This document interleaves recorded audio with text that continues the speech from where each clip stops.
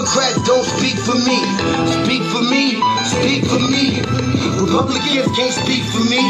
Speak for me, speak for me. A bitch ass nigga can't speak for me. Speak for me, speak for me. You coon ass niggas can't speak for me. Speak for me, speak for me. Listen here, this is a fact of life. I be rapping like Nat Turner came back to life. Grab Donald Trump by the pussy, he ain't acting right. I never run from a conflict, I be glad to fight. It's a very cold world that we living in. Somebody please tell Elizabeth you're not an Indian. You just trying to con them people to get the benefit. Just another immigrant stealing from the Indians. That's some punk ass shit and that's too lame. Now we finna step over to Andrew Yang. And you a sucker, you could never speak for black folks. Fake ass pandering, trying to get the black vote. The Democrats don't speak for me. Speak for me, speak for me. Republicans can't speak for me. Speak for me, speak for me. A bitch ass nigga can't speak for me. Speak for me, speak for me. You coon ass niggas can't speak for me. Speak for me, speak for me. You know your boy be high off sativa. Kamala wasn't popping, so we said bye, Felicia. She ain't had a right policy. We ain't trying to meet her. Y'all can take Biden too. Bye, we don't need him. We don't need Roland Martin or that coon Al Sharpton. Didn't need Cory Booker from the start, man. I don't fuck with police and no snitch. You know I'm coming with the heat when I spit it. The Democrats don't speak for me. Speak for me, speak for me. Republicans can't speak for me. Speak for me, speak for me. A bitch ass nigga can't speak for me. Speak for me, speak for me. You coon ass niggas can't speak for me. Speak for me, speak for me. If you ever go to court and this is your luck, try not to get fucked by Benjamin Crump. I know it's hard. You and I go it's hard. But who the fuck is Amy Cloak? Put her picture up on the bullseye and start throwing darts. People cut our organs out our bodies, that's a stolen heart. They can't save us from the flood like Noah's Ark. Black lives always matter, we finna go for ours. So then we savages, we don't need to pot the piss. Mike Bloomberg can suck dick with that stop and frisk. You ain't speaking for us, we don't know you. Bernie Sanders, and get your funky ass on too. The Democrats don't speak for me. Speak for me, speak for me. Republicans can't speak for me. Speak for me, speak for me. A bitch ass nigga can't speak for me. Speak for me, speak for me. You coon ass niggas can't speak for me. Speak for me, speak for me.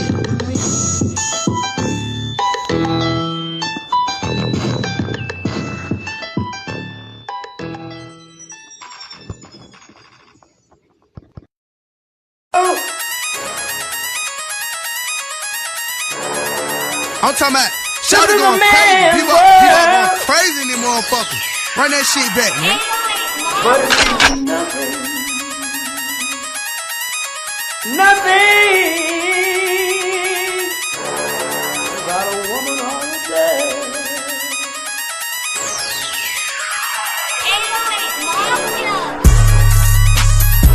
Man made the car.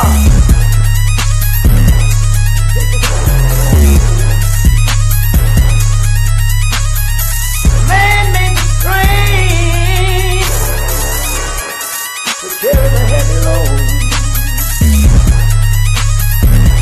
Man made the electrolyte to take us out of the dark. Man made the boat for the water. Like the 7 omega. Man thinks about a little bit of baby girl and a baby boy. Make them happy because man makes them strong.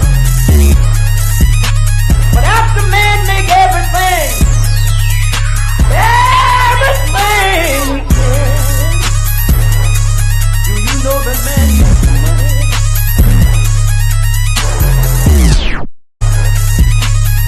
to buy from other men? This is a man's world.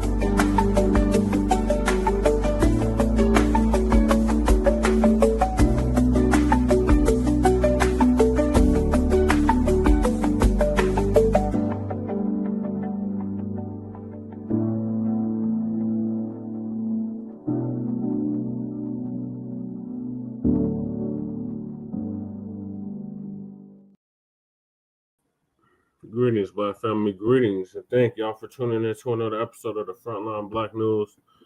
I apologize, we're running super late tonight, and on this Labor Day edition of the Front Line Blacc News, which is an FBA holiday, by the way.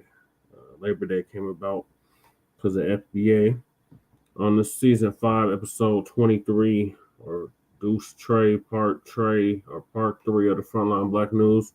We'll be discussing several topics. The first topic is a topic that we didn't get to last night, and that was Tunis Campbell, black man that the KKK feared.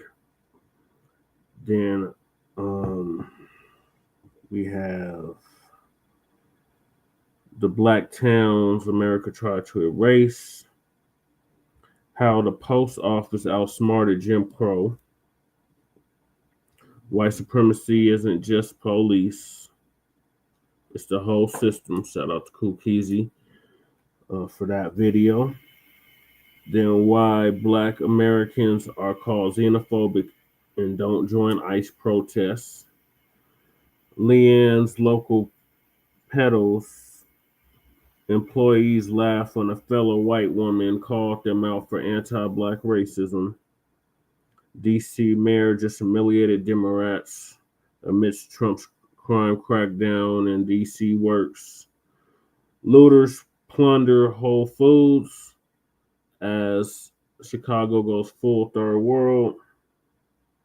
ICE halts invasion convoy, escorts Armada of illegals back to Mexico.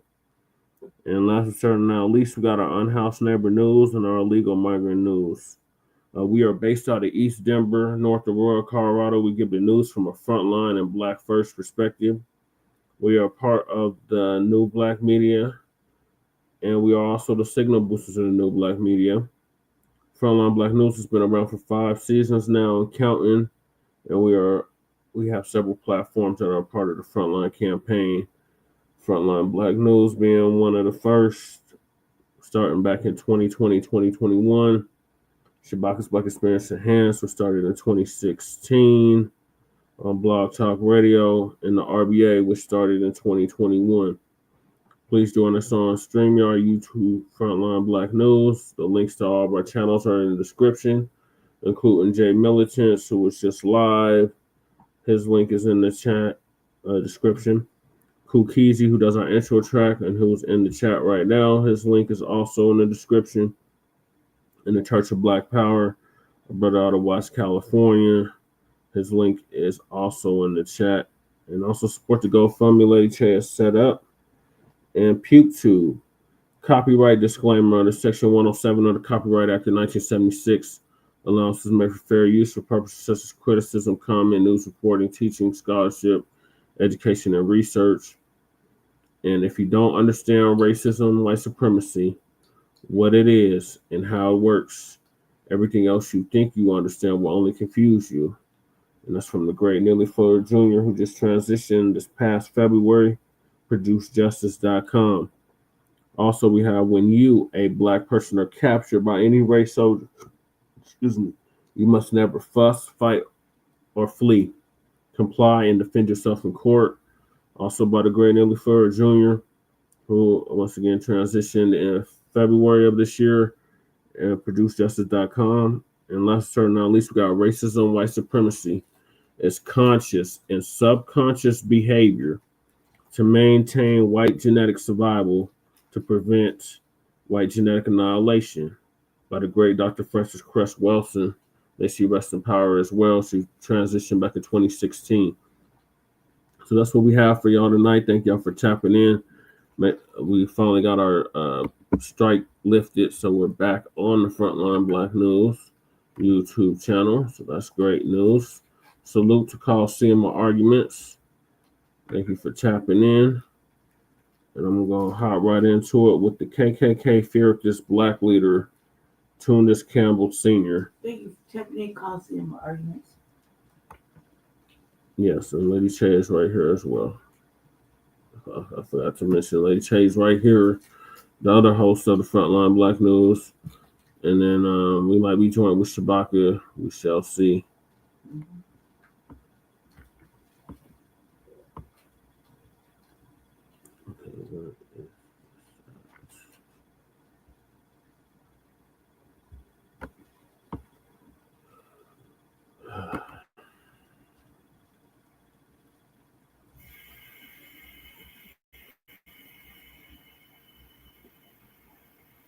It's Mississippi, 1875. The war is over, but the South still drips with hatred. The fields are quiet, but the saloons are loud, filled with bitter white men, former Confederates and Klansmen, clinging to the last scraps of their stolen power.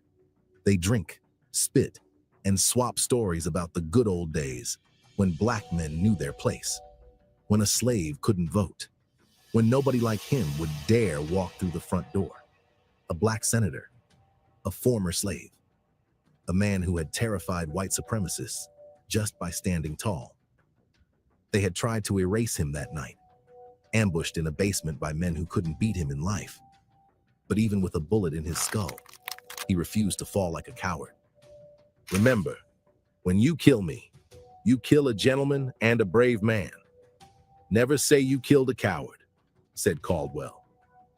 This is the story of the blacksmith turned senator who bent the chains of slavery into weapons of justice, and the nightmare he became for every racist in Mississippi. Because when Charles Caldwell spoke, everybody listened. And when white America tried to silence him, they learned one brutal lesson.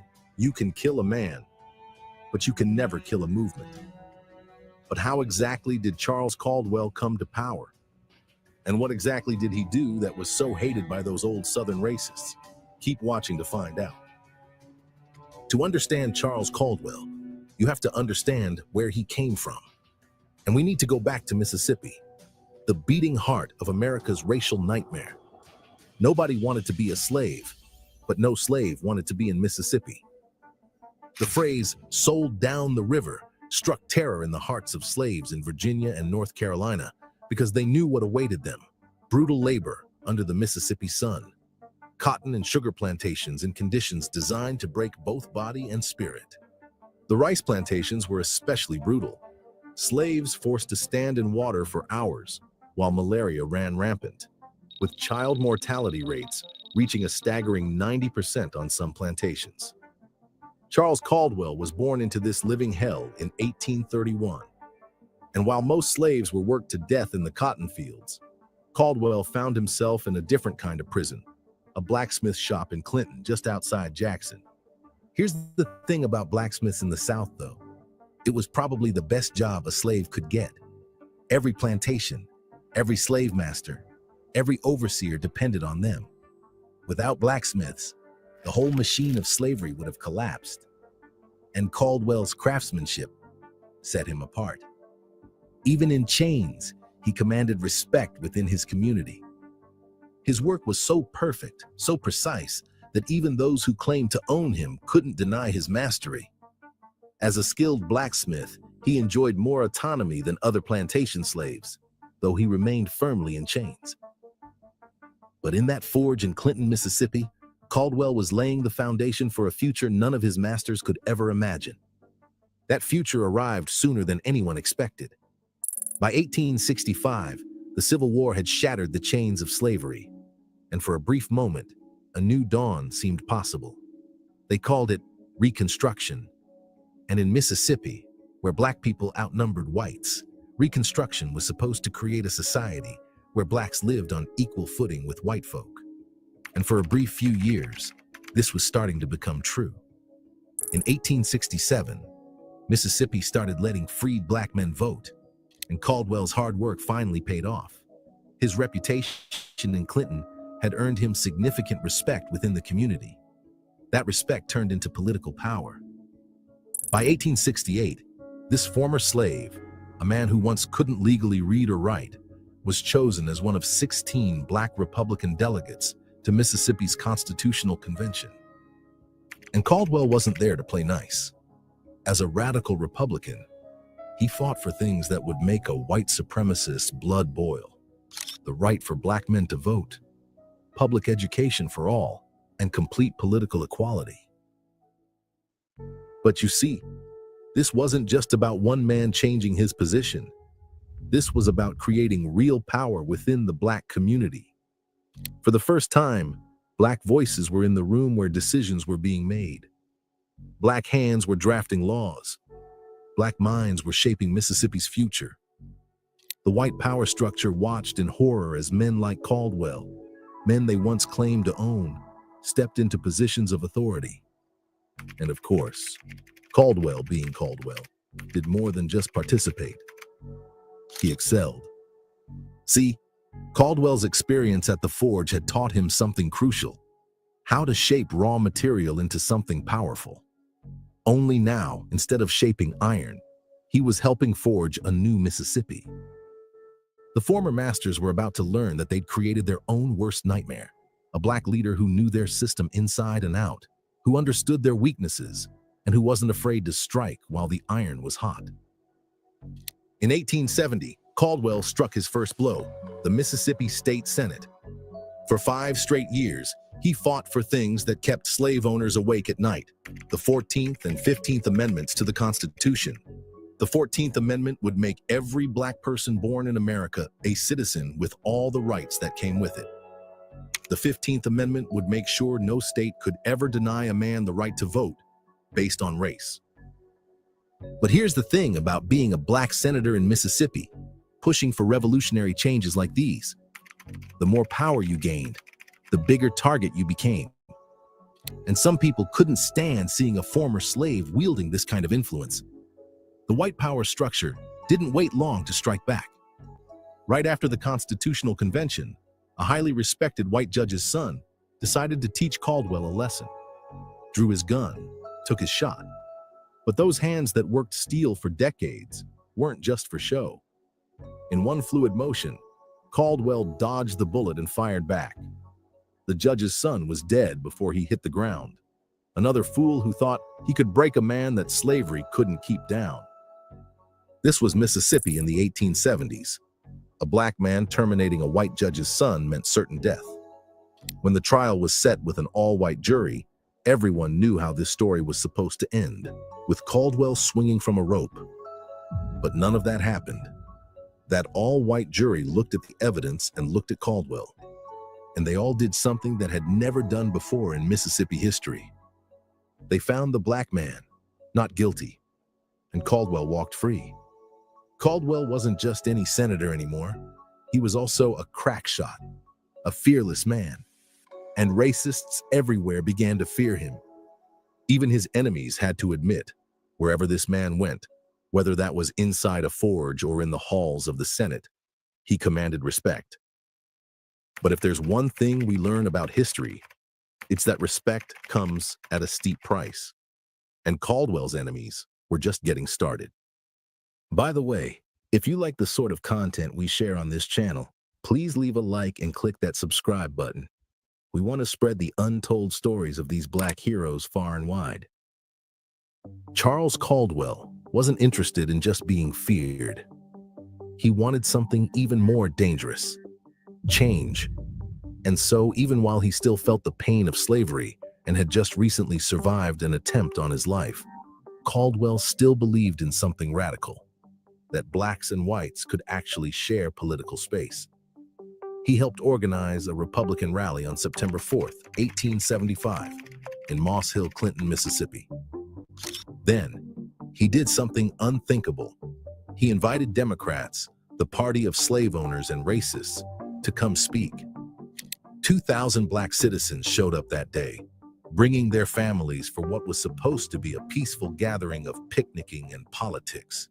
The organizers banned weapons and alcohol. They were trying to do this the right way, but among the crowd were 18 armed white liners drunk ex-Confederate soldiers who made up the Democratic Party's unofficial attack squad. These weren't politicians. These were the attack dogs of white supremacy. For 1 hour, everything seemed possible. The Democratic speaker, Amos R. Johnston, gave his speech. The Black crowd listened respectfully. But the moment a Republican speaker took the stage, those 18 drunk white liners started heckling. When Republican newspaper editor Captain H.T. Fisher took the stage, The white liners started calling him a liar, making moves to disrupt the rally. Caldwell and other organizers tried stepping in, pleading for calm. Then it happened. Shots rained down on them, and immediately, 3 whites and 5 blacks died in the chaos, including 2 children. The crowd scattered in panic, running in every direction to escape the random spray of bullets. But this was just the beginning. A lie spread through the white community. Blacks were planning to attack Clinton. It was all the excuse they needed. Over the next 2 days, hundreds of armed white liners poured into town by train. Their ranks swelled by the hour. And then, the hunt began. No black man would be allowed to leave alive. More than 500 black men fled to Jackson, desperately seeking protection from the U.S. Army. Others disappeared into the surrounding swamps and woods. But for those who couldn't escape, the white liners moved unopposed through Hinds County, dragging black citizens from their homes, shooting them on the spot. Any house they found empty, they looted. They hunted black men through the streets like shooting birds. Sarah Dickey, a white educator who witnessed the carnage, wrote desperately to President Grant, "Whoever says to you that our troubles in Mississippi are slight, sanctions their slaughter." By the time the bloodbath ended, somewhere between 35 and 50 black people perished. Most of their names would never be recorded, their bodies never found. But Caldwell wasn't about to watch his people get slaughtered. He organized a militia and led them through Clinton, protecting what was left of the black community. But to the white power structure, a black man with a gun protecting black citizens, that was a death sentence. They'd been looking for an excuse to get rid of Charles Caldwell. Now they had one. The September massacre changed everything. It was a sign that the white power structure wanted to destroy whatever Caldwell was building. Mississippi's Republican Governor Ames wrote to President Grant begging for federal troops, but Grant's response was underwhelming. He said he was weary of these annual autumnal outbreaks in the South. On October 13th, backed into a corner, Ames sat down with Democratic leaders for a peace conference. The deal was simple. He'd disband the black militia Caldwell organized if the white liners promised to stop the violence. Ames eventually folded. But to trust the promises of white men during those times was about as solid as writing a contract on toilet paper. The violence against blacks never stopped, and black people were again left on their own. By November 2nd, the terror campaign had served its purpose. Without any military protection, black voters faced a choice: stay home or die. The Democrats seized control of the state legislature. Even Caldwell, despite his reputation for fearlessness, lost his Senate seat. But Caldwell wasn't built to stay quiet. On Election Day, when other Republicans were backing down from Democratic threats, Caldwell had stood his ground. "No, we are going to stay right here. You must just come right along and keep your mouth shut. I don't care what they say to you. Don't you say a word." That's the kind of defiance that defined Caldwell. Even after losing power, he stayed in Clinton, continued protecting his community, refusing to bow to white intimidation. And that's what drove him to act on December 25th, 1875, when he heard his nephew, David Washington, had been threatened and harassed by local white men. Even after everything, Caldwell was still trying to protect his own. That Christmas Day, Caldwell went into town to find out what was happening with his nephew. At some point, he ran into Buck Campbell. The two had known each other for years. Like many white men in Clinton, Campbell had watched Caldwell rise, from blacksmith to senator, from enslaved man to leader. They weren't friends, not really. But in the tangled aftermath of the massacre, old familiarity could be mistaken for trust. Campbell kept insisting they share a Christmas drink to celebrate the holiday. Caldwell didn't want to go. He wanted to get home to his wife, to celebrate Christmas with family. But Campbell was relentless, and so the two went down to the basement of Chilton's store. As they touched their glasses in a toast, it happened. The window behind Caldwell exploded with gunfire. The first shot hit him in the head. But Charles Caldwell, even with a bullet in his skull, wasn't going to die like a dog. Wounded but conscious, he made one last request: to die like a man, out in the open. They carried him into the street. While Caldwell was bleeding to death, he straightened up, fixed his blood-stained clothes, looked his killers dead in the eye, and spoke words that would echo through history. "Remember, when you kill me, you kill a gentleman and a brave man. Never say you killed a coward. I want you to remember it when I am gone." Then 40 shots rang out. The bravest man in Mississippi fell in a hail of bullets. Not long after, they went looking for more. This time it was Caldwell's younger brother, Samuel. Samuel wasn't a senator or a politician. He didn't carry a gun. He wasn't making speeches or organizing rallies. He was just Charles Caldwell's brother. And for the men who had already eliminated one Caldwell that night, that was all they needed to know.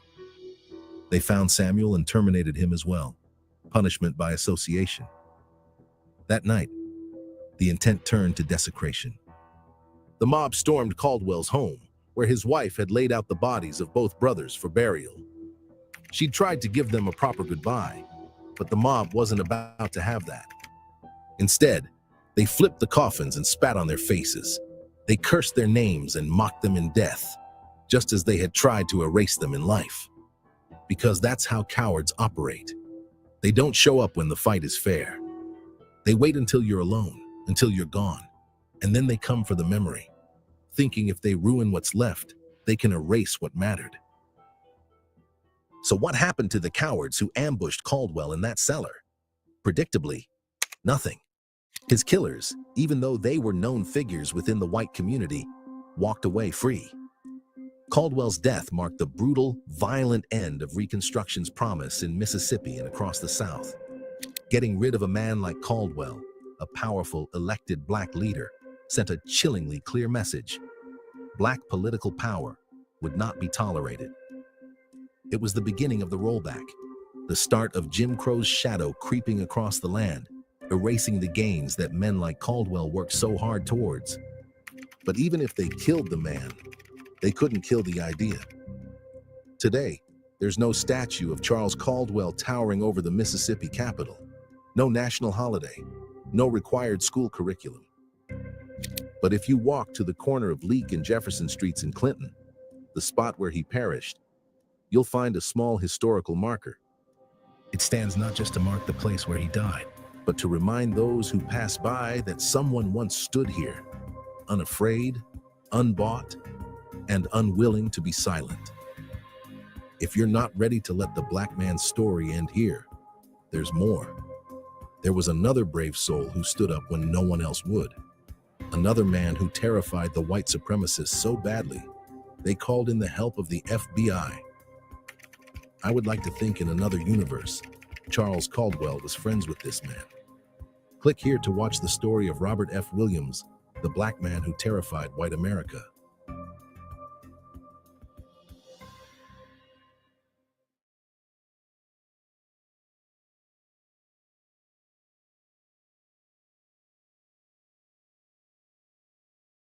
Sorry, y'all, just computers acting stupid. But yeah, shout out to Charles Caldwell, I believe. Throughout high flood, We have a whole building complex named after one of his relatives Right down the road. here at 5 Points, Denver, Colorado. Yeah, the Colorado Library. I feel like I never get to explore it all the way after we redid it. Because there was some controversy about the upstairs part. Yeah. And I was like, Something with the AC. they're talking about, like, it's always been a research area, but you get to get up there by the elevators. I don't know, man. I think that some bullshit ass individuals that are in their community be making more out of something that really isn't. We'd be lucky we have a library in our neighborhood that's still there. And there's Black people that work in there. Yeah. Occasional white person. There's like one white girl that works there. Pretty helpful. But for the most part, got Black security guard and Black women that work in the mafia. Yes. Black women that work there, they're always really helpful. They never got my books that I'm looking for. And I got an overdue book. Like, But they're very nice and helpful for a person like me that needs to do certain things. They always know what to do. Yeah. They always know to help. You know what I mean? I dig it over there. I was unhoused right in front of it Yeah. for like a year and a half. Like all angles of it. They had to shut it down to arrest me twice. Twice. My apologies. That wasn't even the video I was trying to play, but very good information. Very good information. I was telling Jesse I didn't believe it, but he said it was true. So. This is the one I was trying to play. So there's another black man that they feared. So many of us they feared. The KKK feared this black leader, Tunis Campbell. I believe that's how you say his name. Senior. I apologize if I'm not pronouncing it right, but yeah, he was also feared by the Ku Klux Klan in the South. So I'm gonna play the video about him. Tunis Gullick Campbell Sr. was born on April 1st, 1812 in Middlebrook, New Jersey, into a free black family in a nation still shocked by slavery. From an early age, Campbell exhibited a sharp mind and a powerful voice, qualities that would shape his life as a minister, educator, political organizer, and defender of black freedom during the Reconstruction era. His journey would carry him from the pulpits of the AME Church to the halls of Georgia's state senate, and eventually into exile as he battled against one of the most violent backlashes in American history. Campbell was deeply influenced by religion and education. At the age of 18, he studied at an Episcopal seminary in New York with the intent of becoming a missionary to Africa. But racial prejudice cut short his formal education. He nevertheless emerged as a strong preacher and organizer, quickly gaining recognition in the AME Church, known as the oldest and best-known clergyman in the AME Church. Campbell combined faith with a relentless drive for social justice. He saw Christianity not only as a religion of salvation, but as a tool for liberation in the lives of African Americans. Between 1842 and 1845, Tunis worked as a principal waiter at the Howard Hotel in New York City. His time and experience allowed him to write and publish his book, Hotel Keepers, Head Waiters, and Housekeeper's Guide, a book that taught Black Americans how to properly manage high-end hotels and gather resources. He also opened a school for Black children in New York, gave refuge to over 4,000 ex-slaves, and served as a highly requested abolitionist speaker, along with Frederick Douglass. During the Civil War, Campbell worked with the Freedmen's Bureau and became involved in the Great Question for Reconstruction. What would freedom mean for the formerly enslaved? In 1865, after Union victory, General William T. Sherman's Special Field Orders No. 15, famously associated with the promise of 40 acres and a mule, opened a window of hope for freed people. Campbell was assigned to oversee land distribution in Georgia's Sea Islands, especially St. Catherine and Ossabaw. There he organized self-sufficient Black communities, dividing plots of land, establishing schools, and enforcing discipline. He taught freedmen not only literacy and scripture, but also civic responsibility and independence. His efforts reflected his broader vision that African Americans could only thrive if they controlled their land, institutions, and governance. But Campbell's vision of Black autonomy clashed with white planters in the federal government. When President Andrew Johnson rescinded Sherman's land order and returned property to former Confederates, Campbell and his communities were forcibly displaced. Undeterred, Campbell turned to politics. In 1867, as Reconstruction governments took shape, he became a delegate to Georgia's Constitutional Convention, helping to draft a document that extended civil and political rights to Black citizens. He emerged as a strong advocate for Black suffrage, equal protection under the law, and access to education. Campbell's leadership propelled him into office as a justice of peace and later as a Georgia state senator representing McIntosh County. In the legislature, he fought for the rights of freedmen in a hostile environment, where white supremacist lawmakers sought to roll back gains at every turn. He organized voter registration drives, mobilized Black communities to the polls, and built a network of protection against racial violence. To defend himself and his allies from the Ku Klux Klan, Campbell reportedly commanded a militia of nearly 400 men. This force served as a rare organized resistance to white terror in Reconstruction Georgia, a testament to Campbell's courage and organizational skill. However, the backlash was fierce. Like Governor Rufus Bullock, Campbell became a marked man. White supremacist violence and political persecution intensified in the 1870s, and Campbell himself was harassed, arrested on dubious charges, and even imprisoned. In 1877, he published his autobiography, Sufferings of the Reverend T.G. Campbell and His Family in Georgia, detailing the violence, intimidation, and systematic oppression he faced for his role in defending Black rights. His book stands as a rare first-hand account of the brutality of Reconstruction's collapse. Ultimately, Campbell was forced to flee Georgia to save his life, bringing an end to his political career, but not his legacy. Tunis Campbell Sr. died in Boston, Massachusetts on December 4th, 1891. Though largely forgotten for generations, he was one of the boldest and most visionary Black leaders of Reconstruction. He sought to build independent Black communities, wielded political power to defend freedmen's rights, and stood against the rising tide of white supremacist violence with determination. His life embodies both the hopes of Reconstruction and the tragedy of its overthrow. Today, Campbell is remembered as a pioneering clergyman, politician, and freedom fighter, a man who dared to carve out justice in one of America's darkest and most violent eras. To Mr. Tunis Gullick Campbell Sr., we proudly stand on your shoulders.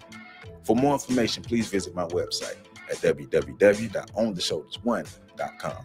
There, you can support my OTSOG book series. You can also support me on Patreon at patreon.com/OTSOG. You can hit the super like button under this video. You can also join this channel as a member. I love you all, and make sure y'all catch that next video coming up.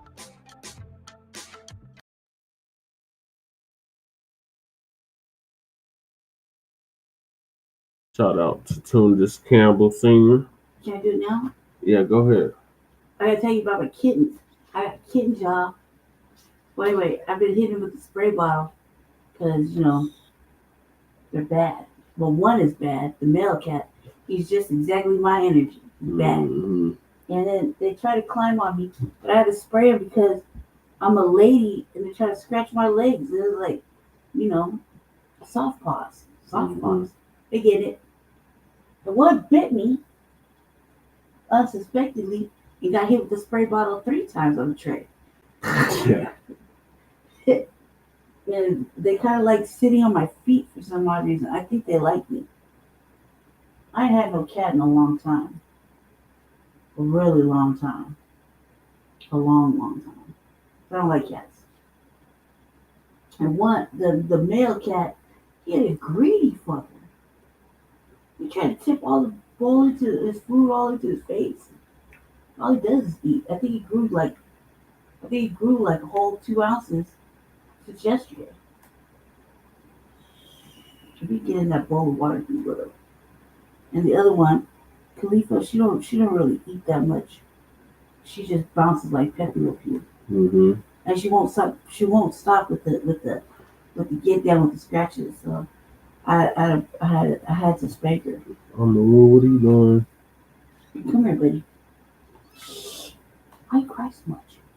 But I don't understand them. But this one cries a lot, but for no reason.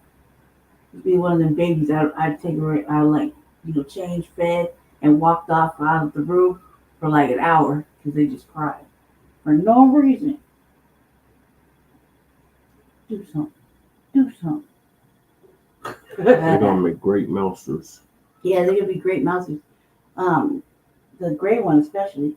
I have high hopes for the male cat. He already showed you high potential. He eats a lot. He's bad. He don't listen. He likes to fight. They've been fighting, and they got a little cage. They got a little box. Mm-hmm. They go in and close the door. Yeah. Yeah. What? Squeeze this little behind there. Tell me already. Stop it. All right, let me move to the next topic. I want to show you guys, but Jesse won't let me show you. It'd be a buster. Oh my God. What? You way over there. You cracked up. There's something cracked up. And we showed them yesterday. I didn't show him yesterday. I showed Ray.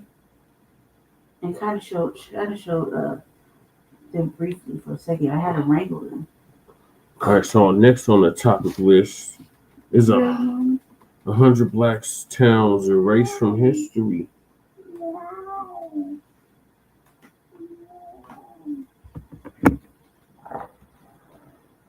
You've heard of Tulsa, maybe. But what if I told you there wasn't just one Black Wall Street? There were over 100 black towns across the U.S., self-built, self-governed, self-sustained, and nearly all of them were systematically destroyed, not lost to time, not swallowed by poverty, but burned, erased, bulldozed, on purpose, and most people have never heard of them. Why? What was America hiding, and why does it matter now more than ever? Asterisk in the ashes of slavery, Black Americans did the unthinkable. With nothing but faith, land grants, and grit, freedmen built towns of their own, not ghettos, not enclaves. Towns with black mayors, black-owned banks, black newspapers, farms, churches, businesses, all run by the very people America once enslaved. Names like Nicodemus, Kansas, Mound Bayou, Mississippi, Langston, Oklahoma, flourished. These were cities of hope, born in defiance of racism and abandonment. A New York Times article from 1890 described these towns as orderly, prosperous, and proud.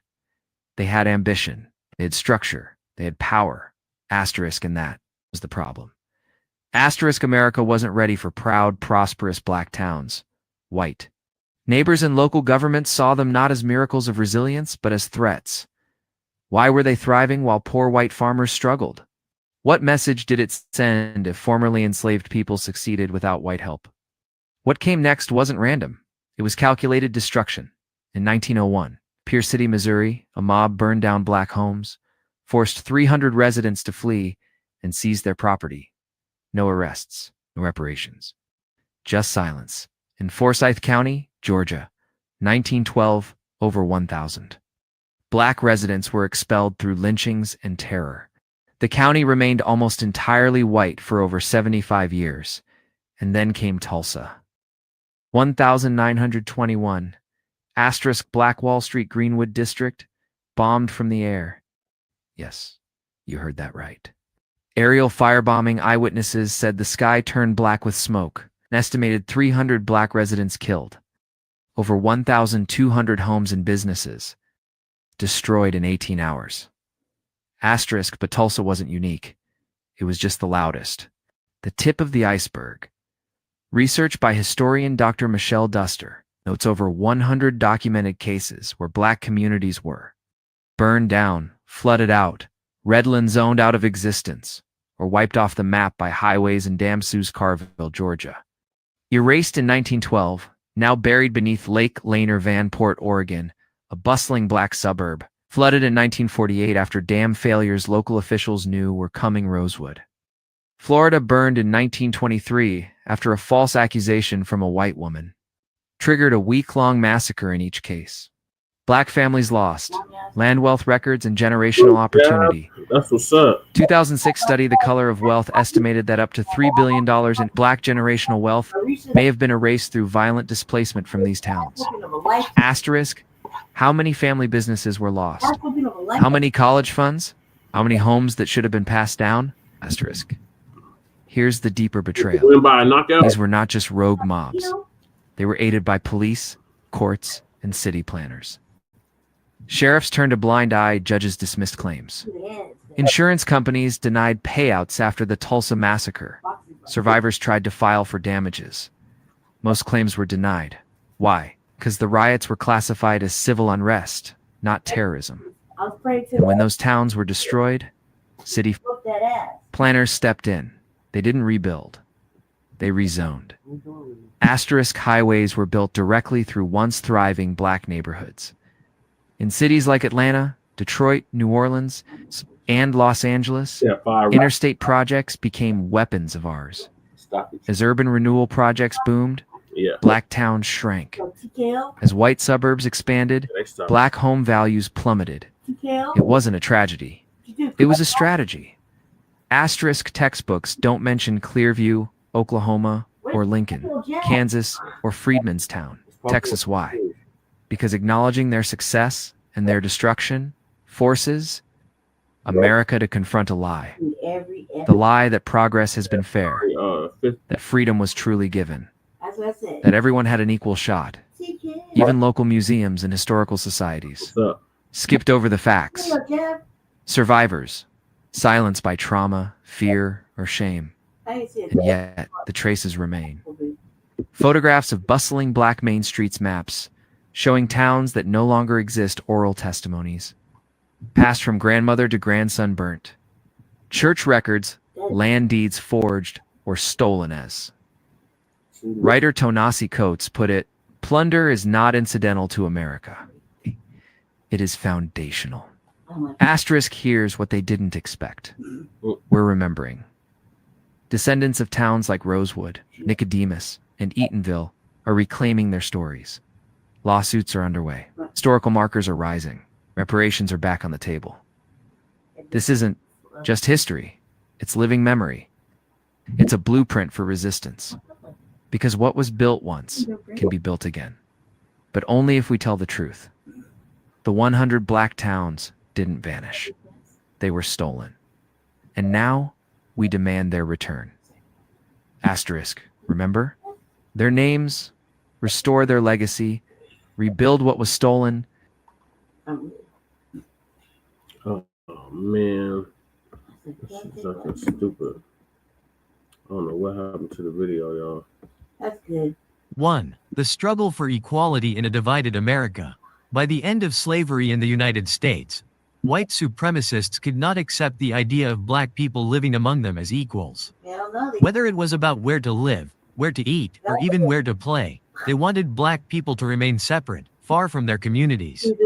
This led to the rise of segregated schools, playing areas, public facilities, and even entire towns that were designated for Black people. Though slavery officially ended by the 1880s, the harsh reality of racial segregation and the enforcement of Jim Crow laws became the new oppressive norm. These laws ensured that Black communities were systematically isolated, both physically and socially. Despite this, Black Americans clung to hope, and by 1888, over 200 Black towns had been established, many of them flourishing. These towns became a beacon of progress and So whenever they tell you we didn't do nothing, or we just begging white people for help, we built our own goddamn towns all across this damn country. And these white supremacists systematically went around and destroyed our towns. Either burnt them to the ground, flooded them, etc., etc. Let out poisons. Like I showed y'all the RVA yesterday, or this morning, early this morning. Speaking of, the RVA comes on after this. You're gonna do another RBA? I gotta get it in before I gotta go home. Who knows when I'll have another chance. prosperity, despite the external pressures to break them down. But that prosperity sparked jealousy among white supremacists, who saw the success of these communities as a threat to their dominance. What followed was a clear demonstration that, even though slavery had been abolished, Black Americans were far from having equal rights in the country. The systemic racism that began in those times still affects society today. The legacy of those Black towns, along with the struggles and resilience of the people who lived in them, reminds us of the ongoing fight for true equality in the United States. 2. The forgotten Black towns erased by racism. Within just a few years, the thriving Black towns that once stood as symbols of resilience and success were systematically destroyed, flooded, and wiped off the map, erased by structural and systemic racism. In this video, we'll explore the tragic fate of one such town. Let's get started. Oscarville and the hidden history of Lake Lanier. Today, Lake Lanier in Georgia is a serene haven for fishing, boating, and tranquil getaways. Spanning 38,000 acres and boasting 692 miles of shoreline, it also provides a crucial water source for Atlanta. Yet, beneath its calm waters lies a dark, painful history that many are unaware of. Lake Lanier was created over the remains of Oscarville, a once thriving African American community that faced destruction in 1912. Oscarville, located in the northeastern part of Forsyth County, Georgia, was a small but vibrant Black community. Established in the late 1800s, it was home to over 100 Black families who worked as farmers, carpenters, and in various trades. Despite the harsh realities of Jim Crow laws, Oscarville's residents had built a self-sufficient and close-knit community. But everything changed in September of 1912 when the town was shattered by allegations of assaults against white women. 2 Black men, along with 4 others believed to be involved, were arrested, sparking rising tensions. Shortly after, the body of a white woman was discovered, leading to a series of violent reprisals. Oscarville became a target. 1 Black suspect was brutally attacked and lynched by a white mob. 2 Black teenagers were also publicly hanged, all without any concrete evidence of their involvement in the crimes. The sad truth is that they were mere suspects, and their deaths were unjust, marking the beginning of the end for Oscarville. What followed was the complete erasure of this once prosperous town, not just from maps but from history itself. The legacy of Oscarville, like many other Black towns, was submerged, quite literally under the waters of Lake Lanier, forgotten by most. But not by those who remember the painful truth behind its disappearance. 3. The systemic erasure of thriving Black communities in America. Following the brutal executions in Oscarville, terror spread like wildfire. A group of white men known as the Night Riders unleashed a terrifying campaign against Oscarville's Black residents. Homes, churches, and schools were burned to the ground, and Black families were forced to flee for their lives. Over 1,000 residents were displaced due to this horrifying wave of violence. In the aftermath, the Army Corps of Engineers acquired the land, and Lake Lanier was constructed over the ruins of the destroyed community. This act, perhaps intentional, buried the haunting atrocities that had occurred beneath the waters. The forgotten story of Kalijah. Not far from the peaceful waters of Lake Martin in Alabama, Cowaliga once flourished as a beacon of resilience for African Americans in the late 19th century. The story of this community began with John Benson, a former Black slave who demonstrated remarkable determination. Through his hard work and vision, he purchased thousands of acres of land in Alabama and sold parcels to other Black families, offering them the rare chance to own property when it was almost impossible for African Americans elsewhere. No one knows what work Benson did to accumulate such wealth, but his efforts gave Black people an opportunity to carve out a future in a world that actively worked against them. Cowaliga thrived, becoming known for its Black-owned railroad and home to the Cowaliga Academic and Industrial Institute. This institution was a symbol of hope and progress, providing African American students with education and vocational training. It equipped them with the skills to survive in a world that often offered little opportunity to people of color. However, this prosperity was not to last. The growing influence of the Ku Klux Klan, coupled with the economic decline of the 1920s, cast a dark shadow over the community. By the 1950s, the once thriving town of Cowaliga had vanished entirely, erased like so many other Black towns across the country. These stories are just 2 examples of how systemic racism and violence dismantled prosperous Black communities in America. The erasure of towns like Oscarville and Cowaliga reflects a pattern of discrimination that has left lasting scars on the nation's history. Scars that continue to impact society today. 4. The destruction of thriving Black communities and their hidden histories. In the 1960s, the Alabama Power Company forcibly acquired all the land in Cowaliga from Black families to construct a hydroelectric dam, leading to the creation of Lake Martin. This forced displacement left many Black families heartbroken, with no homes or shelter to protect their loved ones. They were left to fend for themselves, becoming victims of racial segregation. Imagine the devastating plight of these families, walking away from their homes with no hope, left vulnerable to the cruelty of the times. Before we continue, a quick reminder. Please support our channel by subscribing and liking the video. We want to build a strong community, and your support makes that possible. Now, let's get back to uncovering the stories of these lost communities. The tragic tale of Seneca Village in New York City. In 1825, Seneca Village in New York City stood as a beacon of hope during a time when legal segregation and discrimination were widespread. This thriving Black community was located on the outskirts of the city, from 82nd Street to 89th Street on Manhattan's Upper West Side. Despite the challenges of the era, nearly 300 proud Black residents defied the odds to build a prosperous and tightly knit neighborhood. What set Seneca Village apart was its high rate of Black property ownership. In an era when owning property was nearly impossible for African Americans due to legal and societal barriers, Seneca Village was remarkable. The rate of Black property ownership there was 5 times higher than the city's average. An extraordinary feat that provided the community with a sense of stability and pride. Within this vibrant community, 3 churches served as spiritual centers, offering Black residents a place of solace and unity. The residents supported one another, creating a network of care and mutual aid.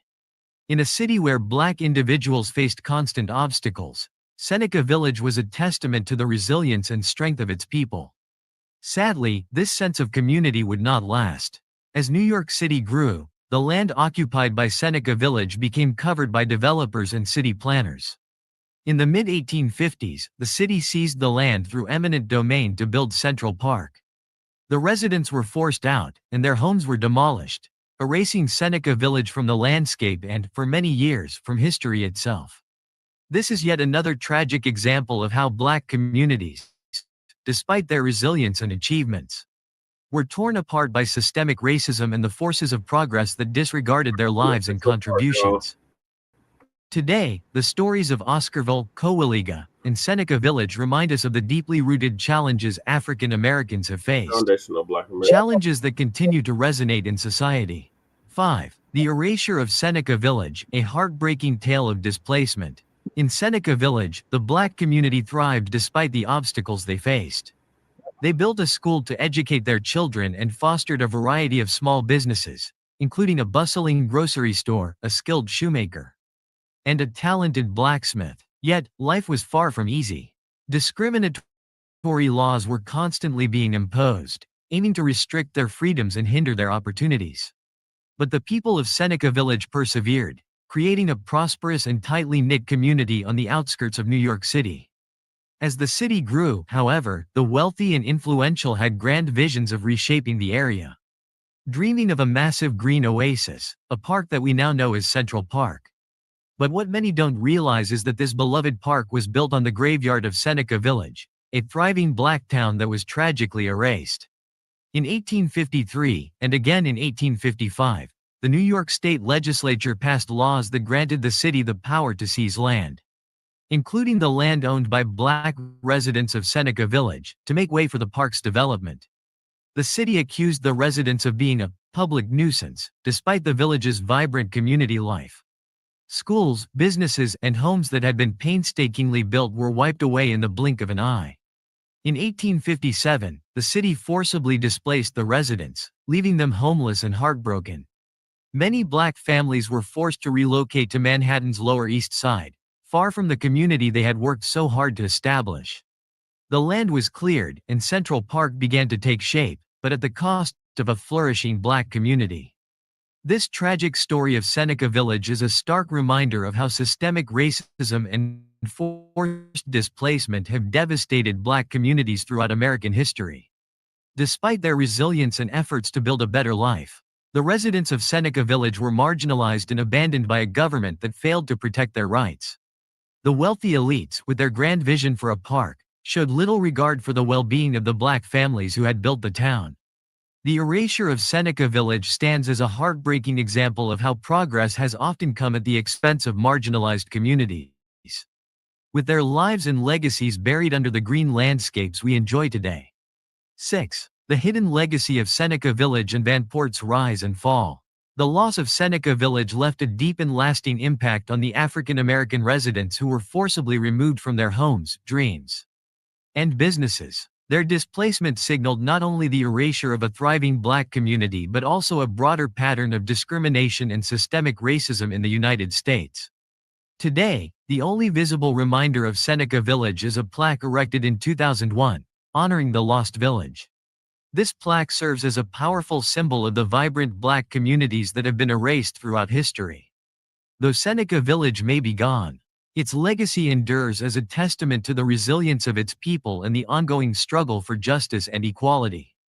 During World War II, the state of Oregon witnessed the rapid emergence of a town called Vanport. Initially, Vanport was not a place of much significance, but the war brought about a transformation that altered its destiny forever. As shipbuilding industries boomed to support the war effort, Vanport rose to prominence, becoming the second largest city in Oregon. Vanport was built to house the growing workforce, many of whom were African Americans who had moved north in search of jobs and better opportunities. For a time, Vanport symbolized a melting pot of hope, where diverse communities, including Black families, contributed to the war effort and sought better lives. However, this rapid growth would come at a high cost. Vanport's construction was rushed, with little attention paid to long-term sustainability. The town was built on a floodplain, which would ultimately prove to be a fatal flaw. In 1948, after years of racial tension and social struggles, a catastrophic flood struck Vanport, destroying the entire town in a matter of hours. Thousands of residents, including many African Americans, were left homeless, their lives turned upside down by the devastating flood. The city that had once symbolized opportunity was wiped off the map, and its residents, much like those of Seneca Village, were displaced and left to rebuild their lives from scratch. The story of Vanport, much like Seneca Village, highlights the fragile nature of Black communities that thrived for a time but were ultimately destroyed by a combination of neglect, systemic racism, and natural disasters. Both Seneca Village and Vanport serve as reminders of the resilience and enduring spirit of those who built them, and the long-standing struggle for justice, equality, and recognition. 7. Vanport. A tale of opportunity, injustice, and tragedy. The booming wartime economy in the 1940s brought African Americans from the southern states to Oregon, eager to escape the grip of Jim Crow laws and seize new job opportunities. However, there was an underlying bitterness to this promise of a better life. Due to systemic racism, the Albina neighborhood in Portland was the only legally designated area where Black residents could live. This, combined with a housing shortage brought on by the war effort, led to the creation of Vanport, a temporary solution constructed in haste. Perhaps too much haste, on a floodplain. At its peak, Vanport was home to 40,000 residents, many of them African American, living in a bustling, albeit precariously built, community. It offered a sense of hope and refuge, yet its very foundation seemed to reflect the racial inequalities of the time. Whether by poor planning or deliberate neglect, the decision to build the city on a floodplain had catastrophic consequences. In 1948, the Columbia River, usually a source of life, became an unstoppable force of destruction. Without warning, it flooded with such fury that the entire city of Vanport was wiped out in just one day. Over 18,500 families, including a significant number of African Americans, were suddenly left homeless. Their lives forever changed by the waters that consumed their homes and dreams. This devastating flood, like other instances of Black communities being displaced or destroyed, raises uncomfortable questions. Was this disaster merely an accident of poor planning, or a reflection of systemic disregard for Black lives and neighborhoods? The tragedy of Vanport is often overlooked in mainstream history lessons, leaving many unaware of how deeply systemic racism ran, even in moments of natural disaster. Did you know about this systemic flooding and the erasure of Black communities like Vanport? Do you think this part of Black history is sufficiently taught in schools? No. Let us know your thoughts about how deliberate and tragic these incidents are. If you'd like to... Yeah. So they've been doing this shit for a minute. Yep. What are your thoughts, Lady Chan? They asked us if we ever knew about it. Yeah, of course we did. They've been doing erasure since God knows how long. It's only gonna get worse if we allow it. With the start of AI and just in general, they're erasing everything with, like being able to find out things, and we're lucky that we have content creators that are like, telling us our history Right. through books and whatnot. Several FBA brothers that have been reading, doing like first source and whatnot. Yeah. Like I can name off like a whole handful of channels that I follow and listen to.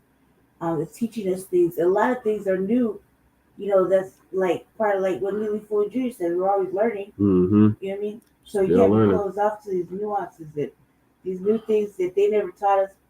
Well, first of all, I can't really speak for everybody, but I didn't have a real school education, so I'm self-taught.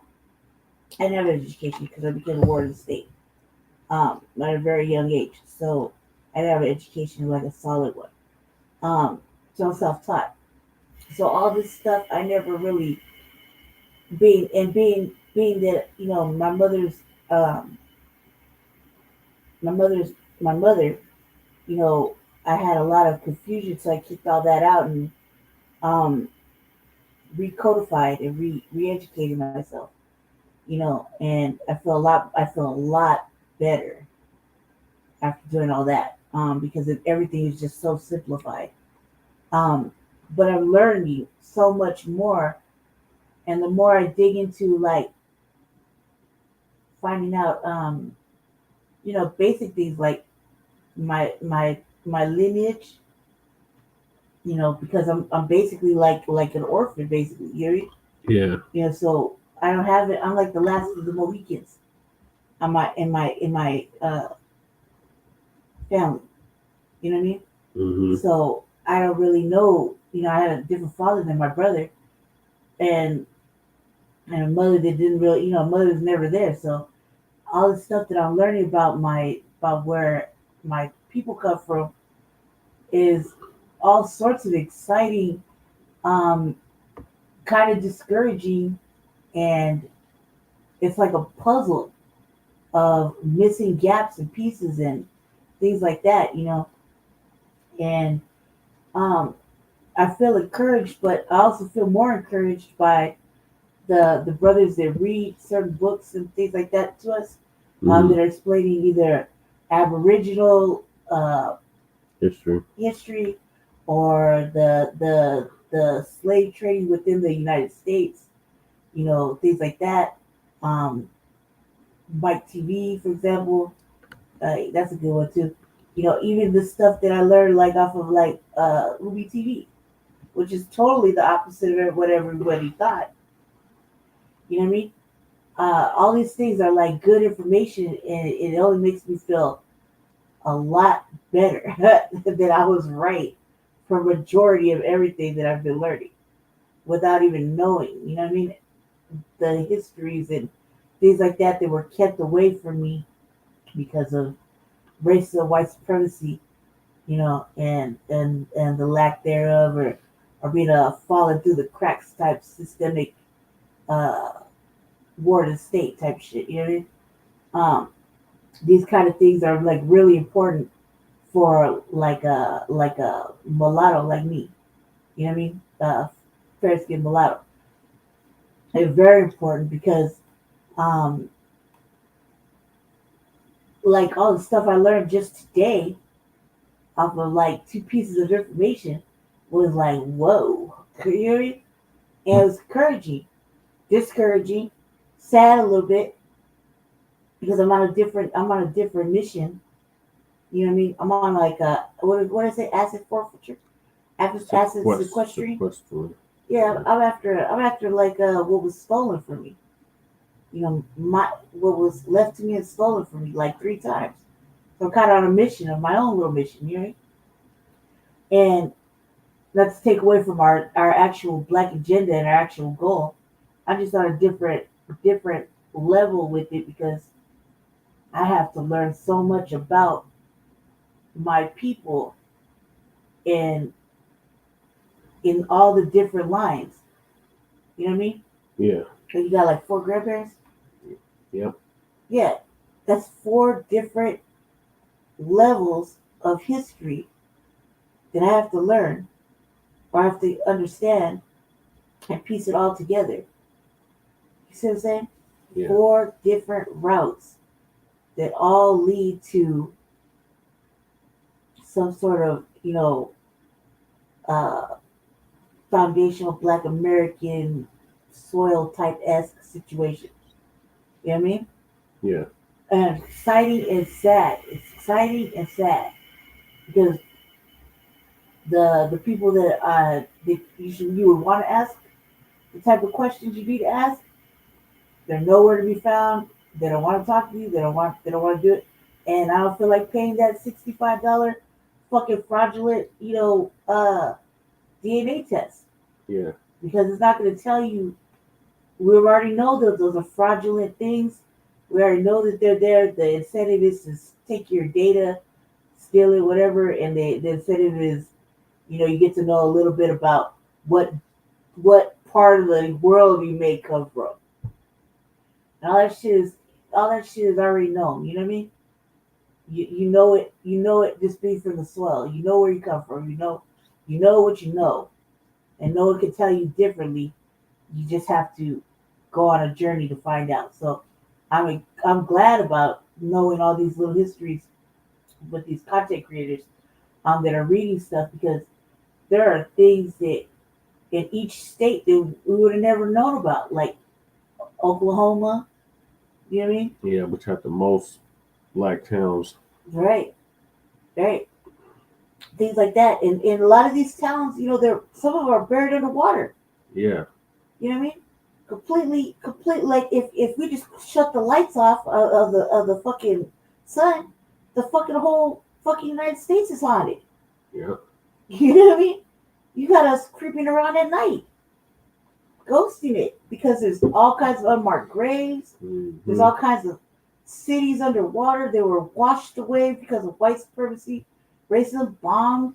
Mm-hmm. Look at Tulsa. Yep. You know what I mean? Like there's one lady left. Yep. And they're waiting her out. You know what I mean? And that's that BS. Right? She's 111 years old. Right.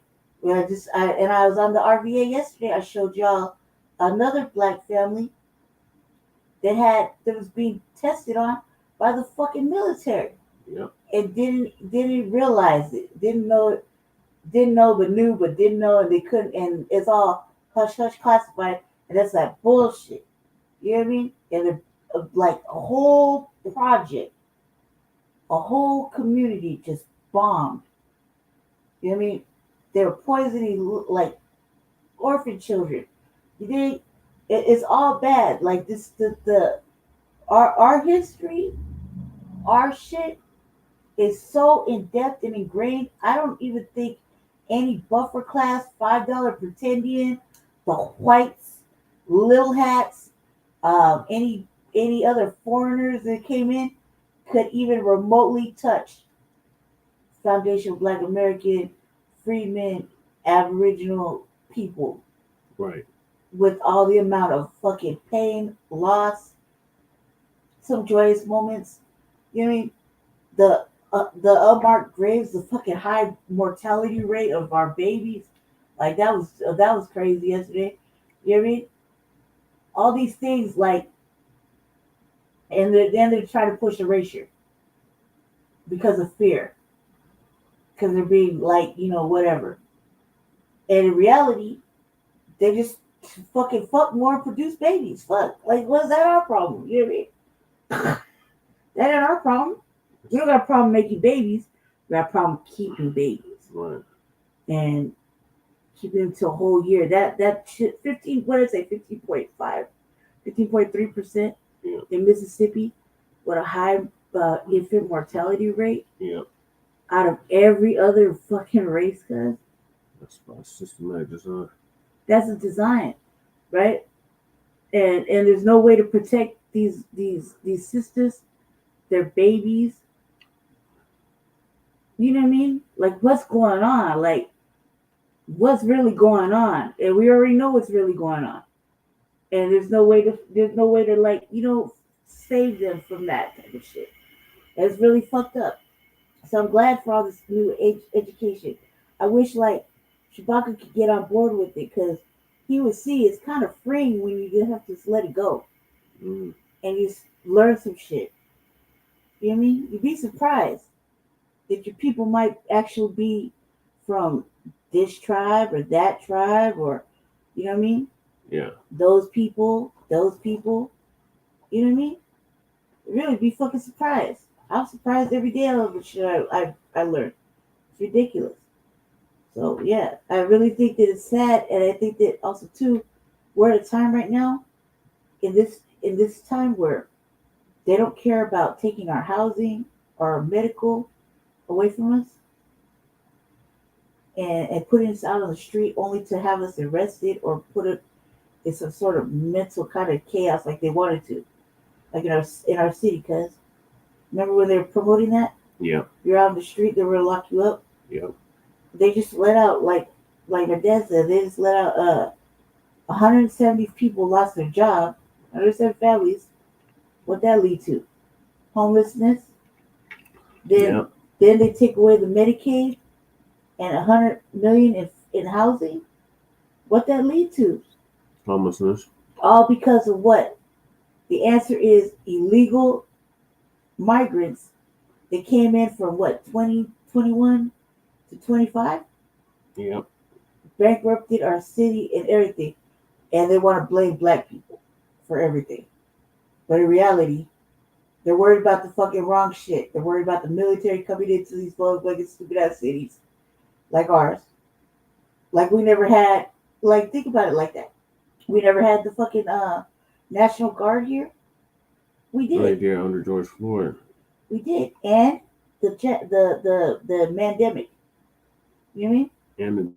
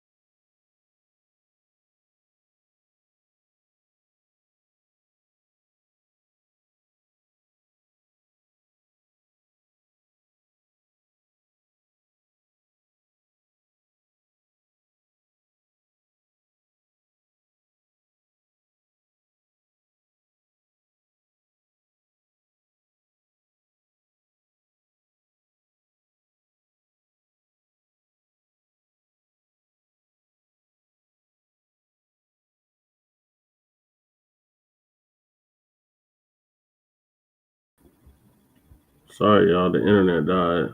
Alright, I'm back. Sorry about that. But carry on, Jesse. I was over there ranting until figured out the internet went out. All right, so I completely lost what I was gonna say. What do you think about the people being under the water, under the lost cities?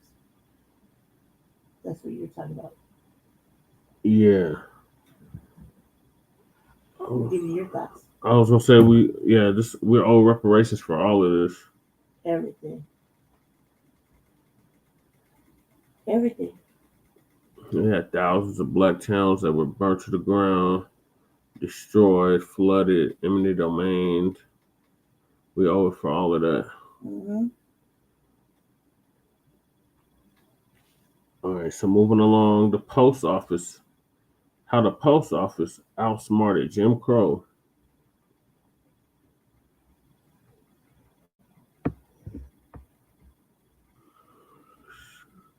I'm glad we did that.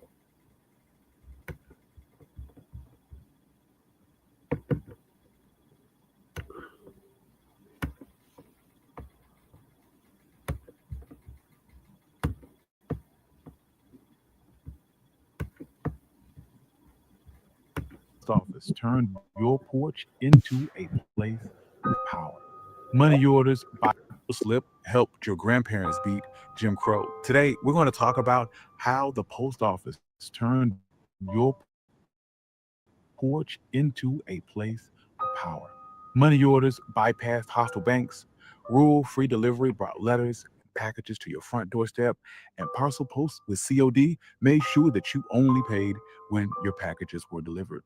So join us today for how the post office helped Black folks outsmart Jim Crow. I'm your host, Country Boy, and if you like stories like this, you can find more stories like this at onemichistory.com. But without further ado, let's get started. So, how do we get here? Before there was the United States, there was mail. In 1792, Congress made two big promises: cheap newspaper postage to spread information and legal protection for your letters. That promise was scaled up with railroads, city delivery in 1863, and clerks sorting mail on trains.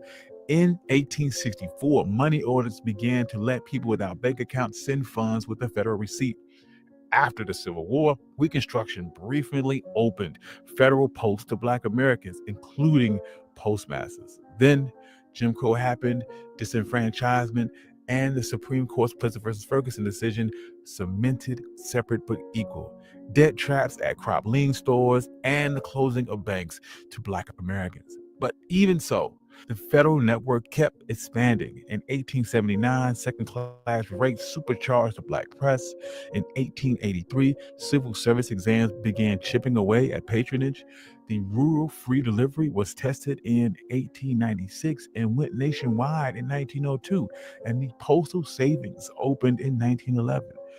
All of this culminated January 1st, 1913, with the parcel post launch with pay at the door COD. All of this unfolded with the tightening of the racial order, including segregation inside federal workplaces, and that tension and an expanding federal lifeline in a society closing ranks is the crossroads of this episode. Firstly, money orders. Idea is that you pay a small fee, you got a federal receipt, and the value was sent through mail. There was no local banker needed. A church treasurer could leave Sunday service at the window, buy a money order. That receipt in her purse was federal protection. Next, rural free delivery. The mail came to your porch. There was no risky trip uptown. Carriers brought letters, newspapers, catalogs straight to rural homes. If you were a Black family on a back road, that was more than convenience. It was a shield. Sears and Montgomery Ward printed prices in ink with a faceless transaction, no storefront surveillance, no ritual of humiliation. The rural free delivery even pushed counties to name roads and number houses and provide them with decent roads with a little federal nudge. Then all of this culminated with the parcel post. Before that, private express companies controlled packages over 4 pounds and charged rural customers the most. The parcel post pulled heavy goods into a public rate. In 6 months, Americans shipped more than 300 million packages. Sears orders multiplied 5-fold within that year. Tools, seeds, Canning jars, school supplies, things you needed to build a life landed on the same porch with the same prices, no matter the city that you lived in. Tied into the parcel post came COD, which was cash on delivery. The carrier didn't hand over the box until the exact amount was paid at the door. There was no money vanishing into the void, no begging the merchant for credit. You paid when your goods arrived. If something was wrong, there was a paper trail and the federal government behind your back. So imagine this. A mother in Mississippi fills out a postal money order. She tucks that receipt in her Bible. She mails the order to a Chicago catalog for 2 pairs of school shoes and a sack of feed. Days later, a rural carrier in khaki steps on their porch with a parcel. He won't hand it over until the exact amount is paid on delivery. She counts the bills, signs the receipts, and opens the box with her kids watching. There was no haggling, no humiliation, just what she ordered, backed by a system that the local courthouse couldn't twist. Additionally, information moved the exact same way. Discounted second-class rates in 1879 made newspapers cheap to ship.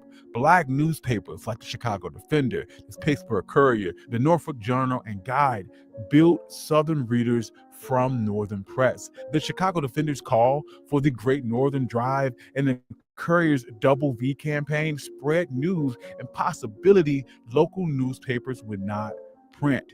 When officials tried to block delivery, Pullman porters hand-delivered bundles off the train. Meanwhile, inside those papers, job ads, housing leads, train schedules, legal advice, organizing calls, and real calls to action. Another facet of this was the Postal Savings, which was created in 1911. It was a government-run savings bank operated through post offices. Anyone with a few dollars could earn interest with the United States guarantee. During the bank panic of the 1930s, deposits swelled because people believed in that guarantee. Churches would save their building funds there, parents saved their tuition and train fare, and because these dollars sat inside the postal system, you could turn those savings into money orders on the spot. And through all of this, the post office was not just a service, it was an employer, it was work. Civil service exams in the 1880s opened the door just a crack. As the RFD and the parcel post expanded, hiring did too. By the mid-century, tens of thousands of Black Americans worked as carriers, clerks, railway clerks, and postmasters, and created one of the surest ladders into the Black middle class. Steady income plus public standing turned postal workers into NAACP leaders, union organizers, and local officials. However, these protections were real, but not absolute. In Indianola, Mississippi, when white supremacists tried to drive out the postmaster, Theodore Roosevelt refused her resignation. In 1903, he shut the office rather than surrender to federal authority, rerouting Indianola's mail for more than a year. But in Lake City, South Carolina, after Fraser Baker was appointed the postmaster in 1898, a mob burned the office and murdered him and his infant daughter. Federal prosecutors brought indictments, but an all-white jury refused to convict. Without a federal anti-lynching law, even Washington's reach had hit its limits. Starting in 1913, Postmaster General Albert Burleson and the Wilson administration segregated many federal workplaces, including the post office. Separate facilities, stalled promotions, even photo requirements on applications, narrowing opportunities, especially in Washington. Still, compared to most jobs available in the South, postal work offered rare security, dignity, and a measure of protection. So why does any of this matter? In the short term, it offered fair price, wider choice, and transactions with dignity at home. The Crop Lean store lost its chokehold when catalogs printed prices for all to see and cash on delivery held the money until the goods showed up. Families could save safely, pay bills on time, and ship what they needed without asking for permission. Information flowed through local sensors, helping fuel the Great Migration with maps, job leads, and a sense of what could be possible. In the long term, a federal habit, a belief earned, receipt by receipt, that some systems could be made to work for Black people, even under Jim Crow. The postmark became proof. The porch became a courier no one could tilt. And postal jobs helped build the Black middle class that could organize, vote, and push progress forward. In the end, the post office didn't end segregation or violence, and federal workplaces themselves were also segregated. But postal tools opened up channels Jim Crow tried to close, and millions of Black households used them to claim choice, safety, and self-reliance. Thank you. I'm your host, Country Boy, and this has been One Mic Black History, and this was the story of how the post office outsmarted Jim Crow. If you like stories like this, you can find more stories like this at One Mic. Like that. Shout out to Country Boy for that history of the post office and how it was used to outsmart Jim Crow. I liked it. Yeah. That was smart too. Mm-hmm. I liked it. Yeah, I like it too. All right, so moving along, we got white supremacy isn't just police, it's the whole system. Wow, there's crazy shit going on outside my window. Let's see. All right, so shout out to Kukizi, the brother does our intro track. It was in the chat earlier, he might still be in here, but this is from his channel. Spotted. The system of white supremacy, we live under a... Now, Aurora showed us again what we already know. We live under a system of white supremacy. And here's how you can always spot it. The system of white supremacy reveals itself in three ways. They'll downplay our pain, they'll ignore it, or they'll just side with the cops in the system. And that's how it works. That's the pattern. Over and over, it's not just the police, they're just the enforcement arm. The system takes everyday people, judges, teachers, doctors, media, politicians, and even some of our own to uphold it. So what do? First, we identify the behavior. Pay attention to who's silent, who's making excuses, and who's on the wrong side. Second, we delegitimize them. Stop giving them shine. Stop feeding their clout. And when they run to us for support, clown them fools. Third, we cut off their access. Don't let opportunists eat off us while siding against us. They don't get to steal our ideas, swagger, or energy anymore. Because at the end of the day, white supremacy doesn't survive without collaborators. And once we start stripping that away, the system starts to crack. And that's the slam dunk. If you're not fighting white supremacy, you're feeding it. Yep. That's the end of today's daily report. But I'd like to give a shout out to Black Truth United for your contribution to the channel. Thank you very much. And if you would like to support what I'm doing, all donations are appreciated, but not mandatory. However, go follow Black Truth United. Very intelligent brother. Yes, he's on YouTube. Very good channel right there. Yeah. So make sure you go check out that channel and support that brother. You know the deal. Foundational Black Americans. All right, thank you for that, Kukizi. Yes, the whole damn system is guilty. And they're all complicit. Yep.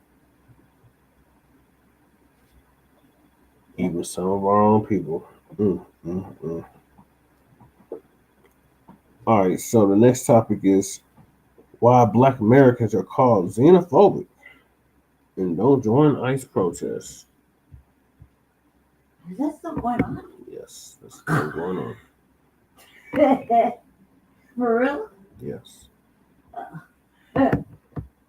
So Lisa's gonna give us an update on that. Shout out to Lisa Cabrera. Not even. Having a lot of friction with these illegal. They woke up. Because I moved. Shalom, family. Good to see you all here. Hope you're doing well. Well, since we've been having a lot of friction with these illegals and these immigrants over here, you know, they have been calling us xenophobic, despite the fact that they won't deal with the fact that a lot of their interaction with us is a reaction to their negativity towards us. And I just think it is weird. It is absolutely weird for somebody from the Caribbean, somebody from Africa to step foot on America and use white supremacist talking points on us. I guess they didn't take a good look at some of those locations that they come from.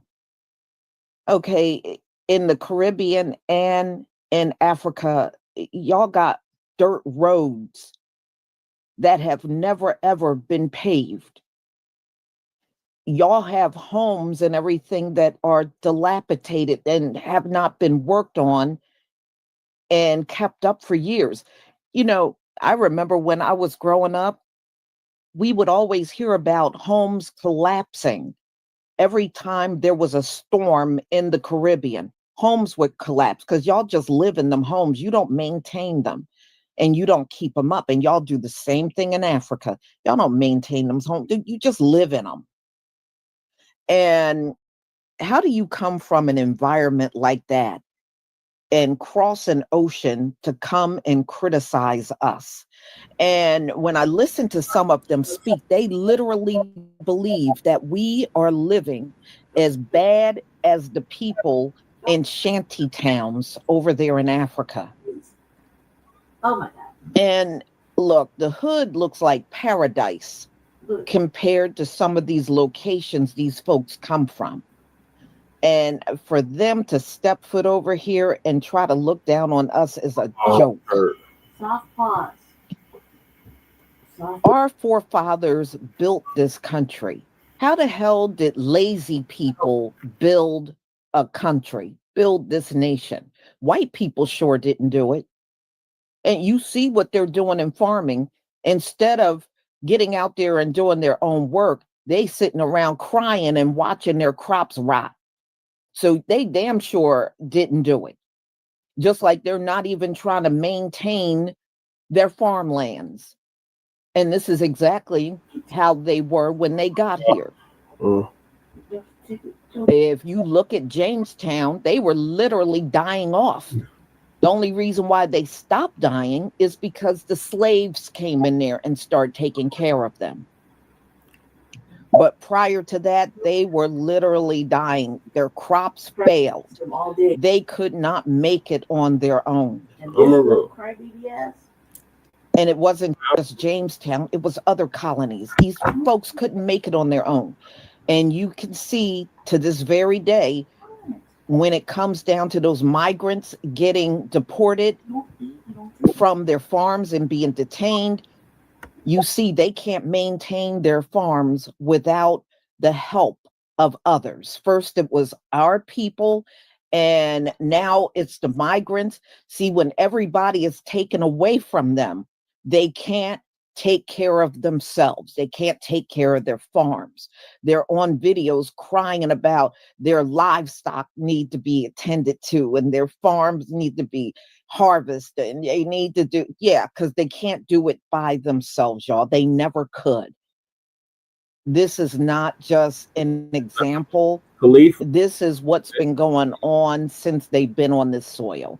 But they try to act like they are so self-sufficient. They haven't been self-sufficient a day in their life in America. Turn the camera off. And this is why they keep the prison system crowded with the descendants of slaves, because it is just another way to keep slavery going, because they can't live without it. They are not a self-sufficient group. California. At all. So now here we got these immigrants, they got it easy when our people started in this land, it was not really built. It was not really established. Okay. And they exploited our labor for over 256 years. And then we went through 90 years of Jim Crow. I mean, these people can't do nothing themselves. They got to figure out a way to keep us detained and keep us down on the bottom because they benefit from that. Yeah. So instead of understanding those things, these immigrants come here and they just jump on the bandwagon with white supremacy. Yep, they sure do, Lisa. And this is why nobody trusts y'all. This is why you can't be trusted. Mm-hmm. In Africa, aren't those Chinese people beating your ass up in your own land? I've seen the videos, and many of my people seen them videos. Yeah, Lisa. Them Chinese people will pick up sticks and canes and beat the hell out of y'all. And y'all don't do nothing to them. Yeah. They beating them with bamboo sticks. That's right. And as far as your resources, yeah, you got resources under your feet in the ground. And everybody in Europe is coming over there taking your resources, and you can't even have your own resources that you walk around on in your land. You can't even have your own resource. But you think you can come over here and give us advice? You don't have no advice to give us. You don't have no advice to give us. What kind of advice can people that's being occupied in their own land over in Africa give us? Not just certain parts of Africa. The whole damn continent is being occupied by Chinese and Europeans. But you think you should come over here and give us advice.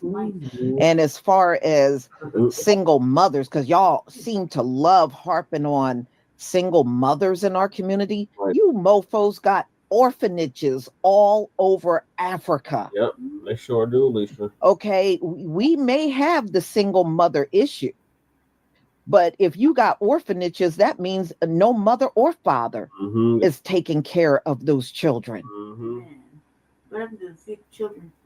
So how the hell do you believe that's better than at least one parent stepping up to the plate?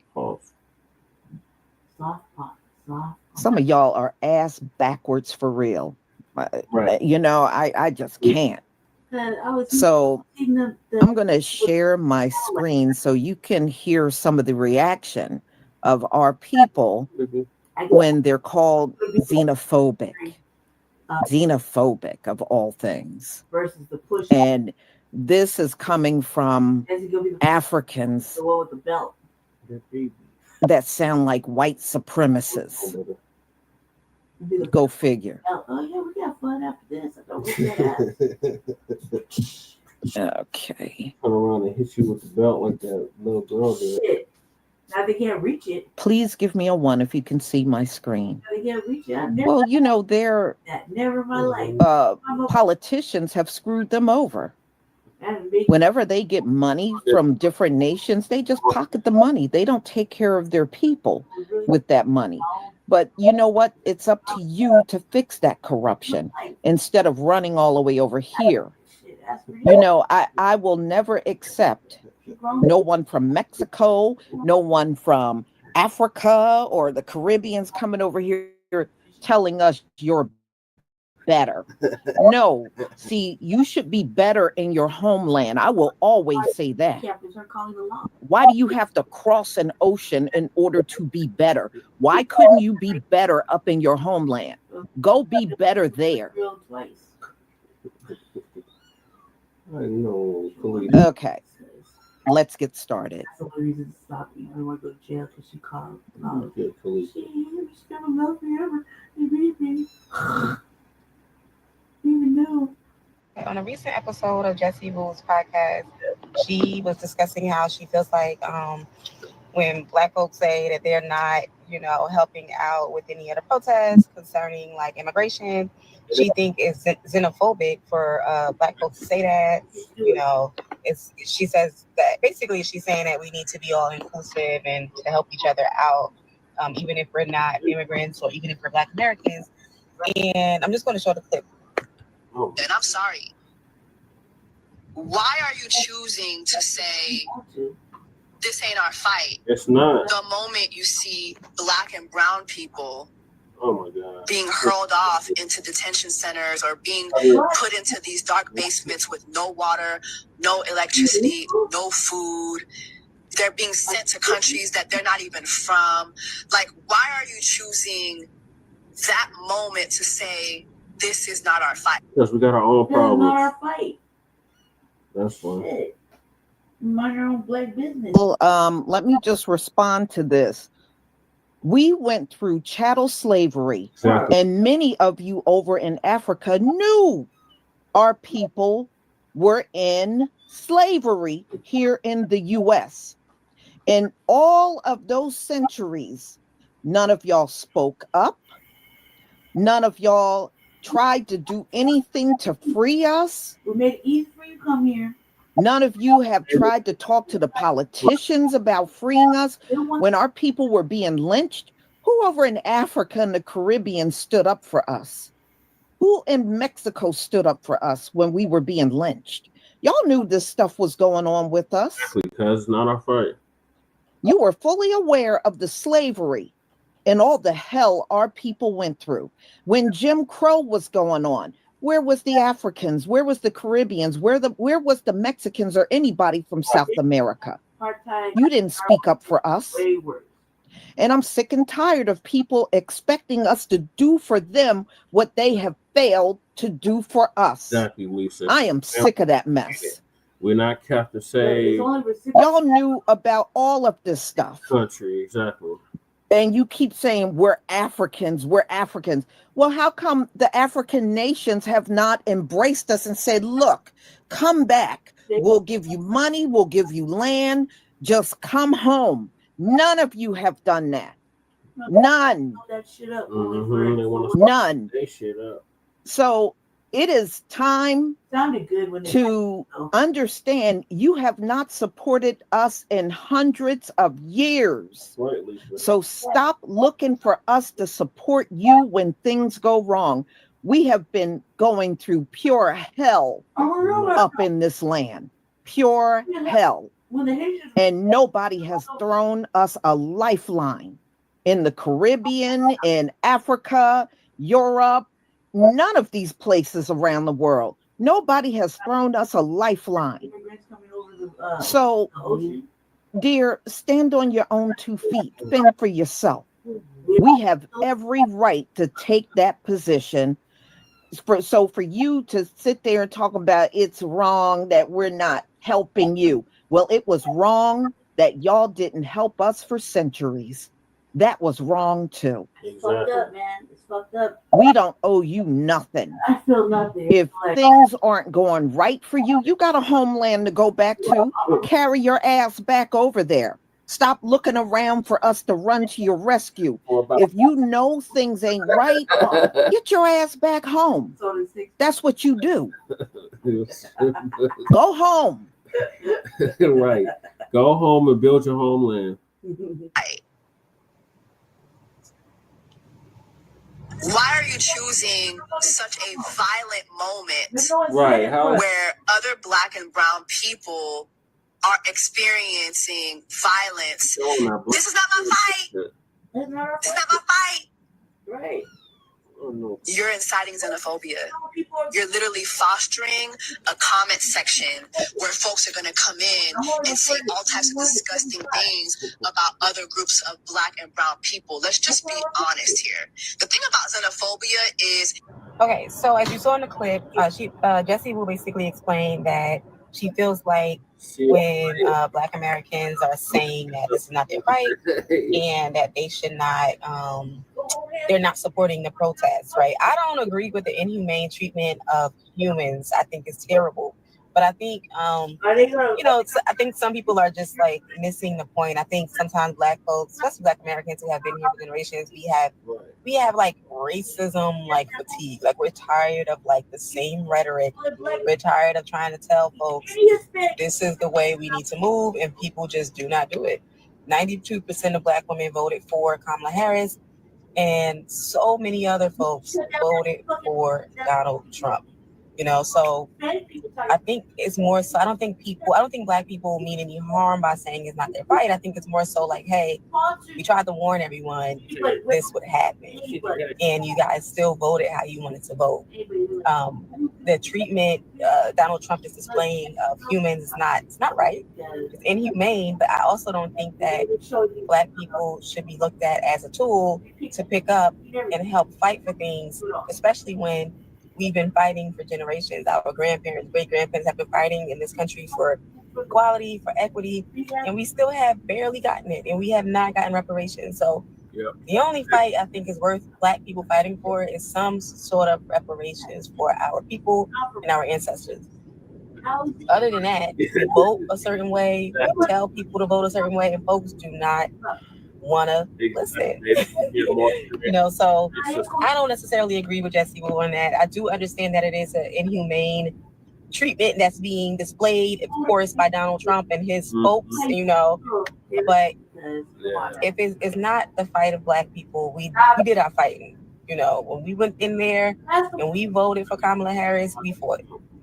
But to look at us as like a tool to pick up and to help fight the good fight, that's not what we're here for, you know? I don't appreciate being called divisive because I'm not letting things slide.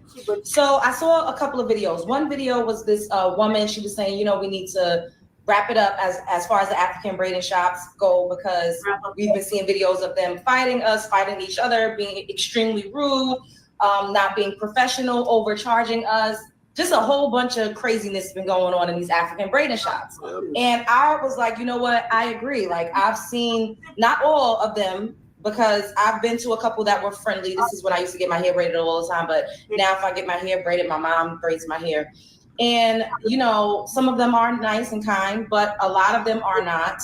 And then they're like, oh, you're being divisive. Oh, trust, we won't be good without y'all. We don't need you. It's like, sweetheart, in America, the people who patronize the hair African braiding shops are primarily Black American women. Like, we are a huge source of revenue and income. We literally go and frequent everyone's businesses. We've never even made the distinction like, oh, well, they're an African, they're Caribbean. Yes, we know, but because we've always had the same hue of complexion, we've always supported every goddamn ethnicity, every cultural background. We've always supported everybody, especially if they look like us.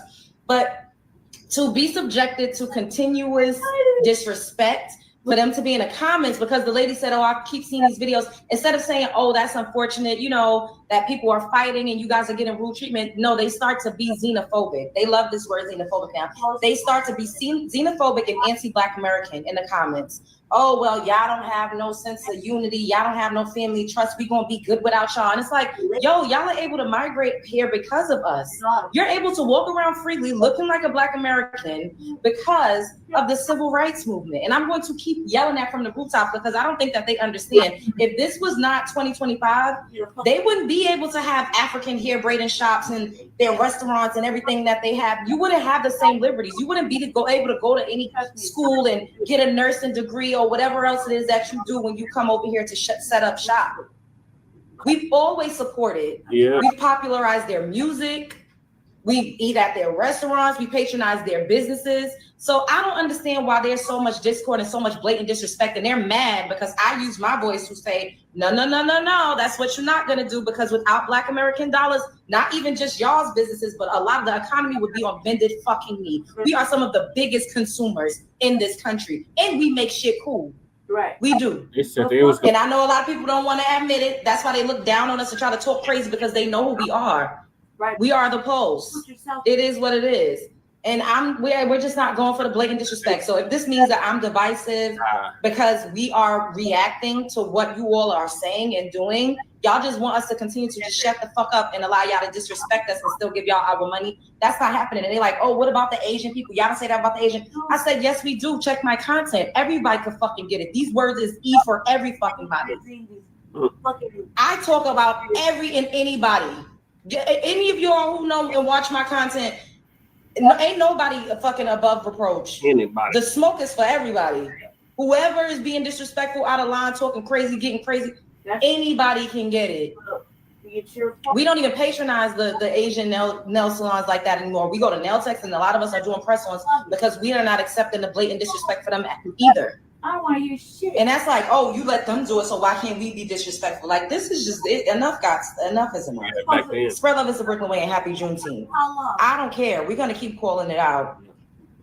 They're like, so you're calling me a xenophobic because I don't want other groups of people coming inside my culture, pushing their narratives and their own people inside of something that was started for Black Americans, like the Essence Festival.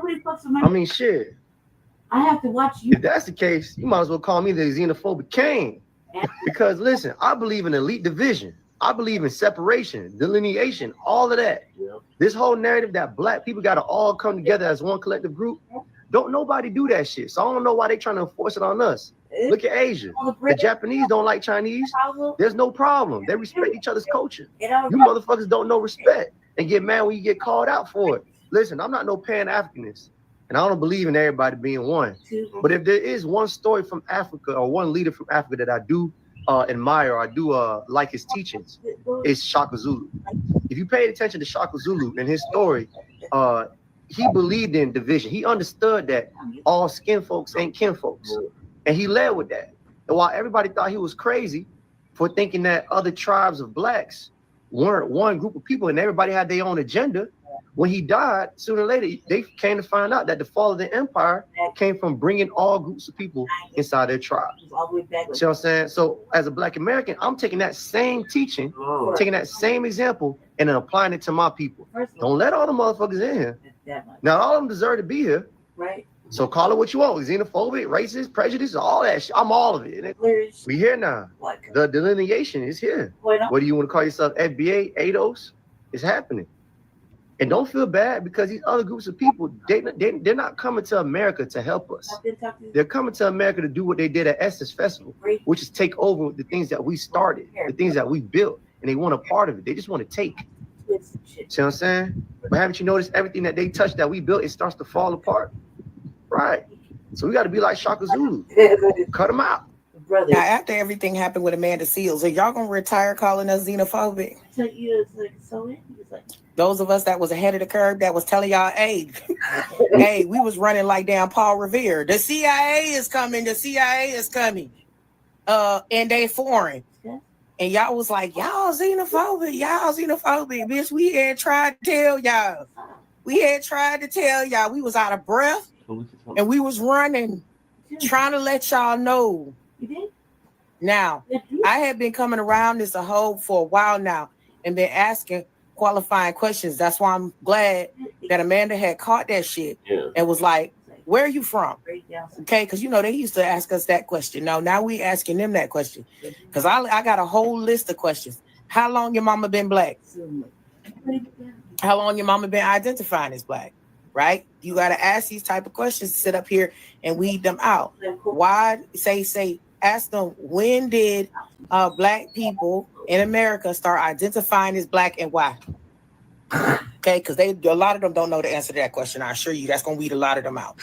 Okay, you got to ask them very important qualifying questions. Only use specific. And I did a video before where I told y'all, I said if you just let them talk long enough, it'll come out. Okay, it'll start to come out. They can't.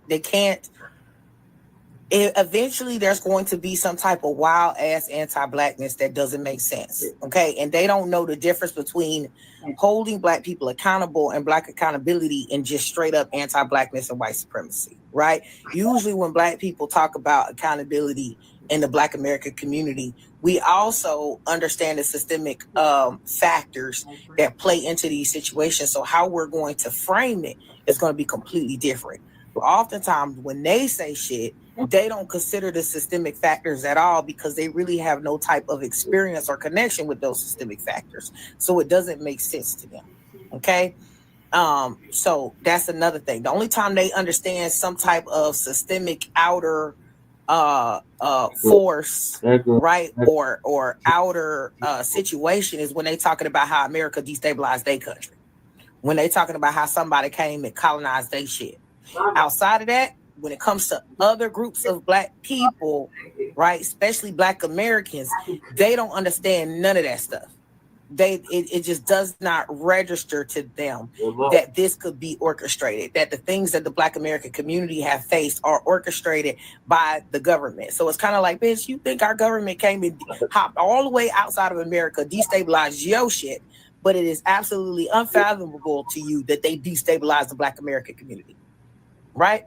They don't even have any kind of realm or knowledge of the Reconstruction era of Black American history. They really don't know nothing about Black American history.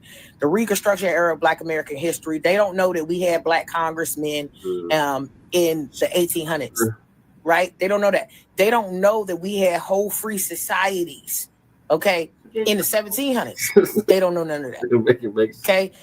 Their knowledge of Black American history is extremely limited. Okay, it is as limited as, you know, what they're taught in school and what YT people say about Black American history. Okay, there's a whole bunch that they do not know. Okay, so you know, once you get into those type of conversations, it starts to come out that they really don't be knowing what they're talking about, and what they do is use a lot of faux intellectualism that they got from some university, okay, that does not really capture the full Black experience. They don't have that firsthand experience. It's something they read in an article. It's something they read in a book.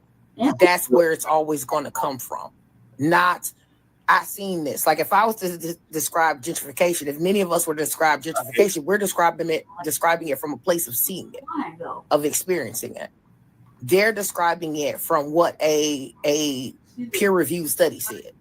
And you can tell that. It's not something that's innate or organic, right? That doesn't exist. Even if they were to talk about racism or systemic oppression, like I could always spot out their takes because of this. It's not a lived thing that they fully grasp and have a handle on. You can tell that they didn't have the parents and the grandparents and the great grandparents that was passing down this knowledge and information. They didn't have that. They don't know when certain things turned the corner for the Black American community, when economic alienation happened, various different stuff like that. What really led to the demise of the Black American family, stuff like that. They don't know none of that. They don't know none of that. And they really don't have any grace at all for Black American people. And that always comes out. That always comes out. So that's that. And I'm glad that she caught that microaggression. You guys, because they do that a lot. You guys, it's like you people, okay? They don't see the YT supremacy that's in them. They only see what they think is YT supremacy in us, which is weird because they don't even grasp YT supremacy for YT people, but somehow figure out YT supremacy when we say something they don't like. Oh, now y'all acting like white people. Now y'all acting American. Like, it's weird. And even the fact that they were in denial and convinced themselves, every Black American person knows that Black American people are American. The fact that they really did not know that we were American, that comes out in them too. No. That comes out in them too. So yeah.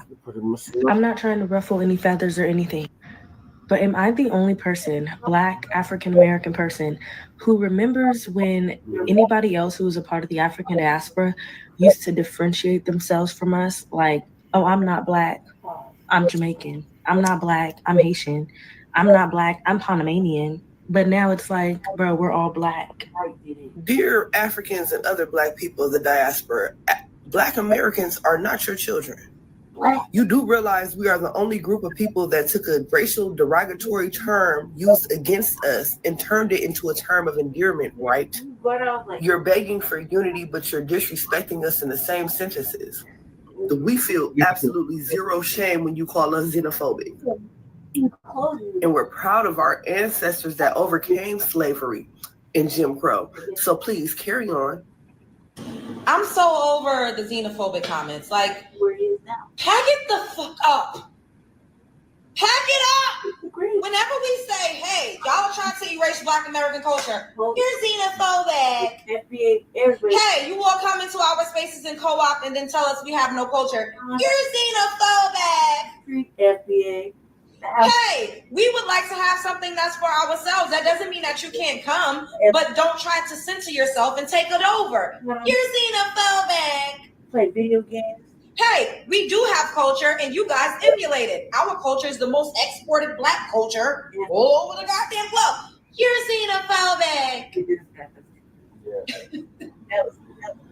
Y'all really just want us to shut the fuck up and don't say anything. That is what it all boils down to. Y'all cannot stand that melanin-rich people that are from America, born, bred, raised, have a long lineage here, are not just allowing you to throw us in a pot with you while you censor yourself, uphold, uplift, and create more things for your own ethnicity off the backs of the things that we built without acknowledging us, crediting us, giving us grace, or even fucking being nice to us. We've always supported everybody. Enough with the xenophobia shit. Enough with it. When you come to my page and you look at my content, I talk about any and everybody. I do social commentary on everything that's trending. But when it comes to racial matters, ethnic matters, cultural things, you see me talking about Latinos that's saying crazy shit about Black Americans. You see me talking about Caribbeans that have said crazy shit. The Caucasian clear folk, the Asian people. I don't give a fuck. This is not just about not one group. I don't care. So if this makes me xenophobic because we're actually speaking out, then I guess we xenophobic then. Is that the fucking new word of the year? Xenophobia? First, I don't even know the shit is played out, bro. It's played out. Y'all just really want us to shut the fuck up and not acknowledge that we are heavily influential. It's really sad that y'all can't acknowledge that. Why? Why is it so hard to say, you know what? The Black American culture is global. A lot of us have been influenced by it. What? That doesn't take anything away from you. Spread love, Mr. Brooklyn. Some book suggestions so that y'all can stop calling Black Americans xenophobic when they try to establish identity and cultural boundaries. Hi, my name is Brianna. I have a PhD in sociology, and I wrote a dissertation on Black identity development in Black Americans and Black immigrants in the New York City metro area. Now, frankly, I think it's exhausting for y'all to get up on here every single week at this point. It's every single week. Talk about things from your lived experience when there's literally decades of research done in this area. Don't get me wrong, I'm not saying that lived experience is invalid, but at a certain point, let's rely on the text. Here are 3 suggestions of things to read so that y'all don't continue to call the valid critiques that Black Americans have as xenophobic. In 2025, when the Black immigrant population in the United States continues to grow, I think it's important for us to have conversations around identity development, cultural boundaries, and ethnic boundaries. So let's do that with a little bit of context. It's The Ethnic Project by Vilnabashi Treitler. Let me tell y'all, this book changed my life, changed my entire academic trajectory. The second book is Black Mosaic by Candace Watt-Smith. Oh, I should have said Vilna is a sociologist.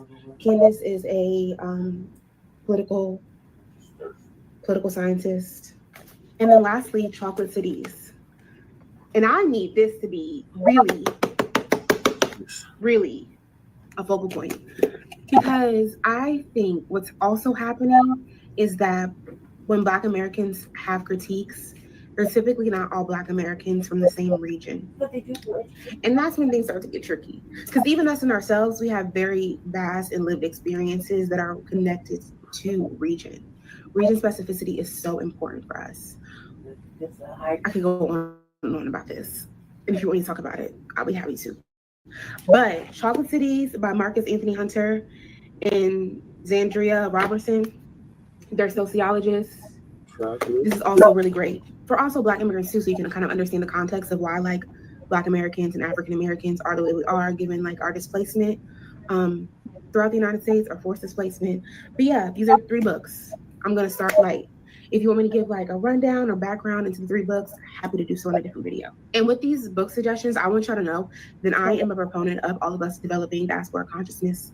I think it's really important for all of us to understand the experiences that we share as Black people in the US, and then also for us to understand that ethnic distinction is very important, and that Black Americans, like other Black immigrant groups, are allowed to cultivate the ethnic distinction. It might be new to us, which it's a new thing, right? Because Black immigrant populations have been increasing since the early 2000s. But for a lot of us, especially outside of the New York City metro area, this is something new that we're grappling with. So we kind of are like toddlers, so to say, in this need to develop and cultivate ethnic boundaries, but we're allowed to do so. I say all that to say, I am a proponent for all of us getting along and being on one accord, but also honoring and finding beauty in our ethnic distinctions. Yeah, so let's stop throwing around xenophobia, because there's a lot of structural anti-Blackness that leads into why African Americans are feeling the way that they're feeling, especially when it comes to how historical holidays are celebrated. I'm so sorry to the people of Galveston, Texas, for how Juneteenth has just become, I don't even know what to explain it.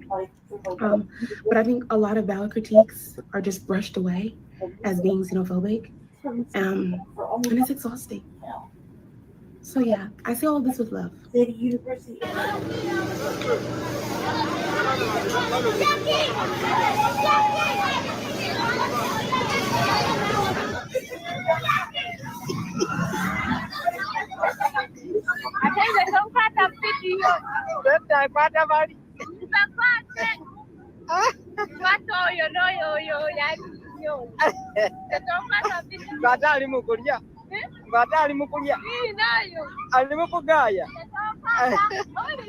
Msaja Muganda super. Teka nawe nkupate. Hey. Bagana kusekerera. Naye nawe. Soe kwato nali mukulya. Labempa. No, what the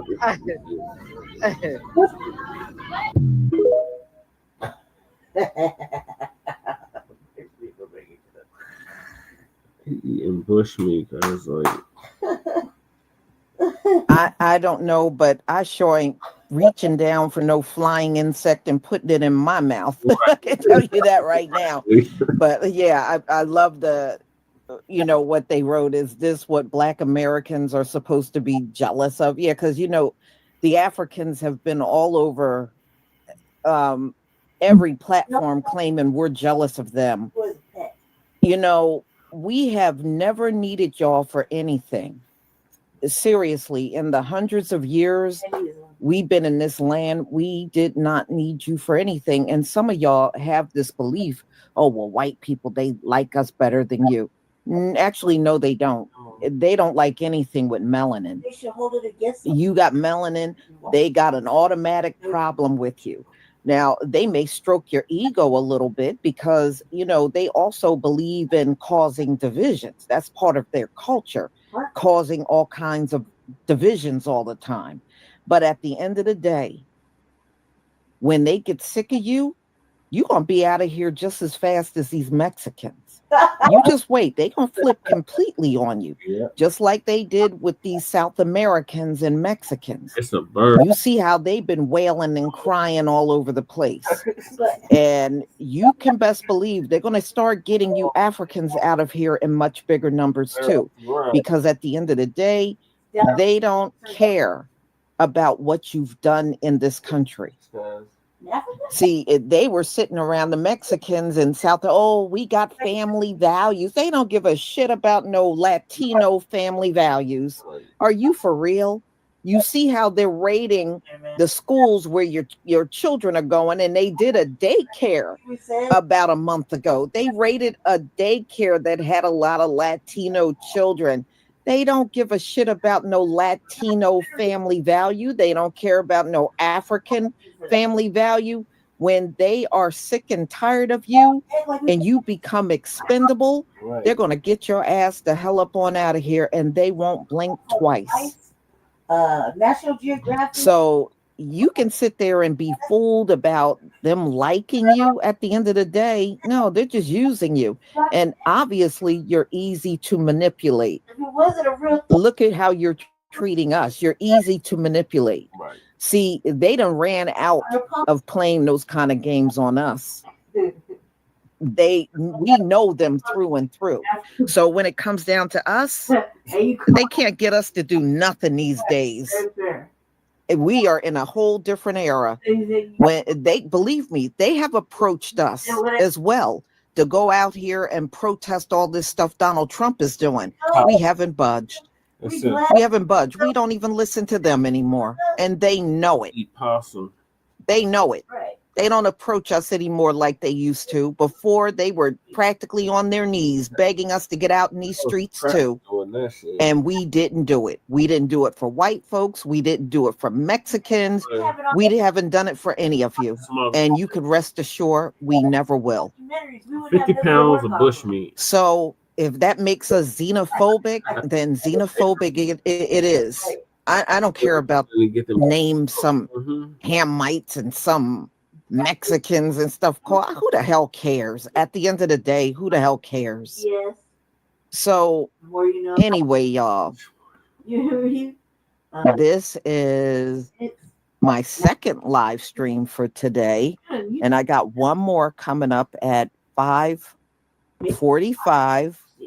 And this is a young woman that worked a Burger King 12 hours all by herself for the summer because the one person that was helping her quit, and Burger King recently fired her, and she was working everything all by herself. She was cooking, she was cleaning, she was working the cash register, the drive-through, everything in this Burger King by herself.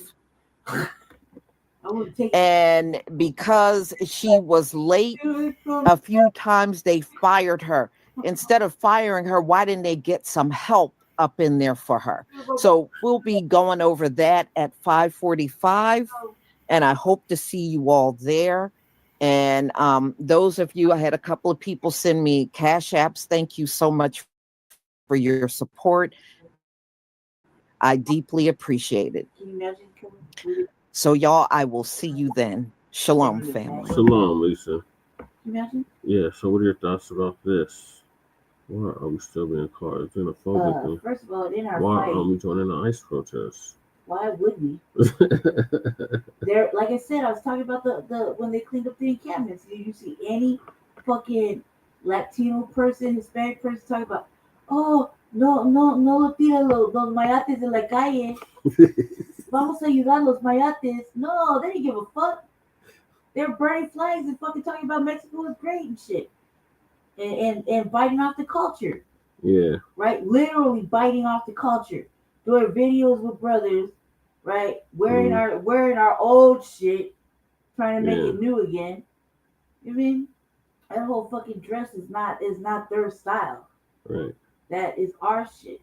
But no, just like, they want to cultivate the crip walk, get all this extra shit, and think that they're just so fucking tight. Look, cause no, none of them were out there talking about let's sponsor a black person, that's being kicked out over there in the encampments.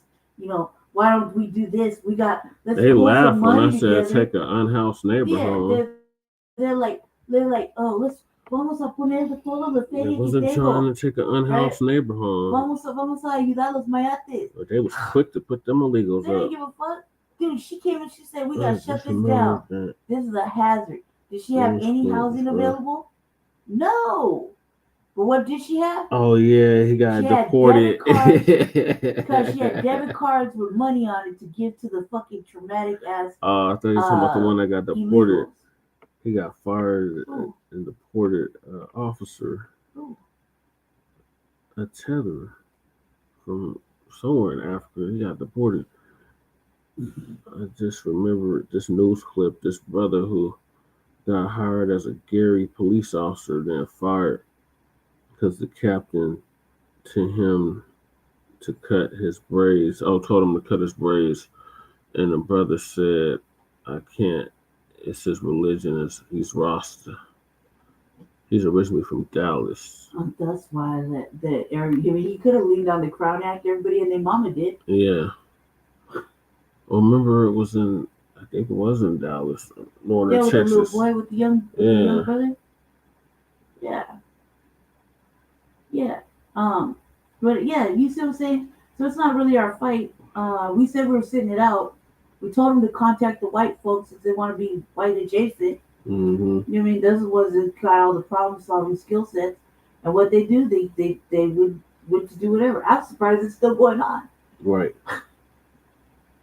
I mean, it's how's it really accomplishing shit, Yuri? Not to mention, I think you got bigger problems. Everyone's worried about the wrong shit except for us. Mm-hmm. You know what I mean? I'm like highly focused on the right shit right now. What's going on in our particular state. I thought we was playing when we said the cape was off. Look. I'm gonna tell you something. Like I told Jesse, we have a lady sitting in the immigration jail, right? Yeah, Jeanette. I don't know. We're not doing this no more. Right. The cape is off. You just eating that motherfucker, baby. You're supposed to give me one. We're not swooping in to save the day for you goddamn tellers and OTVs.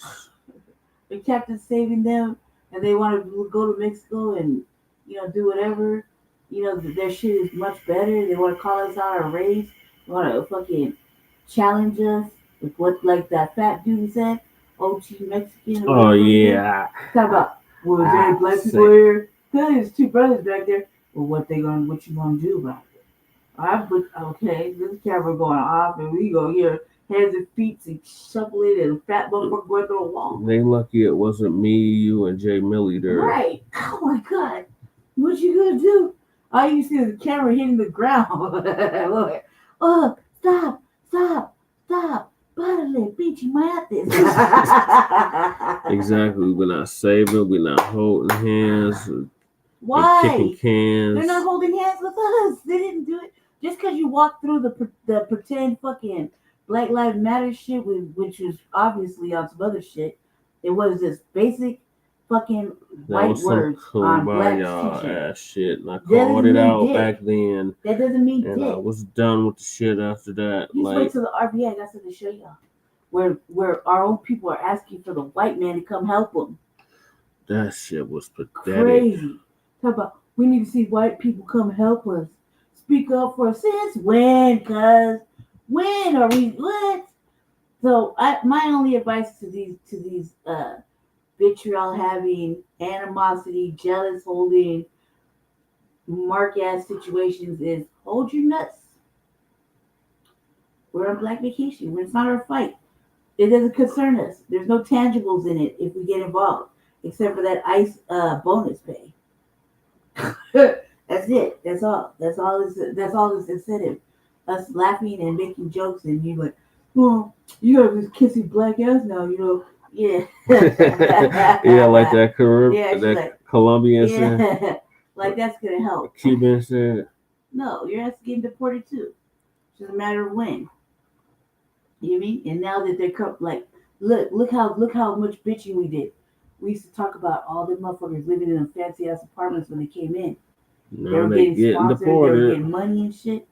And now they gotta come off that. They gotta come off of where they are so they can go. Mm-hmm. You know what I mean? All the sponsorships is over. Yeah. You know what I mean? Why? Because at the end, like I was saying earlier, we're gonna be the ones that suffer for it because it's too late now. You dig? Asked to walk with Chavez. I ain't seen no FBA there, even in the Civil Rights March. I ain't see no essay. Right. Exactly. They're probably kicking back, eating tortas, talking about it's not their fight. Mm-hmm. Like Felix Torino. Just because you had a brown beret moment that don't mean that we didn't stop. Man, look how much we did The for Negroes' everybody. problems is the Negro problems. What the Latinos' problems is the Latinos' problems. Right. They're the one that wanted to vote for Trump. I will vote for You know what I mean? Oh God. He did what happened? He deported his whole fucking his whole base. Like, do those folks count? I'm still asking these questions. If you deport every motherfucker that voted for you, vote for Trump.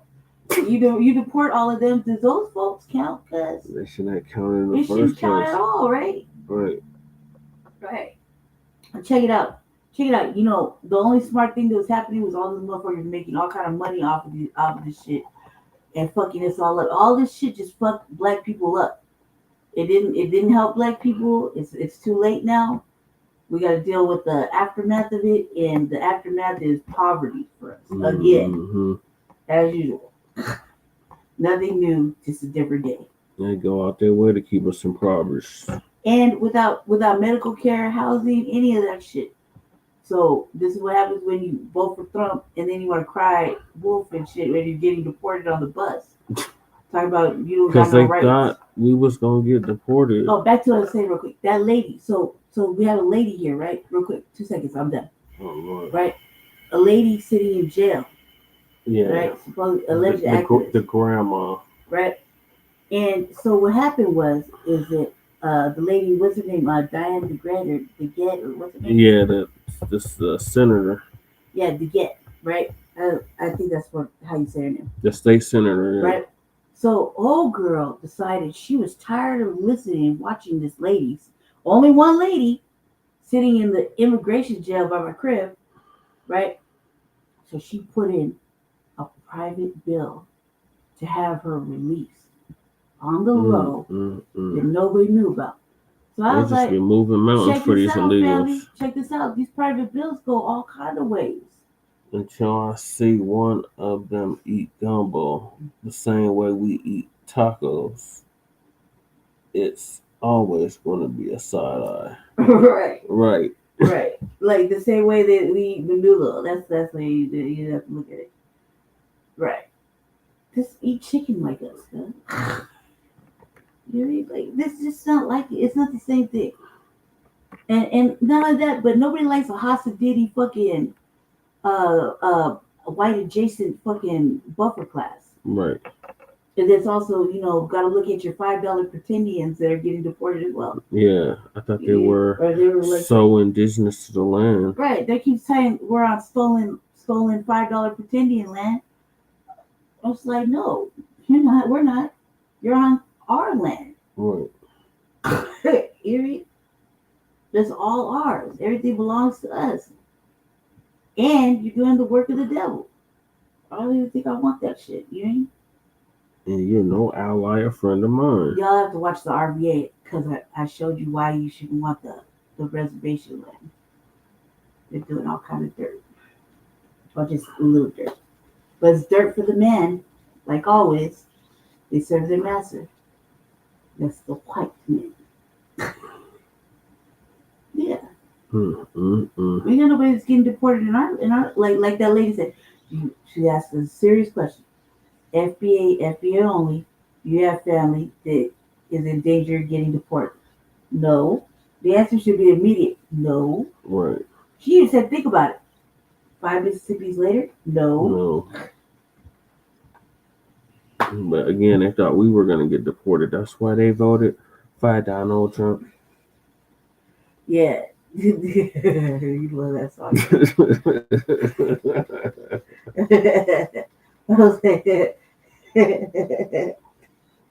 I said they're going to deport you. Yeah, but they didn't. Where's the love for the black homelessness?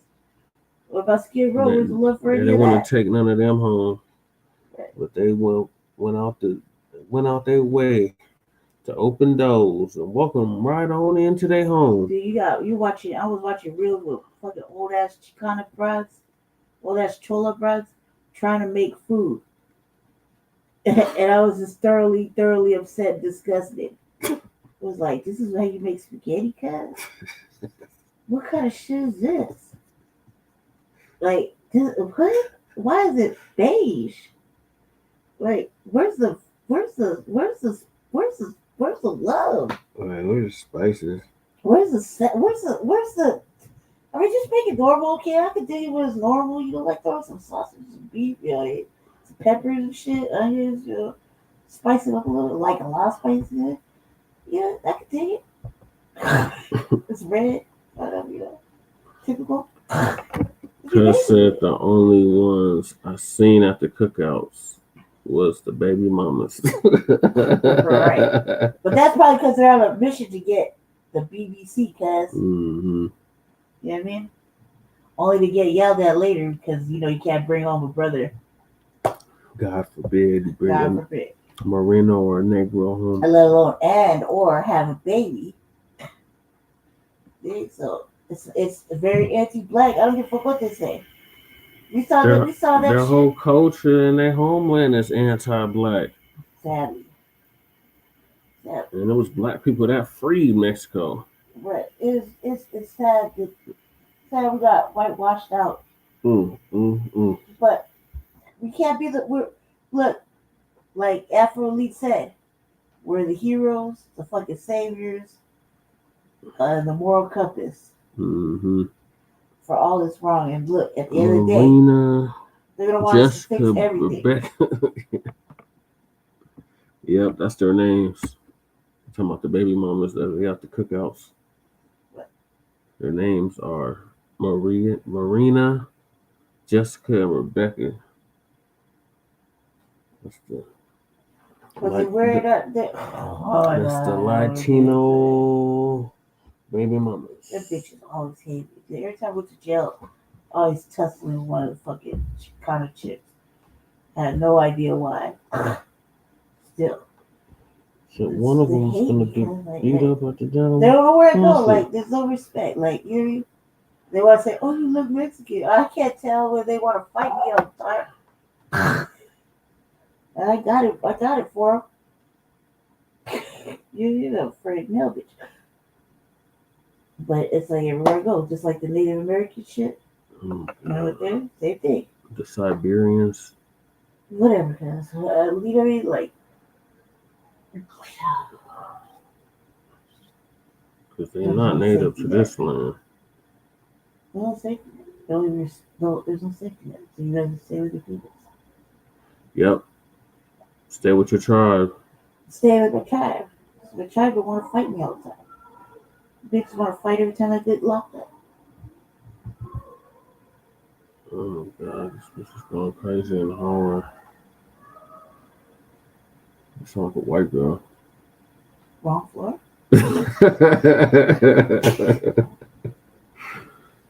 And the fire alarm is going off. All right, so moving on. I don't know why the cameras don't pick that shit up and just come like, yeah. Well, this whole motherfucking surveillance up, they don't give a fuck.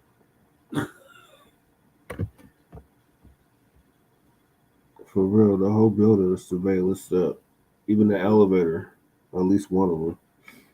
All right, so.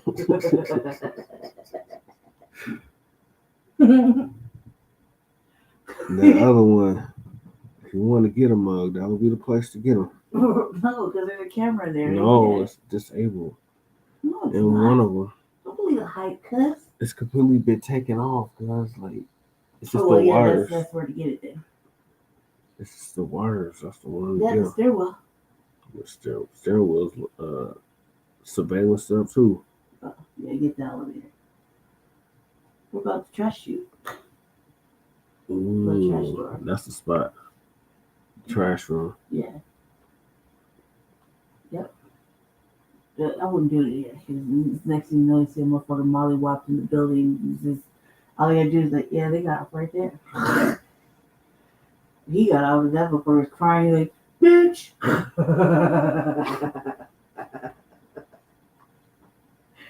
What would that do to you? Don't walk around the corner. There's so many ways right here that are like uncameraed. You know what I mean? That whole parking lot back there is just ready for action. No, that's surveillance stuff too. Know where the old bus stop was? on the other side. Like that whole corner surveillance side. Get him in the old crib bar. Yeah. Yeah, that's dangerous as hell. The one that's sitting on bricks, literally. Oh my God, I can't believe they did that. Right there, it's dangerous as hell. You better watch that first step is a doozy. But out of those bricks, that's a wrap. Like 10 minutes in there, less than that. 4 minutes in there, just like this.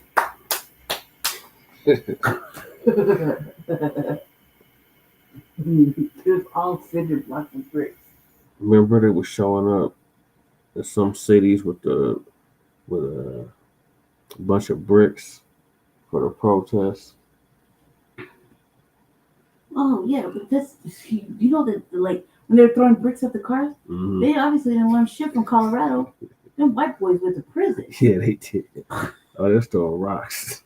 They was throwing rocks. They killed that girl in the car. Yeah. They obviously didn't learn from watching the news in Colorado as usual. It was all OTBs. Right. Again, who does that? You know, if we would try to stop a police car or something like that, we wouldn't have made it. Bad enough we had him like that during that one when we had the police in the building, locked in their building, like fucking for like all that time, was begging for help. Return to see, that's one thing. But if we try to do that, like what they were doing, at the protests in California, like vandalizing their cars and shit like that, literally laying in front of the car, think you're not gonna get ran over and shit. Yeah. They had brought all the military people just to protect that one building. Yep. Right. And it was only like a one block that was all lit like that. You know, my dad went down for vacation. My dad and his old lady, and they said they were lucky to get on the freeway. Yeah. When the military came, because then they were able to get on the freeway. Mm-hmm. I don't even know why they did that. They weren't taking it seriously. That's not a protest where you drifting in the street and, you know what I mean? No, it's a party. Right. It's a sideshow like they have in the Bay. Right. All right, so moving along, we got Leann's local Petals employees laugh when a fellow white woman called them out for anti-Black racism. So Uncle Phil gonna give us an update on that. Right. So that's why we don't really be shocked when it happens. We understand it's cultural. You know, we talked about this a little earlier on the live stream of AD&C, that if they're using the same words from 1619 and 2025, it's a culture at that point, because it's something that you have been passing down from generation to generation to generation.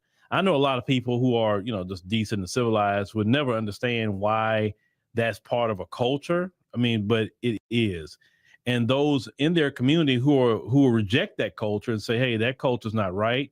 You know, it's not right before God. It's not right just in general.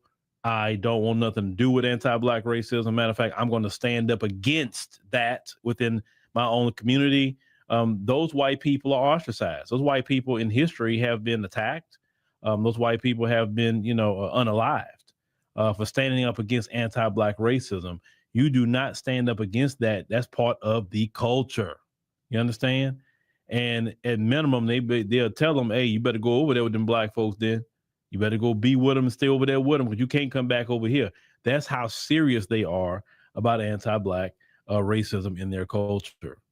Well, they had a business that decided to be, you know, anti-Black, you know, racist. And there's a white woman is standing up against that. But I want you to pay attention to, you know, how they reacted to the white woman standing up against this. And I'm telling you, when you see this, you're just going to understand how this just the culture and it's just the way it is. Here comes the raw clips. But Brianna, Leanna, you're talking to my son's best friend, all of my friends, my bonus niece, so many people that I care about. And I really hope that you get exactly what you deserve and you learn the hard lesson young. You're not going to learn it right now. Affordable than what they're doing. Definitely like a baby blue you, Mhm. which is like the spiral. Okay. Those have even more of that like silvery blue in it. Okay. Yeah. That would be nice. Okay. I have to be honest with you. I'm here for that. And I'm here for the other reason that I'm sure you know of. Excuse me? You know. I'm not going to be mean. I'm not going to yell at you, but you know what I'm talking about. Okay. I've been in retail forever, and I'm going to bet money on what happened. You hired that person seasonally, which is totally okay. That happens in retail. No. And then We're a delivery driver. We actually need 3 more right now. okay. But the words that came out of somebody's mouth when that person was leaving, I've fired people that have stolen for. So let's just say she did steal, right? For argument's sake, let's just say that did happen. Do you really, as a business owner, think that that was appropriate? You don't know what happened, sweetie. You don't know what happened, sweetie. It doesn't. Where's the matter. other parts of those videos? It doesn't matter. Is there any excuse to be racist? We weren't. Girl. Okay, I'm giving you a chance now. Before I go hold a sign on the side of the road, and I have a good amount of followers. Well, good luck with what? Holding a street. Holding a sign at the end of the street. Oh, I do it all the time. I did it for school donations like 2 weeks ago for low-income schools in Fayette County to donate school supplies. That's great. It is. And this is to let people know that this is a racist business because you're still standing on it. And don't you have nieces and nephews that are biracial? Oh, yeah. My whole family's mixed with everything. How do they feel? Venezuelan. But how do they feel about it? Like, take a moment to just be introspective. I'm not being mean to you right now. It's just you and I. Do you think that that was appropriate? We didn't do anything racist. So you're going to stand 10 toes down on it. Okay. Well, it's nice to meet you. Smile. Nice to meet you all. Okay. Hide your keys, y'all. Everybody in here, hide your keys. There's white people in here. Everybody in here, hide your keys. There's white people in here. Is that racist? Why are you acting like this in a place of public? Well, because I can, first of all. And because you deserve to have your face shown. You deserve that everybody sees you're going to learn. You're going to learn a very hard lesson.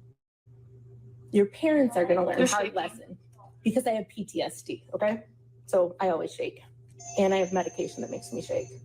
Your parents are going to learn a hard lesson because you didn't buy this. Mommy and daddy did. And their investment is going to go right down. I started working when I was 12, ma'am. Sweetheart, I started working when I was 14 too. You can't afford this. If you think you're fooling me, I run $15 million stores. I know what operations cost. Mm-hmm. You didn't pay for all of this. It grew. I didn't start like this. I started in my house. Okay. You're a big bad wolf, sweetheart. This is her. That's her. You a racist also? No, her kids are black, actually.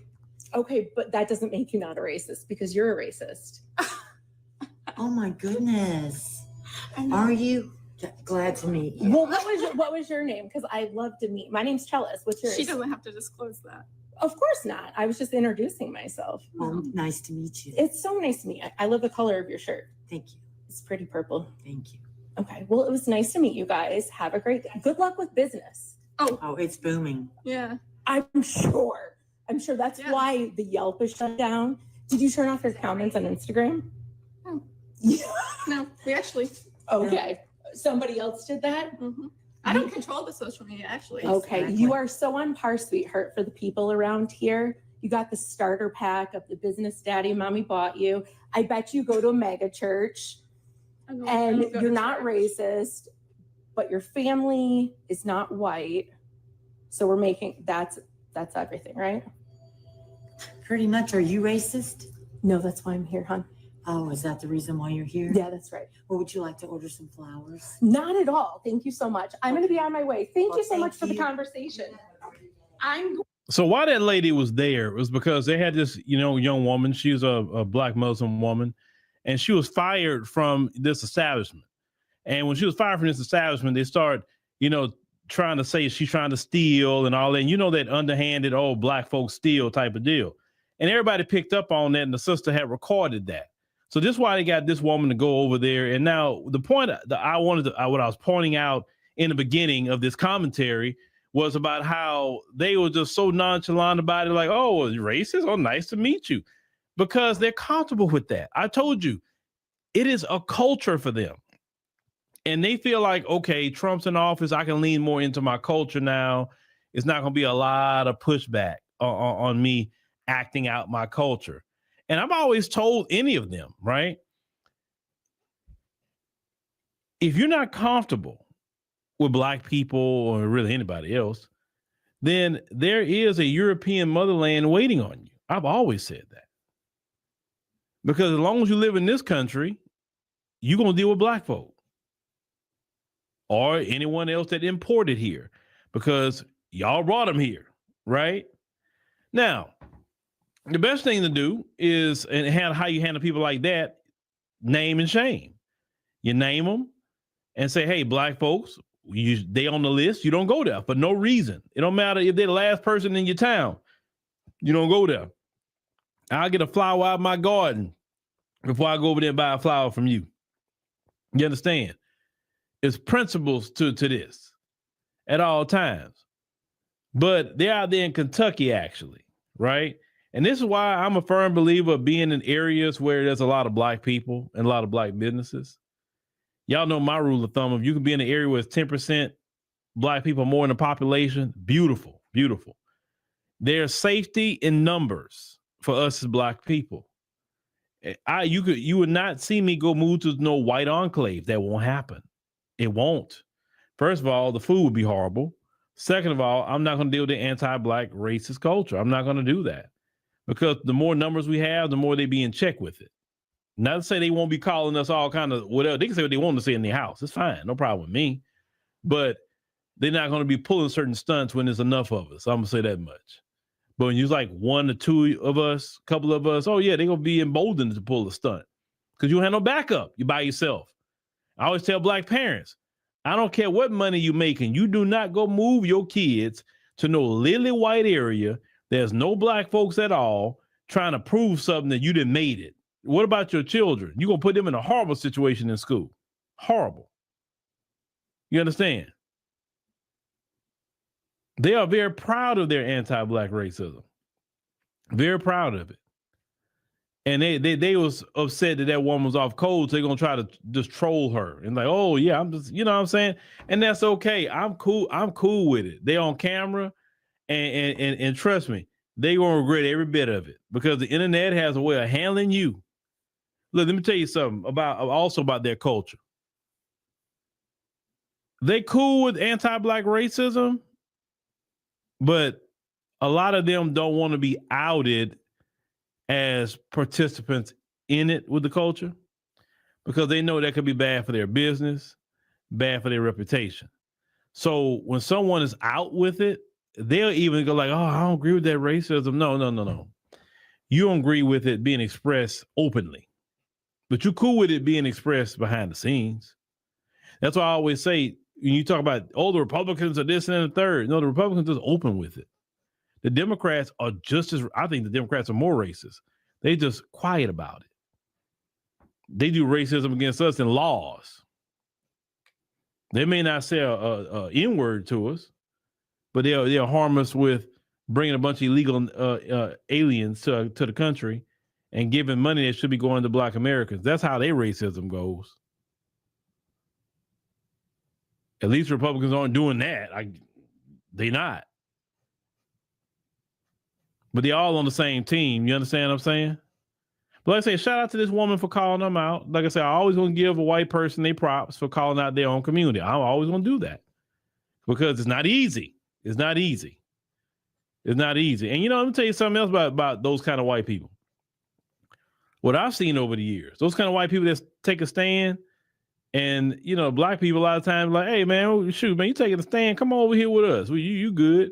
And they'll come up with Black people and they'll find a new family and they're like, and then they'll be tell you, man, I'm so happy I'm over here with y'all. Like, man, I don't know why I went over here with y'all a lot sooner. I can't stand listen, I've met some white people that told me to my face, Philip, I'm white, but I can't stand being white. I'm like, really? Well, why you feel like that? Like, man, look, we are just too freaking racist, and I hate it. He said, man, he said, people are people.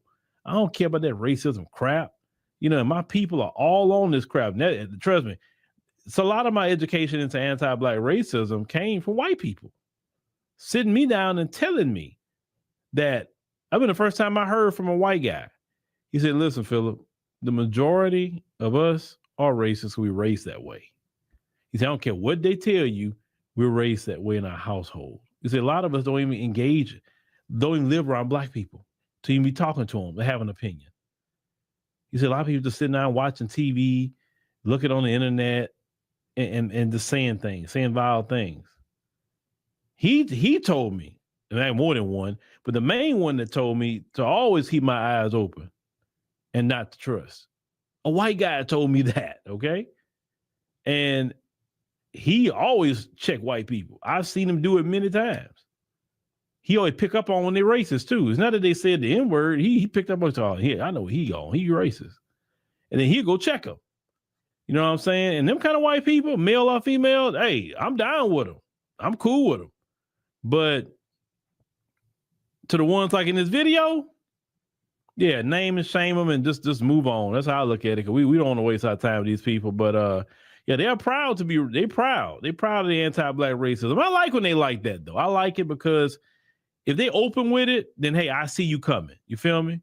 And I love an open enemy than a hidden one.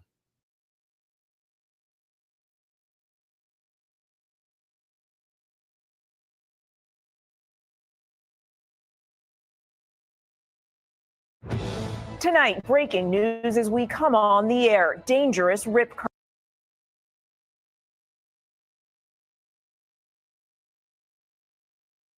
Oh no, is that what took out our boy Malcolm Jamal Warner? Rip Clarence. All right, what are your thoughts on white girl exposing the white girl for her racism after they fired a black, I don't know if she was a tether, but I couldn't really she was see an it from this FBA. angle, so I thought they were all white. No real shit, because I'm looking at the laptop and there's all these glares, and everybody looked like they're my shade in that video. What I didn't like, okay, so look, I think Uncle Phil's perception of it all was kind of like off base. The older broad messing with the younger broad about her entrepreneurial business skills or whatever. That's kind of low. That's kind of low hanging fruit right there. Isn't that girl like a little girl, like a young girl? Yeah, she's young. And that is an older woman. I guess. Like get some act right. Like that's stupid as hell. What are you trying to say? She wanted to expose them. Right. Yeah, I get it. But was she exposing the girl that was talking, the little girl? Yeah. She was exposing the whole company. Okay. For how they treated the sister. Right. So a whole different person. A whole different sister, right? That wasn't in the video, right? Yes. Okay, so I felt like they were all kind of just doing white Karen talking.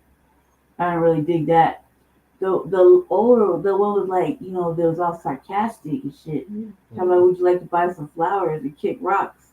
She was being sarcastic, really like condescending, like hurry up and get the fuck on. You know what I mean? Like, we got all day for this bullshit. Right. Or you're trying to be, patronizing or condescending, talking about my shirt. Who gives a fuck, bitch? Like, you done? Like, let's go.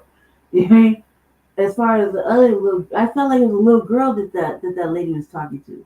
She was talking to the little girl initially, and then she was talking to her mom. About her starter business or mommy and daddy's funding of whatever business. Mm-hmm. Like, first of all, bitch, you're too old to be concerned about what children do with how their parents fund their shit.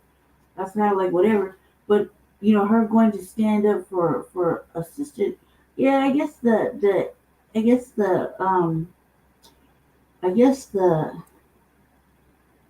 thought was nice, but she didn't really do that though. She just went in there and was talking shit, talking about their races, but in all actuality, all of them were kind of a little racist. They're all kind of a little racist. How do you prove a white person is a white supremacist? I don't know, just they're all racist. They're all white supremacists. We need another white supremacist to do it. Right. In my version of things, I thought that the other lady was being sarcastic and condescending and just wanted the other lady to leave. And the other lady picking on the younger girl and just talking shit and stereotyping is like that's bull. Yeah. I mean, the thought, if you had a thought to stand up for a sister that was accused of stealing, you should have really did that or said that. Because I didn't feel like that was said at all. No, she said it. That's how I even know about it. Oh, she said that. Yeah. Well, yeah, okay. Well, again, I was like, I can't listen to Karen's talk, man. Yeah. I can't. It's like I heard every other third word, and it was all high pitched and nasally.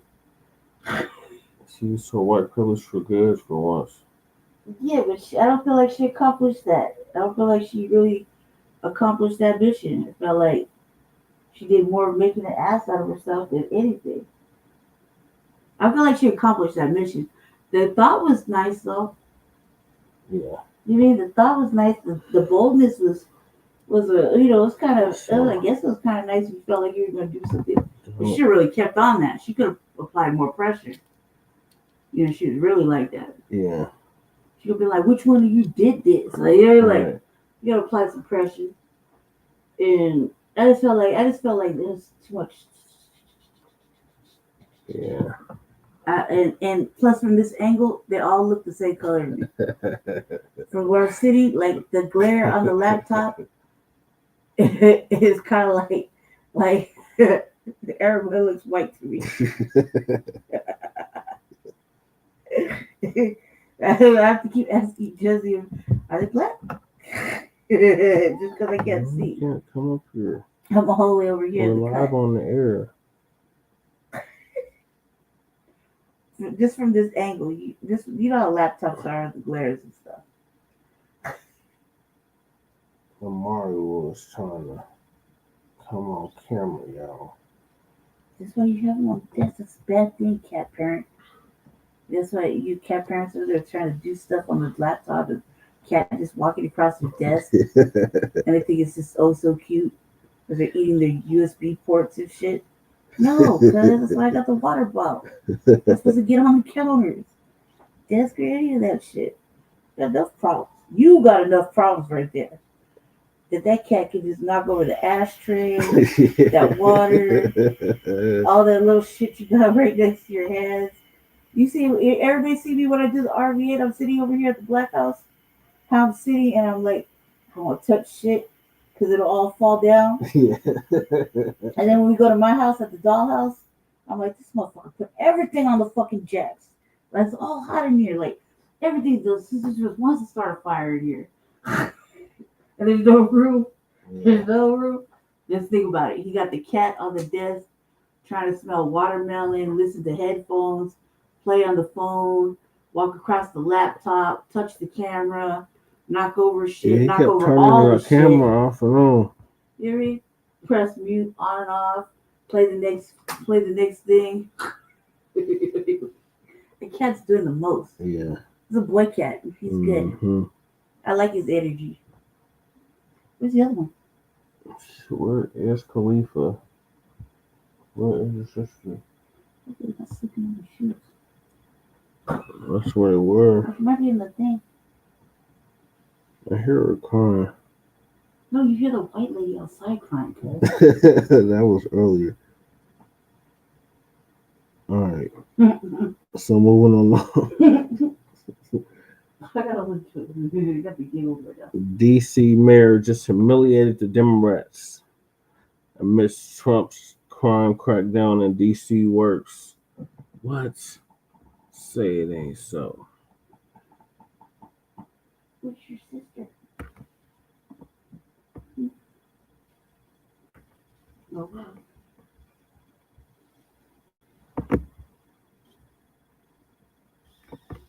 Softball. TD Media Group gonna give us an update on that. Mm-hmm.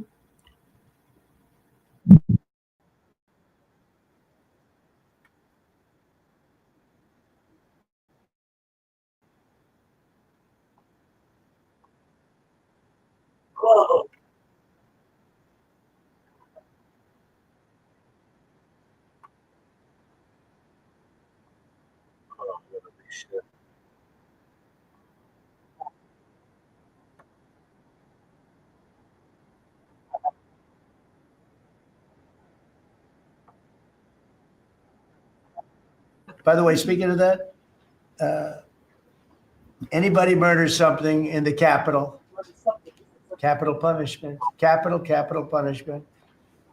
If somebody kills somebody in the Capitol, Washington, D.C., we're going to be seeking the death penalty.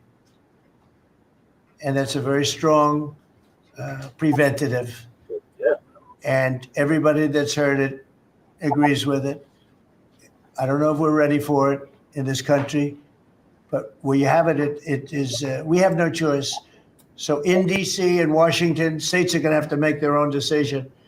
But if somebody kills somebody, like you could have been killed, very lucky you didn't get killed, it's the death penalty, okay? What's going on, everybody? Thank you all for joining me today. If you haven't already, please make sure you hit the like button, subscribe to the channel if you're new to the channel, and most importantly, please make sure that you are following me on Telegram at TD Media Group to help circumvent social media censorship and shadow banning. With the introduction out of the way, let's get into today's news. And today we have to head on over to the safest city in America, Washington, D.C. Why is that? Because recently, Mayor of D.C., Muriel Bowser, for the most part, in a nutshell, in a recent press conference, admitted that Trump was right about everything, you know, as it pertains to crime, how to go about solving it, and everything of that nature. She just gave it up and talked about how crime has plummeted. The need for more police was very much so necessary, and she's glad that she has it as it pertains to, you know, the National Guard being out there, you know, backing up local law enforcement. This was a great thing to see and hear from the mayor. I applaud her for her honesty and breaking away from just being like a partisan hack, right? And just operating in truth. I appreciate that. And I think she should be applauded for that. But this also really throws mud in the face of the Democrats as a whole and really goes and shows to prove how cooked the Democrat Party truly is. Because when you have the mayor of D.C. applauding the efforts that Trump has put forward with his agenda to clean up the streets, all that talk about dictatorship, Gestapo, Nazis, tyranny, and things of that nature sweeping the streets of DC, and now they're going to come sweep the streets all over the country, it just throws it all out the window as complete and utter nonsense. And I'm not too surprised either that she took this position. I'm going to play that press conference in a moment, but I want to play this for you first. How many of you guys remember this? This was about, I want to say 2 weeks ago, right before or right when Trump was starting off his efforts to clean the streets of Washington, D.C. And Muriel Bowser was on MSNBC, and the two hosts were trying to bait her into saying that this whole effort to clean up the streets is racist, and she wouldn't take the bait. The moment I saw this, I said to myself, okay, she might be actually headed in the right direction with her frame of mind and thinking. Let's look at her response real quickly. It's only a couple of seconds. It's not too long. One of the things that we have seen over and over from the president, from his team, you know, Stephen Miller saying it's like Baghdad in Ethiopia. They seem to hold their harshest criticism sometimes for cities that are majority Black and brown. Do you see that, and what do you think that means? I think that I have been dealing kind of with this issue for a number of years. It's kind of easy fodder on the campaign trail. But now we're talking about governing, and my job is to focus on making sure our city is running well, and people enjoy a great quality of life. And I think we're doing a really good job. We do need the federal government's help, as I mentioned, because they have an outsized influence on our criminal justice system. We need more prosecutors. We need more more judges. There are other ways to help. Even we want to rebuild our jail, and there are ways that the feds can help with that. But also just doing their part, cutting the grass, fixing the fountains, making sure that federal law enforcement is doing all of the policing that they can do. And I just have to say thank you to MPS, FBI, ATF, who've always worked cooperatively with us, and we expect that they will again. Oh, they didn't like that. That made them so mad. That made them so mad because that's not the answer that she was supposed to give. She was supposed to talk about how racist this all is, how anti-Black it all is, and things of that nature. And she didn't go there. She actually said, this is what we needed. And if you thought that made Democrats mad, then she really made them mad yesterday. Check this clip out here. We greatly appreciate the surge of officers that enhance what MPD has been able to do in this city. The most significant thing that we are highlighting today is the area of crime that was most troubling for us in 2023. Now, we have driven it down over the last years, but I'm going to get my glasses so I can make sure I can see it correctly. But for carjackings, the difference between this period, this 20-day period of this federal surge and last year represents a 87% reduction in carjackings in Washington, D.C. We know that when carjackings go down, when the use of gun goes down, when homicide or robbery go down, neighborhoods feel safer and are safer. So this surge has been important to us for that reason. You see how easy it was for her to admit that? You see how easy it was for her to admit that the surge in law enforcement has helped out tremendously. Something that the Emperor of the People's Republic of Chicago, Brandon Johnson, just could not do when he was on MSNBC, failing miserably in what should have been, a series of softball questions that he turned into a steel cage match because he's just an idiot and can't just admit to the obvious that what we're seeing in Washington, D.C. works, and that a stronger presence of law enforcement in Chicago would also help him as well. Her admitting that is a great step forward for her, I believe, as it pertains to her political career in D.C., because she's reading the room and seeing that these old policies of running around here, demonizing law enforcement while being soft on crime, trying to hold statistics in front of people's faces saying, hey, look, on paper you're safe, but the people in the cities don't feel safe. She sees and knows that that is a tried and true way of failing in politics. If you want to win, actually do what people elect you to do. And one of those things are putting an end to crime. Now, obviously, you can't stop all crime for the most part, but you can drastically reduce it, drastically, like what we've seen in Washington, D.C. And once again, I have to applaud Muriel Bowser for just being honest. Good on her and shame on Democrats. And it's only a matter of time, in my opinion, man, before they start attacking her. It's only a matter of time until, outlets, and publications like the Washington Post and stuff like that, they start talking about how she's MAGA. I can see that in the Politico and stuff like that. All of a sudden, the MAGA mindset is affecting her or something stupid like that. It's only a matter of time before they drag her. They do this anytime any Democrat starts speaking with common sense. We saw them drag Eric Adams mercilessly when he had the audacity to tell the truth about the migrant crisis, and he put the proper blame at the feet of the Biden-Harris administration. We saw them drag, what's my man's name? I know I'm saying his name wrong. Featherman, I believe his last name is Featherman, Senator Featherman, the bald head white guy, Featherman. Ever since Trump won the election, he's been speaking with common sense as well. And the DNC press has dragged his name through the mud, saying that he's MAGA and things of that nature now. They even do that with, political pundits. Well, I guess Stephen A. Smith isn't a well, to some degree, I guess Stephen A. Smith is a political pundit now. But to the degree that Stephen A. Smith, gives criticism to the Democrats and then has the audacity to admit the areas where Trump is right, all of a sudden he becomes MAGA. You know what I mean? So it's only a matter of time until they start saying that Muriel Bowser is MAGA too. But it's a losing strategy. It's a losing strategy at the end of the day.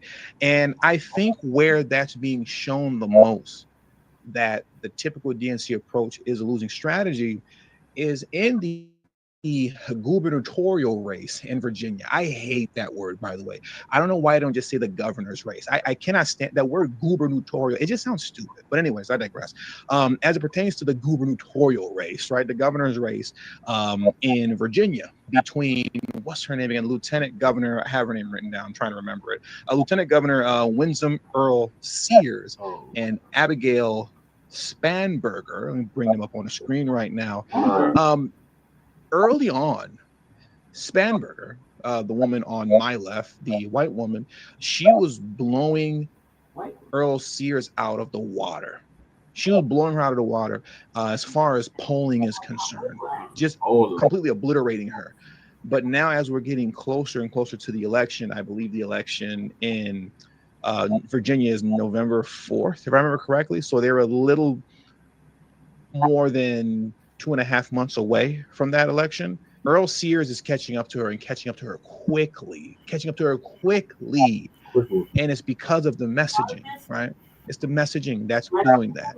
And I want to get into that next. Let me pull this quick clip for you guys up of Earl Sears speaking on Fox News. Once again, just talking about, law and order, crime, and safety, and the difference between her and her Democrat opponent, Abigail Spanberger. So let me pull that clip for you guys up next. And see, this is what my opponent is telling us, what she really believes. She is not going to keep Virginia safe, Dana, because of the results of what Governor Youngkin has put forward in Executive Order 47. We are now partnering with ICE. We have our state police who are helping to get the criminals who are illegally here gone. That's it. How can my opponent be against getting criminals off the street? But of course, what we know is she has taken thousands of dollars for a PAC, wait for it, that is named Defund the Police PAC. So she's already signaling she doesn't care about us. And I guess she's going to be safe where she lives. But what about the rest of Virginians?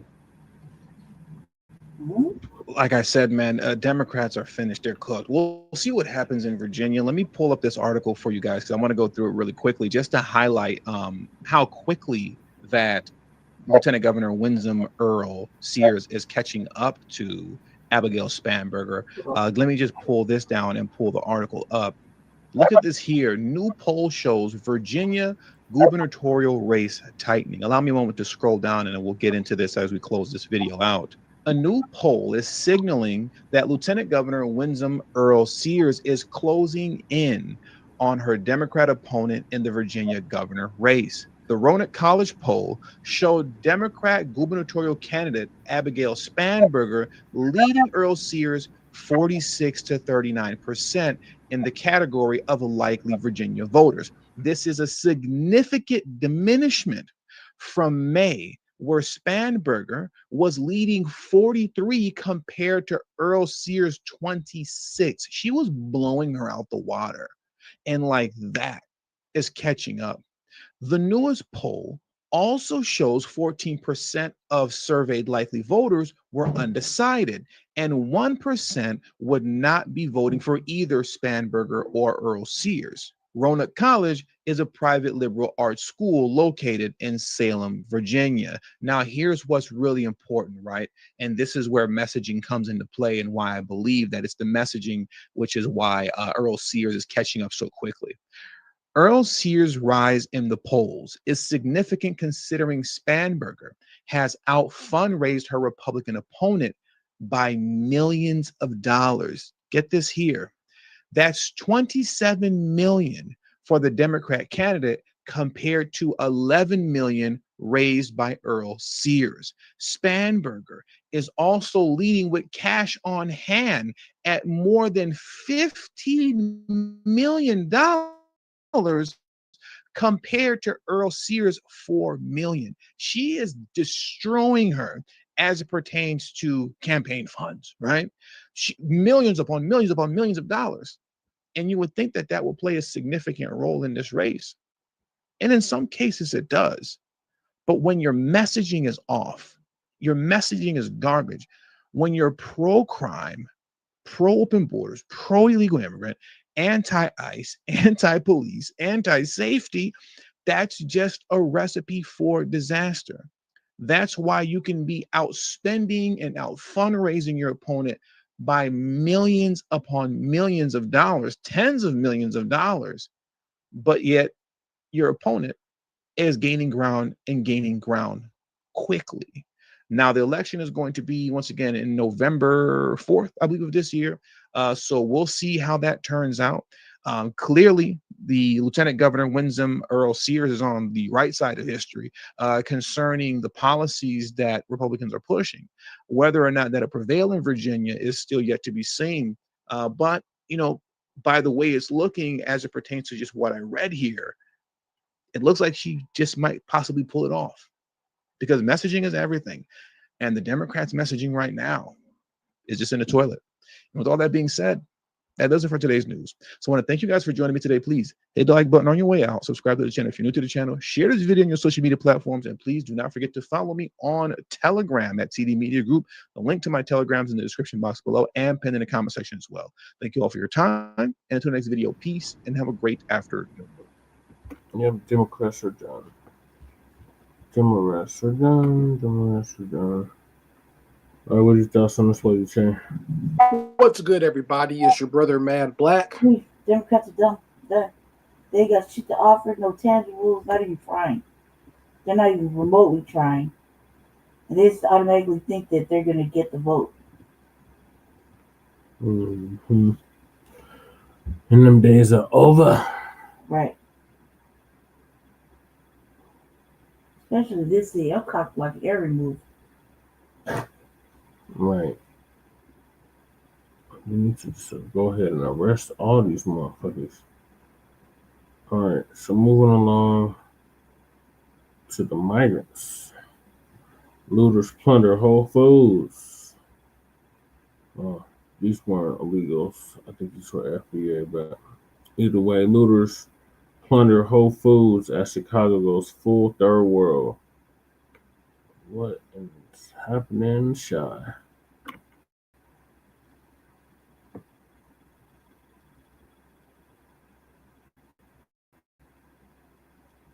The criminals of Chicago are doing as much damage as they can before the Marines come in. What is this, a party or something?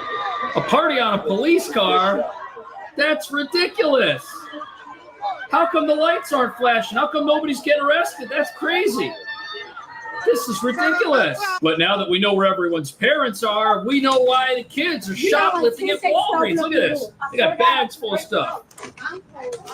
10. Open your hands. Mom. Crazy. Look, they're trying to break out of the store. Door's locked. Can't do that. You can open the door. And they filled up their bags. I can't believe how young they are. That's terrible. I'm not playing. You know how to count. You have hands. Open the door. I'll open up this door before we break it. I don't even know some of the curse words they're using. Break some of you guys must be young. I would like that. Now, the sad thing is, what are they going to be like in 10 years? I feel so bad for them because they don't even understand how bad this is. As you can see here, things do not get better with age. What is this, a brawl going on in a Whole Foods? This is crazy. Oh! Please put that down. Okay. Thank you. This is crazy. This is terrible, man. Over what? That's your problem. Not enough people are getting arrested. And the mayor who says crime is down, you want to know why he thinks that way and why he thinks it's perfectly safe here? This is why this man say crime is down. Oh, why is that? Look, this is why he say crime is down. Oh, he's deep. Look, he got people protecting him. Yep. While he leaving us out here with illegals. Illegals. Criminals. Look at it. Look at he got protection. Yet and still, he wants the Chicago citizens to be unprotected. Won't even allow Tom Homan to come in and even get the illegal criminals. Yeah, well, when you roll 1, 2, 3, 4, 5, 6, 7 deep, everyone's armed, you feel perfectly safe. He's not going to see the crime that he thinks doesn't exist in his city. But speaking of illegals, look at this. We got ICE raiding an apartment here in Chicago. Here they go up the stairs. Got someone coming down.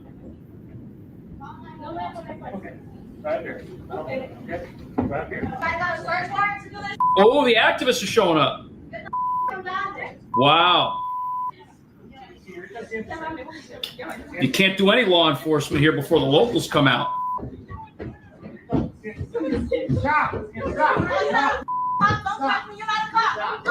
You're not a cop. Oh, you think so? You're going to find out that he is. Ooh. This woman, she needs to be in jail for her mouth. Put that mouth in jail. I want you to touch me. How many people have loyal? She's not saving anyone. Every other word is so bad, I have to bleep the whole video. Oh, look, and they're arresting people.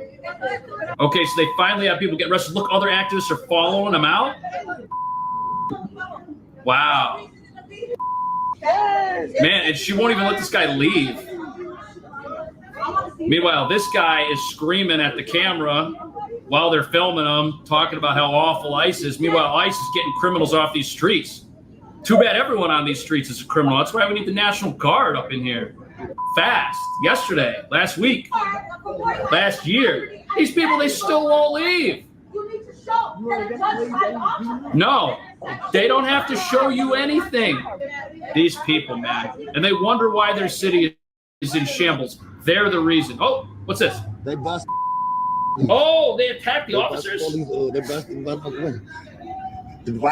Oh, those people should be in prison for the rest of their lives. I finished watching an interview of Governor Pritzker of Chicago telling President Trump not to send the military into Chicago after President Trump announced that he could potentially be sending the military to Chicago next after he sent them into Washington, D.C., which, by the way, after he sent them into Washington, D.C., the crime rate has reportedly exponentially went down. So you have the governor, he was standing on a boat, you guys, taking questions from the press, who was asking him how did he feel about President Trump announcing that he would send the military to Chicago next, potentially. And he's like, well, we'll take it up legally. We'll take them up in courts, because you know that's how the Democrats always operate with this illegal immigration. Or get a judge.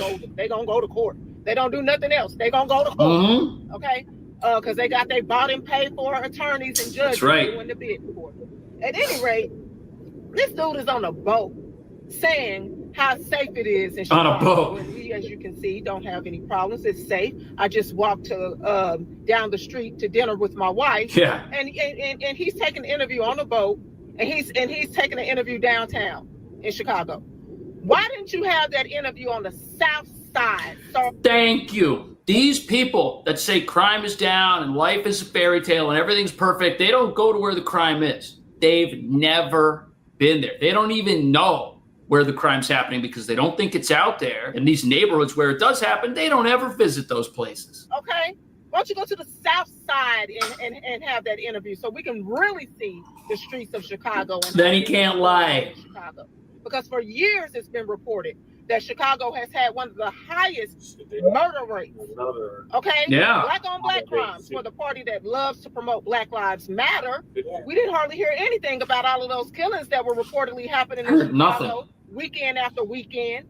But don't let it be a white cop on the black guy, because we gonna hear that nonstop. Because y'all love to run that division, because that's how y'all keep us going against each other and stay in power. But now that's coming to Yeah, team up and vote them out. Yeah, look what happens when the police try to stop crime. Watch this. Drivers argued they were pulled over not for breaking the law. Everyone's innocent. The color of their skin. Oh, now, my records goodness. obtained by the ABC 7i team show city oversight officials warned police leadership about that same pattern we reported on. Oh my Around goodness. a very specific group of officers. Police can't stop any crime here. They're not allowed to. 63 tactical team. I wear your seatbelt, I'll turn your signal, okay? I got a seatbelt. 93 seconds. That's all it took from the traffic stop to his car searched and handcuffs locked around Lamoris Bell's wrists. I felt violated and scared. Step up, come on out. Violated and scared. Come on out, we'll rip you out. When officers stopped Desmond Northington for not activating his hazard lights while parked in a loading zone, he too was cuffed and put on the curb, his car searched. That escalated in just 60 seconds.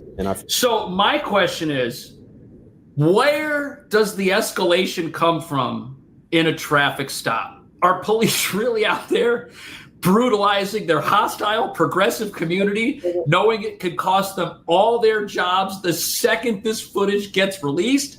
Or are they out there interacting with dangerous criminals who treat them like garbage and think they can get away with anything and deliberately escalate these situations? That's a good question, isn't it? Both of those drivers were eventually released without charges or citations. They're just two of dozens of drivers But why who did it filed get to that criminal level? complaints over stops and searches by the 1863 Tactical Unit here, according to new Bro, a records tactical obtained by unit's the not I out team. there for no Their reason. attorneys call it a pattern. I think that the way officers Oh, a choose civil to treat rights attorney. We know what he's going to shouldn't say. be based on the color of their skin. It's not. Lamoris Bell filed a lawsuit last week against the city and officers who stopped him.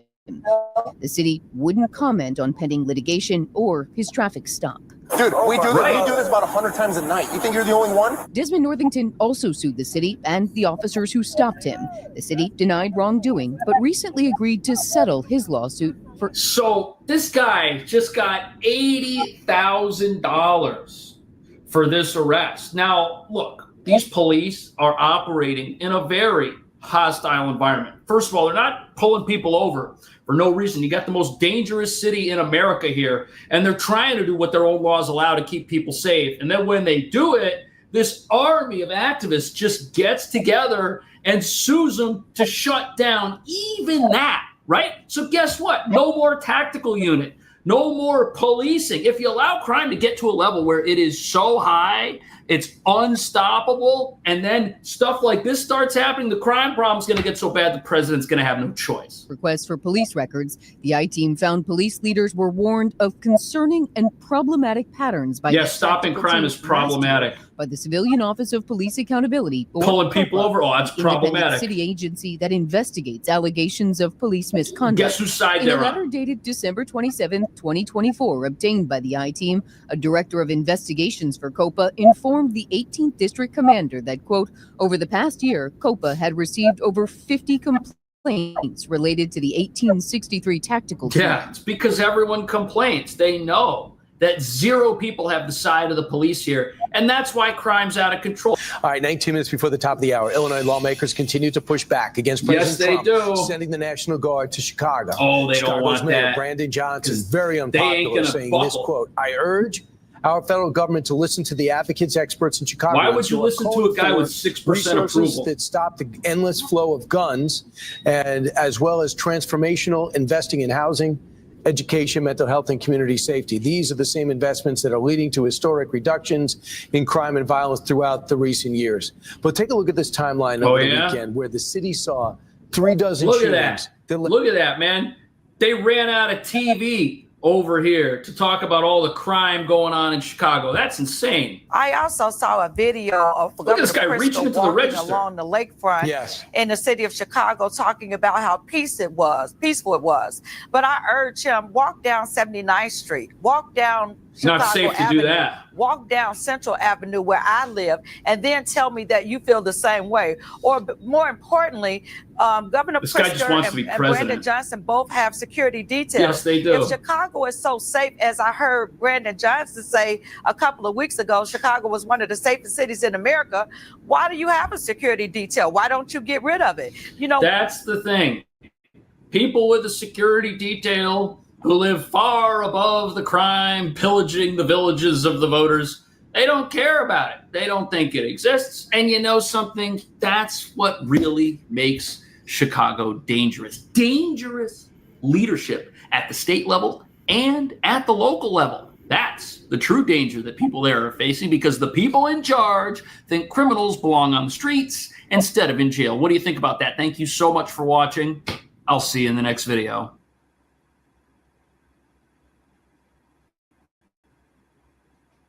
I think that, babe, it's not. What do you thoughts? What do you think? By the way, speaking of that, anybody murders something in the Capitol. Yeah, he's definitely showing us two pale ass colors. It's really sad. He's doing pretty decent journalism. That he's just like, he's really showing it. He kind of lost me as a subscriber. You know what I mean? Yeah. What do you think? I think that Democrats asked for this and they got what they asked for. Right. Okay. So, speaking of that, let me play. It's been confirmed the National Guard is coming to Chicago this week. Yeah, here. Oh, yeah, we all knew that.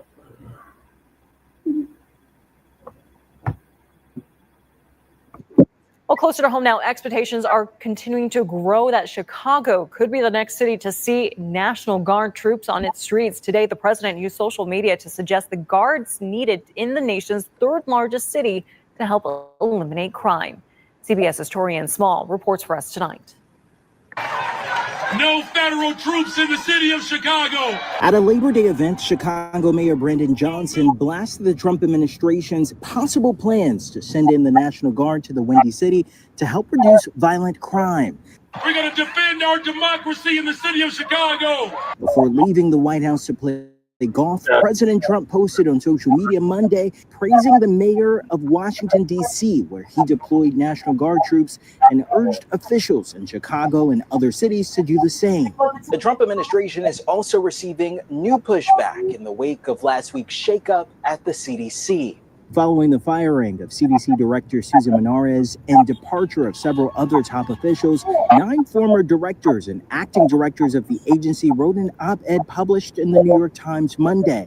The group of both Republicans and Democratic appointees raised concerns about Health and Human Services Secretary Robert F. Kennedy Jr.'s oversight of the department and the CDC, writing, quote, "We are worried about the wide-ranging impact that all these decisions will have on America's health security," adding, quote, "This is unacceptable and it should alarm every American regardless of political leanings." They want to see Congress exercise its oversight authority over HHS, and that would include calling a hearing to interrogate Secretary Kennedy as to what is happening and why. The CDC upheaval comes ahead of a meeting scheduled for later this month of the Advisory Committee on Immunization Practices, which makes recommendations to the CDC about vaccines. Torian Small, CBS News, the White House. Okay, so there it is. The dump is coming. The National Guard this week. I mean, I don't really see this as a problem. This is what they were asking for. Right. So they had these business owners that was being Like severely tired of fucking the immigrants out there just taking. And as soon as after that, it's the mayor that got to go too. Yeah. All right. So, also in migrant news. Shout out to Chicago. Yes. ICE halts invasion convoy. Escorts Armada of illegals back to Mexico. We gotta go back. This shit's so stupid. I don't know how these people got caught up with this dumb shit. Let's see. Facebook Marketplace. Oh my God. So as criminals continue assaulting the U.S. border, this is what law enforcement is up against. Running a stop sign. Oh, where's he going? That's not going to buff out. Oh, who's getting out of the car? 1, 2, 3, 4. Oh, there's officers and criminals everywhere. Oh, look at this guy.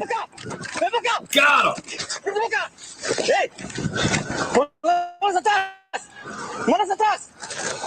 him. Oh, he's under arrest. And the driver was an illegal immigrant from Mexico smuggling 3 people. But before we get to some even crazier police chases, that'll make you think taking the bus is probably the safest way to travel around America. Watch what happens to the driver of this car who tried smuggling and instantly ended up regretting it. Okay, do you have your driver license? Yes, I do. Go ahead and step out for me right here.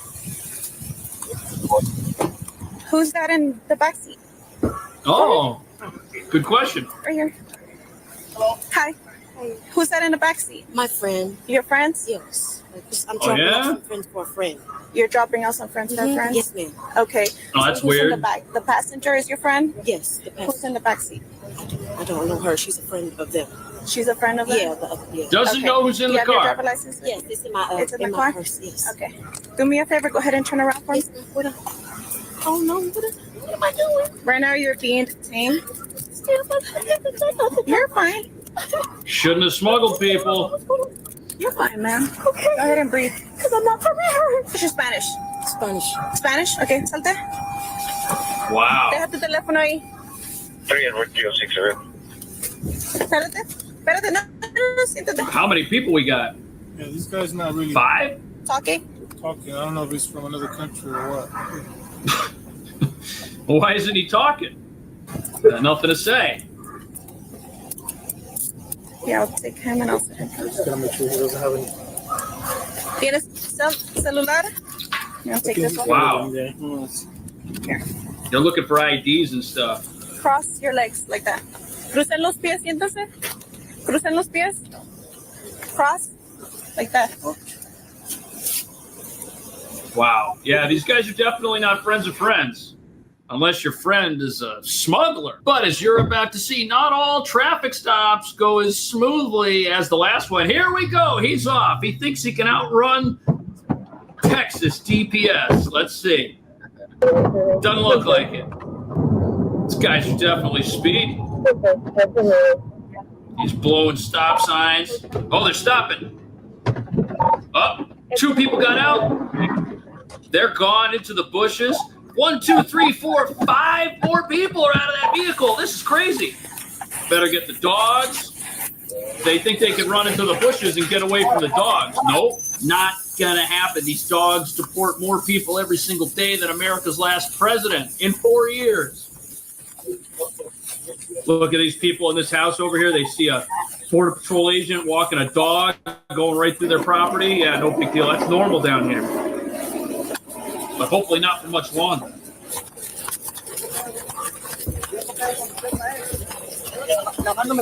Oh, got him. That's the guy. That dog is super excited. Look at him. He's so happy.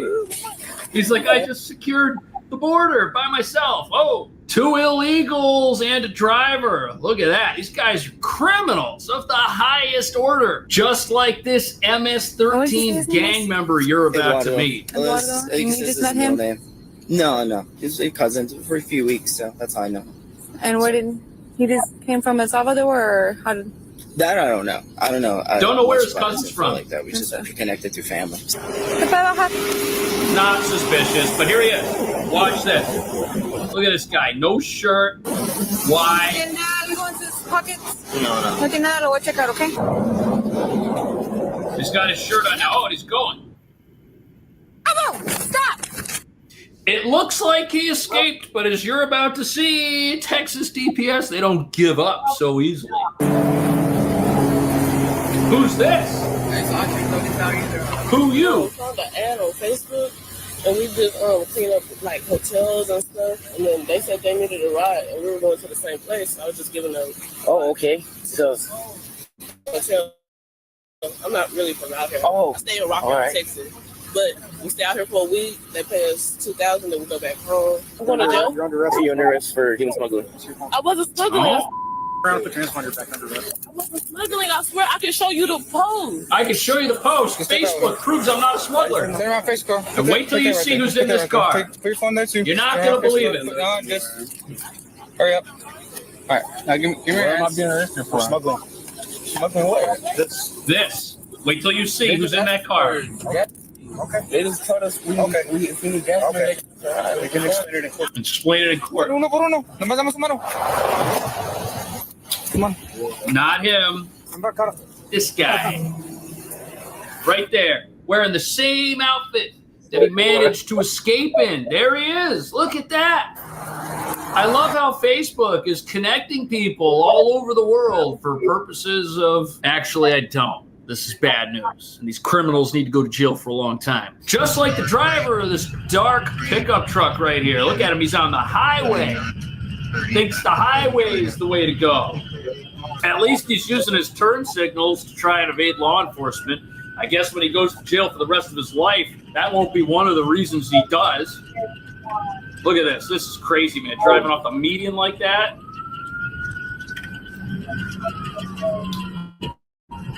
But it's not working. He's still using his turn signals.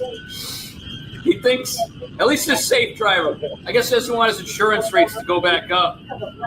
Too bad, he's never going to drive again. But eventually, after enough police vehicles pin him down, this guy decides to pull over and wait till you see what happens next. He knows. Oh, wait, is there people in the trunk? What is that back there? Hey!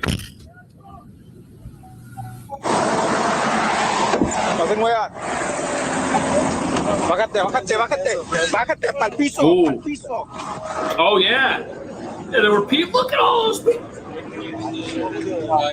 That's a lot of people. Look, they were all in the bed of the truck while he was driving like that. That is insane. Yeah. Smuggling of persons with a firearm times 10. And he's in the country illegally. I don't know how this guy got a driver's license. Unless he got it from California. Oh, this person says they make piñatas for kids. Kids who have cancer. An interesting story. Let's see if it holds up. Great question. Yo voy a AutoZone. Okay. Y después de ahí de ahora. Ya me voy para derecho. Para Austin. Sí, sí. Well, let's see who's in the car. Todos bien despacio. Everyone. Las manos arriba. DPS ain't stupid. Manos arriba, bien despacio. How do they fit people in there with all this trash in the car? Wow. Nadie se mueve. Yeah, this guy knows. Yeah, I know. I speak a little bit English. So. Has he been deported before? I got my battery and my charger in my pocket. So you want to take it? Everybody, let me see your hands. These guys are going right back where they came from. That's crazy. Look how many, 4 people. We're 6. 5, 6. 6 5 people. males. Is that one female? Yes, one female. Okay. How did they fit all the people in the car with all them boxes? Yes, ma'am. Yes, ma'am. Hello? That's insane. And that woman says, oh, we make piñatas for cancer-stricken children. She instantly regrets smuggling now. No, a mí me dijeron que era... No, porque está bien tapado. Muy bien. Dígame la verdad. ¿Cuántos trae? Wow. ¿Y traen armas? No, no tengo. No le voy a decir. How does she know they don't have weapons? She doesn't know who's in that car. Look at this woman. Absolutely ridiculous. 6 people in the car, probably making $20,000 a trip, like whoever's driving this pickup in the rain. Why is it always a pickup? Treacherous conditions here. Does he blow the red light? Sort of. Back north on Inspiration 4 line. It's like driving through a monsoon here. This is not a recipe for success. Maybe he thought bad weather would work out in his favor. He was wrong. Are we going back northbound? Oh, here we go. To the west of the canal. He's trying to head for the canal. Maybe he thinks he can jump in the river and swim home. This is crazy. Oh, 1, 2, 3, 4, 5, 6, 7, 8, and the car's driving. 9 people got out, and the car's moving. Everyone's scattering.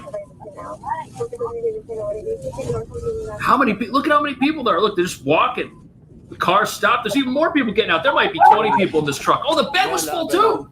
About at least 20-some ran. 20-something. How's this one officer going to catch them all?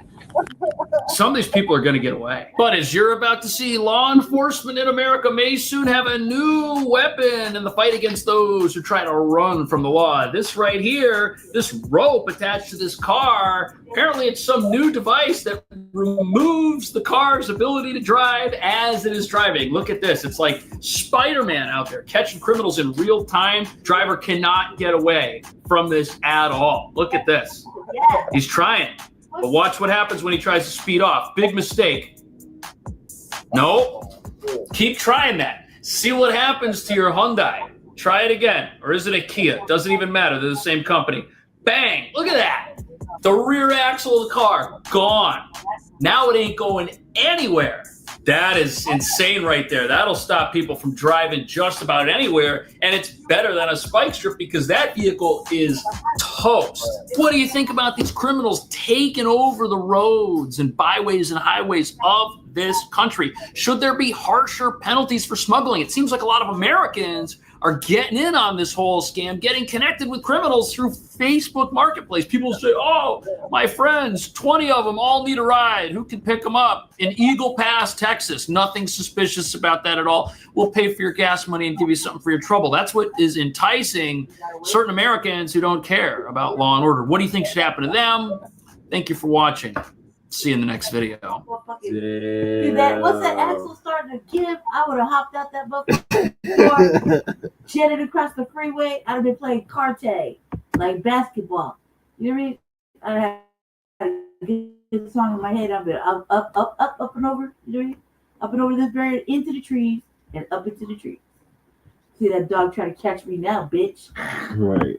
I'll climb. The criminals of Chicago are doing. They're riding the Biden Express. A tree climbing shit. Not even a little bit. As a matter of fact, I don't even go lay in the dirt and roll, but that way the dogs can't smell me. Yeah. I mean, total Oh shit, we got time shit. for Umar. Total predator shit. Like just lay down like I was supposed to. So in other news, Dude, that's stupid. That the brought Prince of snitches Pizza. up. Not never. The Prince of Pan Pizza. Prince of slaying the Shango stick, cuz for 500 girls. And nobody bought it. Right? Nobody bought it, right? So now Dr. Kubar's scamming. It's all black people's fault. That's what he said. Well, that's typical Umar. Remember, he called us trifling niggas for not donating. Yeah, What's good, everybody? It's your brother. A bunch of trifling niggas won't donate to this. Yeah. We should have went with our first instinct. Right.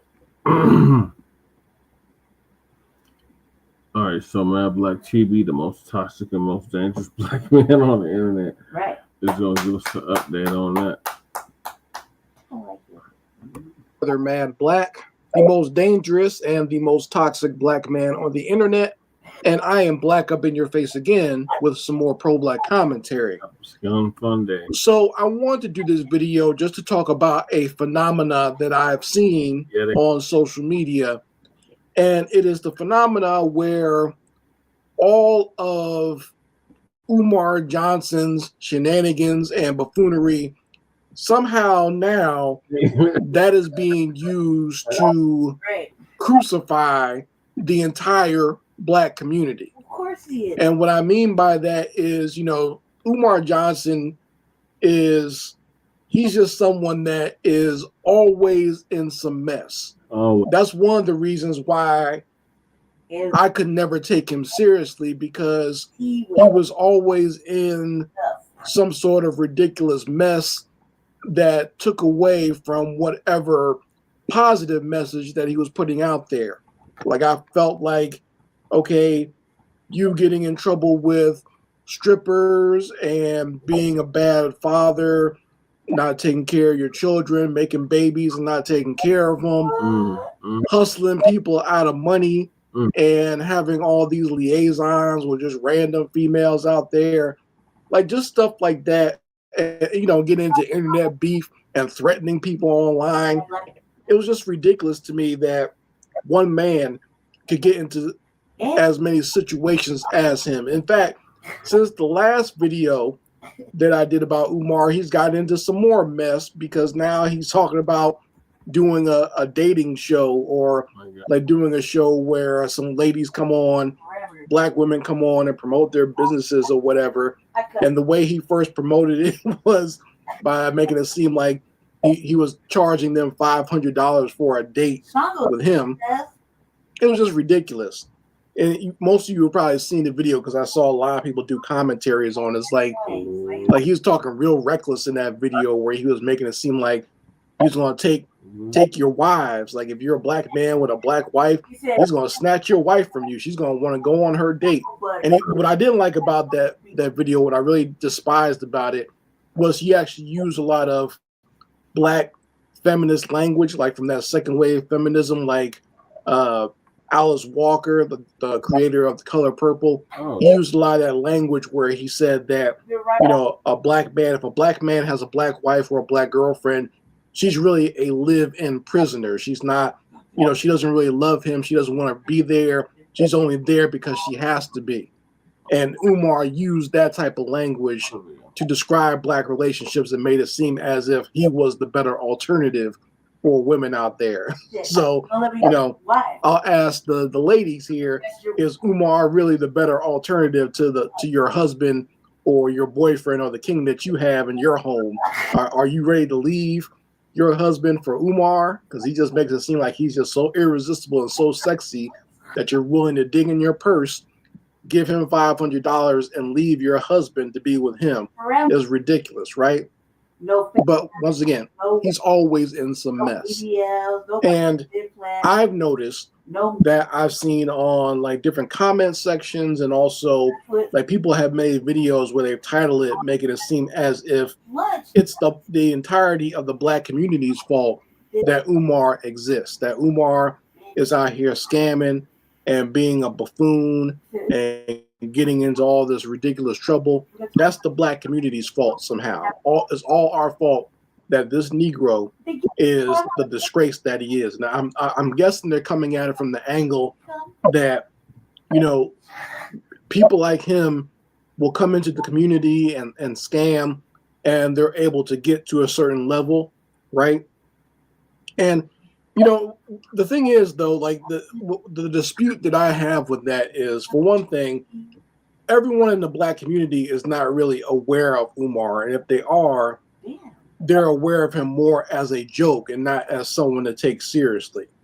Like there was a time that you could almost argue that Umar was taken seriously, maybe like 10 years ago, but definitely not now, right? So I don't think that there's anybody in the black community who's heard of him who takes him seriously. In fact, you know, a lot of young people know a lot about Umar, but they know of him as someone to laugh at. Like he's like a self-creating meme of what it means to be pro-black. So that they know all of his sayings. They think he's hilarious, right? They always repost his pictures and his face or his sayings or whatever. So a lot of young people know who he is, but not because of anything positive.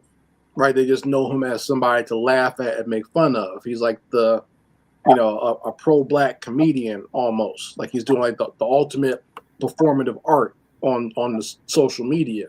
A lot of people, they make it seem as if like black people as a whole are just dumb and will fall for anything.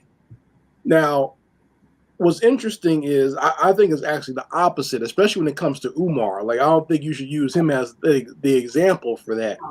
In my opinion, black people from the beginning have always over scrutinized Umar Johnson. If you ask me personally, just based on what I've seen over the years, black people have, you know, been very harsh in their criticisms of Umar Johnson, even from the beginning, and always, you know, even looked into him and thinking he's like a scam artist and whatnot. So I would say that sometimes black people are a little over the top with their scrutiny of Umar. Like I don't feel like he's that important to scrutinize. I know he's popular, right? I know he gets a lot of attention from his buffoonery, but you know, Black people for the most part know everything about him. Like they've looked into his work record, his schooling record. They know about his personal history. They know about his family members, right? They know about women he's been with.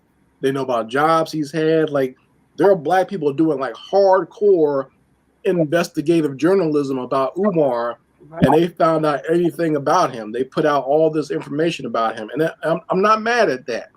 I'm not mad at that, because that's like if you feel there's someone out there that's taking advantage of the community or just taking advantage of people, period, and you want to expose them, of course you're going to do research on it. You know, I can't fault somebody for doing that, because I do research on a lot of these white supremacists out here and a lot of these white politicians. So I can't, you know, turn around and say you don't do that to Umar if you feel that he is somebody that's bad for the community, right? But I will say it's interesting that you'll have so many people know so much about Umar, everything from his family to his financial records to his school records, but that same scrutiny is not always given to people who are a lot more dangerous to us in the long run. Like, in my opinion, I would not mind this type of scrutiny maybe being changed over, not always on Umar because he's popular and he makes, you know, funny statements on social media. Maybe put some of this scrutiny on some of your favorite politicians, both liberal and conservative. Do some of this type of research on, you know, some of these so-called thought leaders, like some people that just seem to pop up out of nowhere on social media, and they're telling you what the Black community is, or how bad it is, or how great it is, or whatever. Like, look at some of these people that are sent to you by these political organizations, people that pop up out of nowhere and automatically, just like within 2 or 3 weeks, they have this large social media or this large YouTube following. Right. I want you to look into their financial records. You know what I'm saying?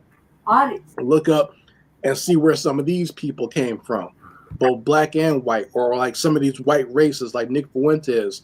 Look up his family and look up where he came from, right? Look who he was supported by, and look at his career from when it started all the way up until now.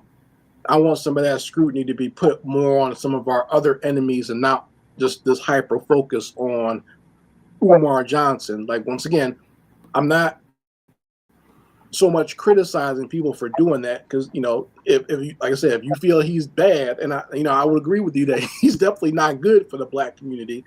He is a con artist, but you know, you would think that we would have this type of scrutiny for everybody, and not just for this one clown. Right. That's what he is, basically, a conscious clown who goes around in dashikis or whatever, and is basically just a walking meme and a walking buffoon.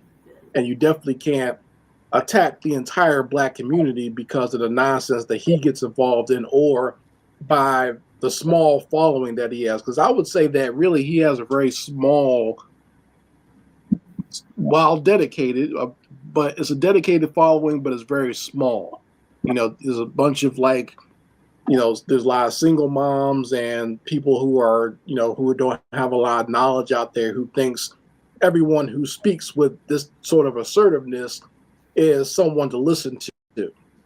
So there are some people out there, yes, who are weak of mind and are very easily manipulated by people like Umar. But for the most part, everyone is not a sucker, and everyone has not fallen into his clutches. That's why the vast majority of the popularity that he has, it's people laughing at him. It's not people agreeing with him. It's people laughing at him and his buffoonery and all the nonsense that he gets involved in. This, you know, people just chasing the drama of it all. But you folks can let me know how you feel about it in the comments section. I would love to hear your opinions on this story. Anyway, Mad Black, and I will be back on my foot on a devil's back.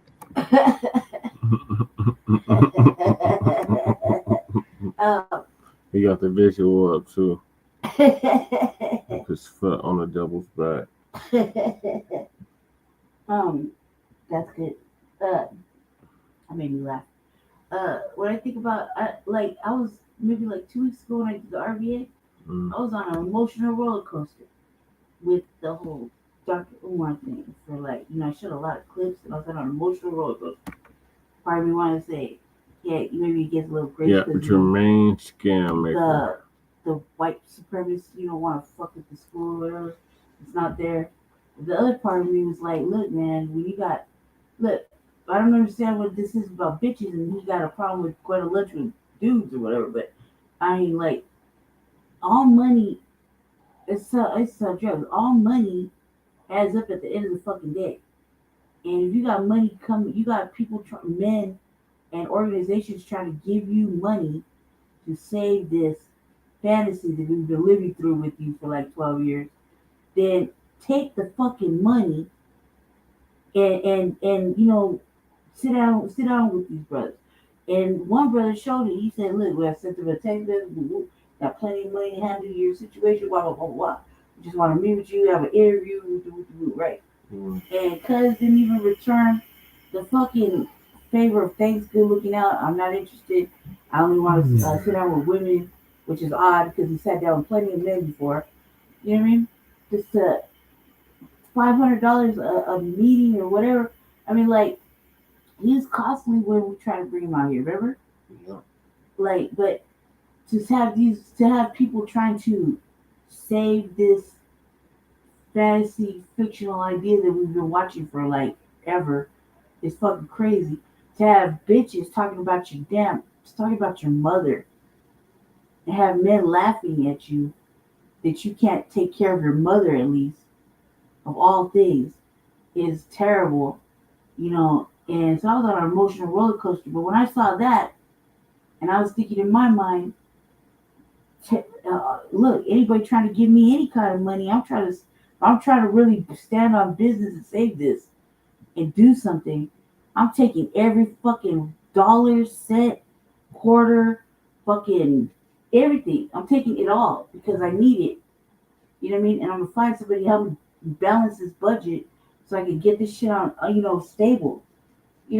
I would be looking at it like that, and like an economic, like, find me an economist and a fucking accountant. You know what I mean? Help me get my shit organized. I don't care who gives it to me. Just, obviously I don't want to take no white people's money, but I will in this case. You know what I mean? Whatever, right? But he's not even making an attempt. They showed like separate content creators showed at least 4 different fucking brothers or organizations that wanted to help him pay that shit off. Just sit down and talk about it with him. Talk about, how you did this to the community. Just get it off your chest, you know what I mean? And he didn't want to do it. He didn't do it, and that right there showed me, like, what the fuck were you, like, you know what I mean? Can he be redeemed, cuz? Do you think he can be redeemed? Like, does he gotta wait the standard 10-year period? You know what I mean? Like, can he be redeemed? I don't think so. I don't even know at this point. Like, the fact that he was so particular on a fucking $500 donation, not really to the school, but you're gonna buy these broad lunches, but you got like all this parameters. I thought your counselor froze it. How you got this bread, right? Right. And like, who's taking care of your mother? And why you let this lady talk all greasy about you? Like, you know what I mean? And then laugh and act like, it's all sweet and shit. You got everybody looking at you like, cuz. You know what I mean? And it's real bad. It's like, whatever was left of the thought of Pan-Africanism, he killed it. Yep. He put a nail on the coffin. He killed coffin. it. He couldn't represent that if he wanted to. He could say it all day, the Prince of Pan-Africanism, King Kong consciousness, whatever fuck. He killed it. He's like committing revolutionary suicide. And he did it behind what? Pussy and things. You know what I mean? What's so hard about putting shit in? Look, how many people we see? TBA, Tariq, when they were crowdfunding or fundraising for their movies or documentaries or the museum, they had it, and you could see it grow. You can see their GoFundMe's or whatever they're raising money for, right, Jesse? Remember? Yeah. And you can see it grow. You can see they had a cap on it, and you could watch people donate, and they never touched it until it was time to use it. Why couldn't, you know what I mean? Like, there was no accountability. And yeah, everybody who didn't want to see black boys succeed, right? We need that. So it's fucked up now, and there's no excuse for it. He can't even fucking say. He can't even talk to the people. You know what I mean? About fucking how you didn't. You know what I mean? Or whatever. This dream got squashed. Whatever. You fucked off. No little boys' school.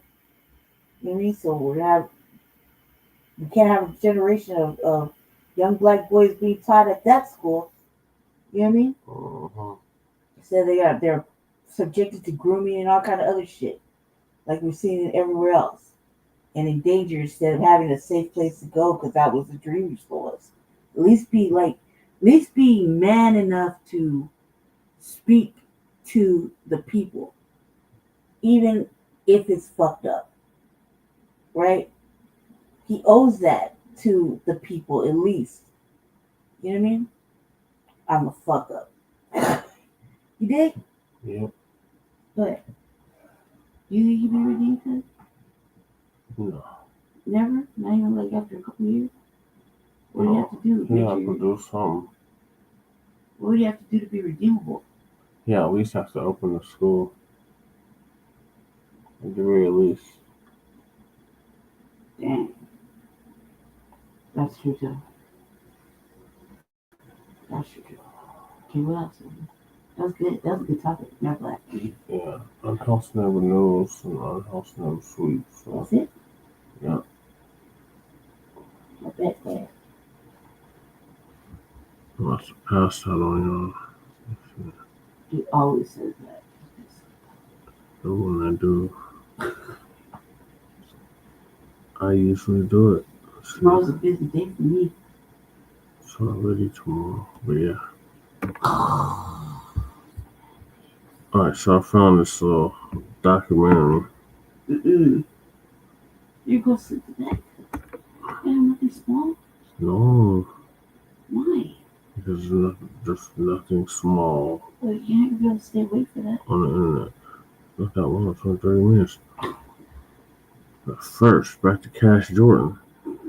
The illegals enter ICE headquarters. What? We already talked about it yesterday. What more is it? Unhoused neighbors? That's what the documentary is on, is the unhoused neighbors. In our area? Yes. Okay. I feel like we just don't talk about them enough. Wolf is in this. I see Wolf right there. Shit, it's over. Oh, that's a long time ago. Oh, he died. Yeah. Why? Why?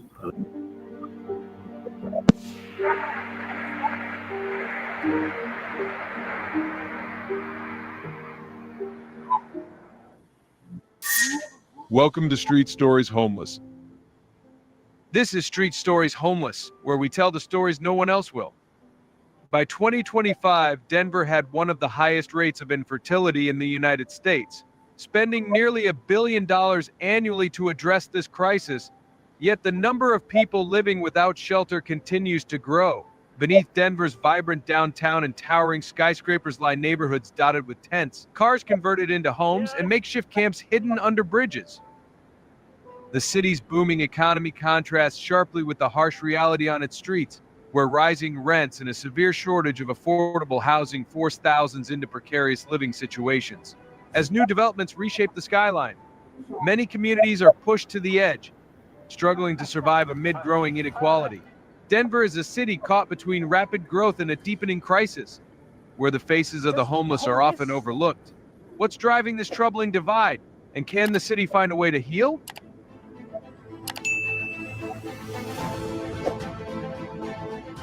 One, the hidden crisis. Why Denver?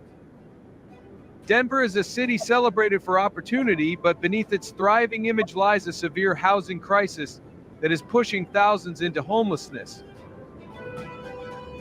In 2023, homelessness increased by nearly 32%, according to the Metro Denver Homeless Initiative, reflecting real families and individuals struggling to keep a home. The shortage of affordable housing is staggering.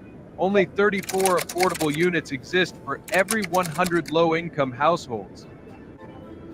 With rents rising 8% in 2024 and the hourly wage needed to afford an apartment near $36, many residents, especially low-income renters, are spending over half their income on rent.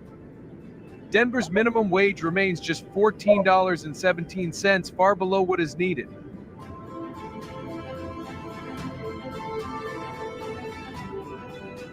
Maria's story is one of many.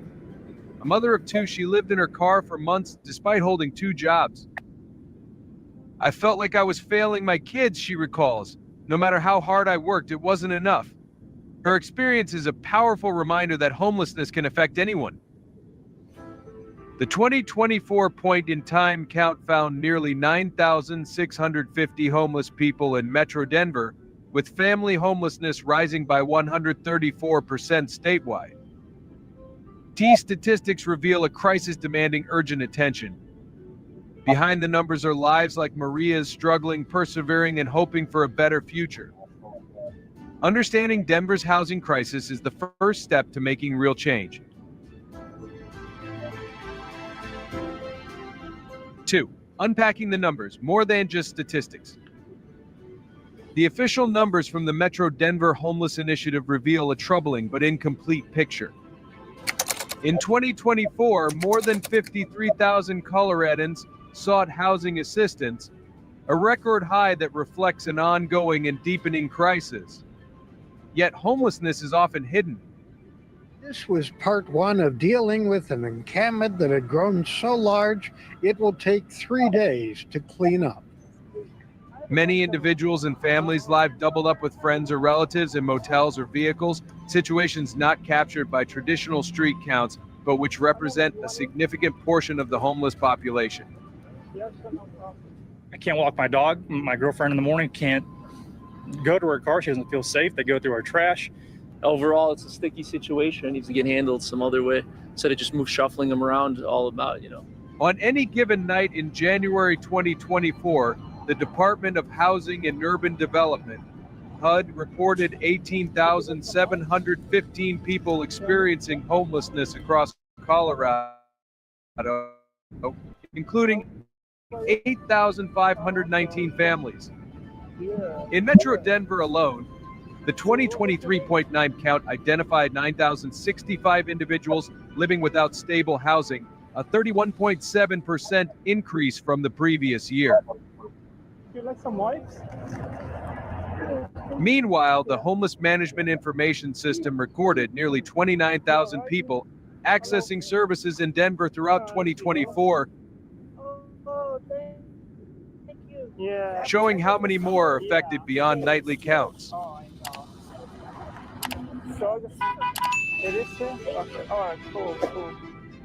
David's experience puts these numbers into human terms. A military veteran, David struggled to find stability after his service. I was moving between shelters and couch surfing, feeling invisible, he says. Thanks to Denver's targeted veteran housing programs, nearly 100% of homeless veterans were housed by late 2024, offering him the security to rebuild his life. This success highlights what focused resources can achieve. However, other vulnerable groups, youth aging out of foster care, survivors of domestic violence, seniors on fixed incomes, often lack specialized support. Without understanding these hidden aspects of homelessness, how can policymakers create effective, compassionate solutions? Each number represents a life, a struggle, and a hope for change. Recognizing this complexity is essential to addressing the homelessness crisis in Denver and beyond.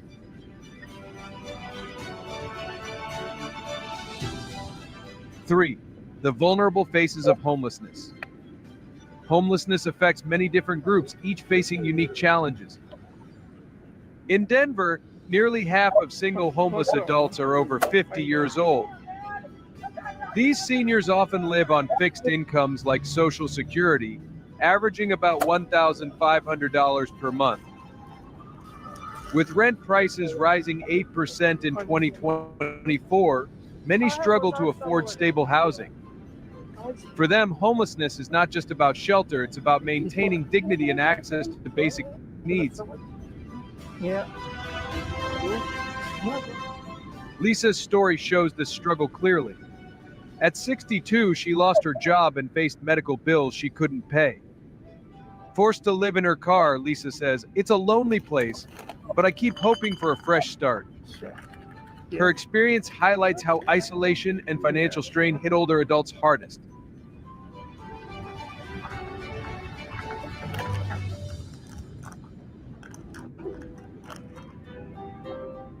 Families with children are also increasingly affected.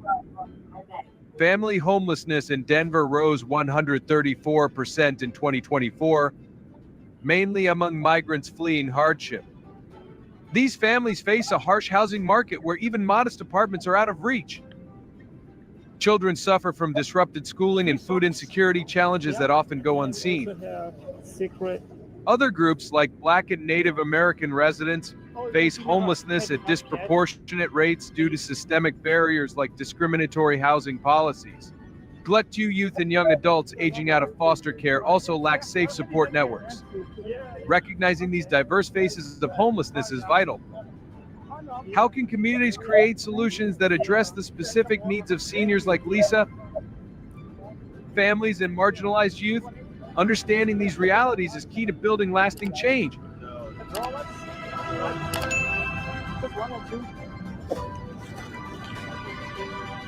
Four, systemic challenges behind the crisis. Homelessness is rarely caused by a single factor. Instead, it results from a complex web of systemic challenges that trap millions in cycles of housing insecurity.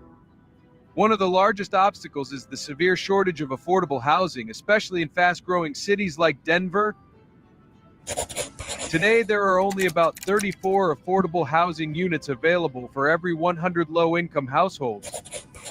This massive shortfall forces many to make impossible choices, whether to spend the majority of their income on rent or risk living in their cars or temporary shelters. Federal programs like Section 8 vouchers offer some relief, but their reach is painfully limited. Only around 25% of eligible households receive these benefits, leaving millions without financial support. Long waiting lists and funding bottlenecks mean that many face eviction and homelessness before assistance arrives. The system's fragmentation worsens the crisis. Agencies such as HUD, FEMA, and Health and Human Services often operate in silos with little coordination. This disjointed approach creates service gaps, wastes resources, and leaves vulnerable populations, seniors, disabled individuals, migrants especially exposed, particularly during emergencies or natural disasters. Economic realities further compound the problem. Housing costs in Denver have surged well beyond wage growth. For example, a two-bedroom apartment now requires an hourly wage near $36, while the minimum wage lingers below $15. This wage-to-rent gap forces most renters to spend over half their income on housing, leaving almost nothing for essentials like food, healthcare, or transportation. Unless these systemic issues are tackled head-on, homelessness will continue to rise despite good intentions and short-term fixes. The solution demands more than just new housing. It requires a fundamental overhaul of how assistance programs are funded, coordinated, and delivered to truly make a lasting difference.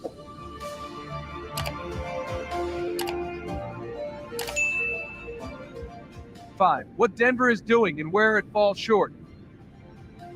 Denver has made notable progress tackling homelessness, largely through the All-In Mile High initiative, which provided shelter to over 2,169 people in 2024. This program stands out because it focuses on permanent housing solutions rather than temporary shelters, marking a crucial shift in strategy. One of the biggest successes is the near elimination of veteran homelessness. By late 2024, nearly 100% of homeless veterans in Denver had stable housing. This shows that with targeted resources and focused effort, real change is possible. Still, Denver faces significant challenges.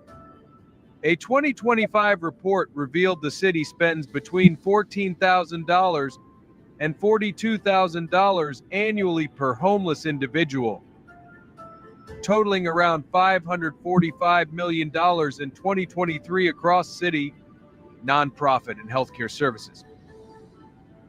Surprisingly, a large share of this funding goes to temporary solutions like hotel stays that can cost nearly $80,000 per room each year.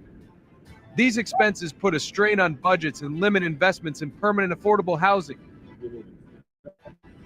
Furthermore, inefficient tracking and management of these funds mean many people remain without stable homes. New affordable housing projects, including communities for single parents and healthcare services. Yep, that's me with my blue 303 hat. Yep. Wow, that was almost 10 years ago, over 10 years ago. That's the Project Homeless Connect.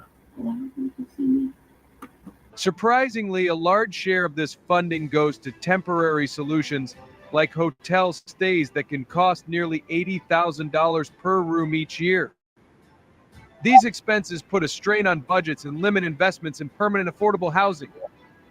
Furthermore, inefficient tracking and management of these funds mean many people remain without stable homes. New affordable housing projects, including communities for single parents and vulnerable families, have opened, but these only address a small fraction of the demand. Denver is currently short roughly 70,000 affordable housing units statewide, leaving countless families and individuals struggling to find lasting shelter.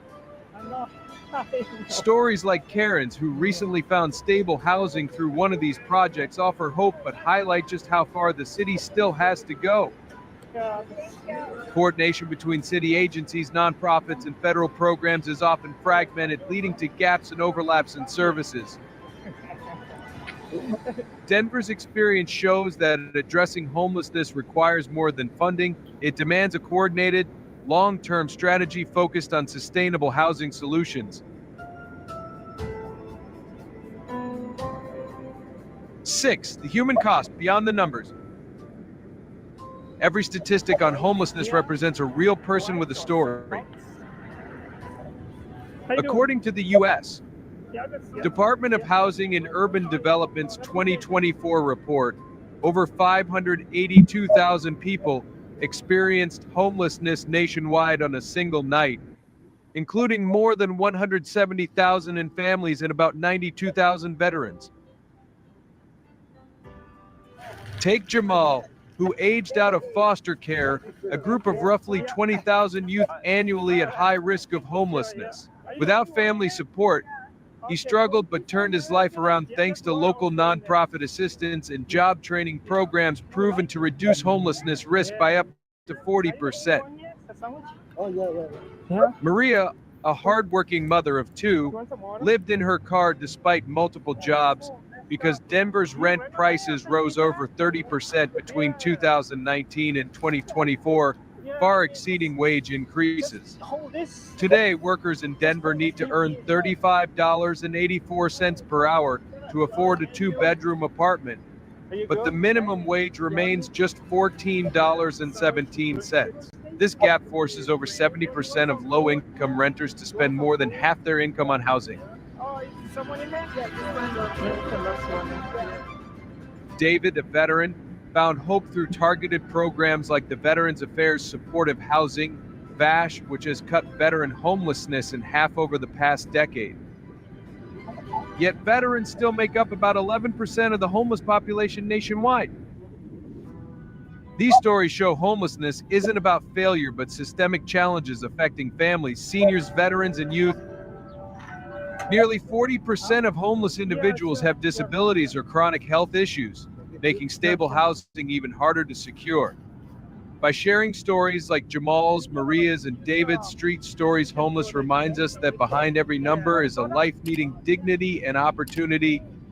Socks here. Oh, awesome. All right. 7. What needs to change? Solving the homelessness crisis in Denver and across the U.S. requires bold systemic change. Denver currently has only about 34 affordable housing units for every 100 extremely low-income households, highlighting a massive shortage. Nationwide, the National Low-Income Housing Coalition reports a gap of over 7 million affordable rental homes for those in extreme need. The cost of housing in Denver is steep. Rent for a 2-bedroom apartment requires an annual income of about $74,500 or $35.84 per hour, while the minimum wage sits at only $14.17. This gap forces 70% of low-income renters to spend over half their income on housing, leaving them vulnerable to eviction.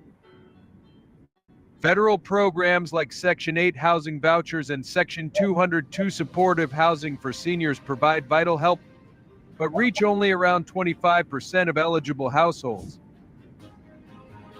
In 2023, Section 202 added just over 1,100 new affordable senior units nationwide, far from enough to meet demand.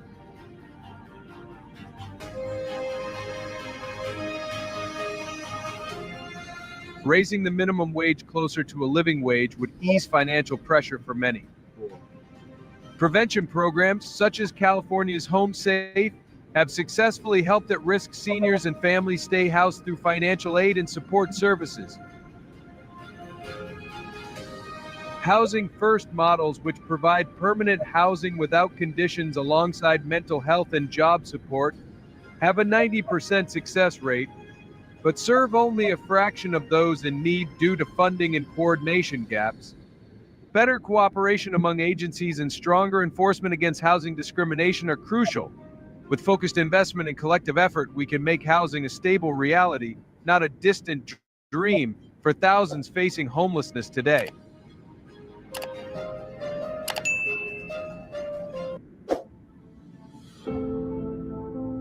Eight, how you can help. Ending homelessness is not just the responsibility of governments or large organizations. It's a challenge that requires the compassion of communities and individuals. Every contribution matters, whether it's volunteering your time at a local shelter, donating essential items like food, clothing, or hygiene products, or supporting nonprofits that provide critical services. In 2023, about 3.5 million Americans volunteered at organizations helping homeless populations, showing how individual efforts can create meaningful impact. Volunteering offers a chance not only to assist those in need, but also to understand the human stories behind the numbers and witness the courage of people working to rebuild their lives. Advocacy is another powerful tool. Raising awareness in your social circles helps break down harmful myths and stigma surrounding homelessness, encouraging empathy and action. Supporting policies that increase affordable housing, improve healthcare access, and expand mental health and addiction services can make a lasting difference. According to the National Low-Income Housing Coalition, Nice to meet you. the U.S. faces a shortage of over 7 million affordable rental homes for extremely low-income renters. Voting for leaders committed to housing security and long-term solutions strengthens community safety nets that can prevent homelessness before it starts. Yeah. Have a good day. Oh, this is. Yeah, do you want rates? Donations are vital for sustaining shelters, transitional housing, and prevention programs.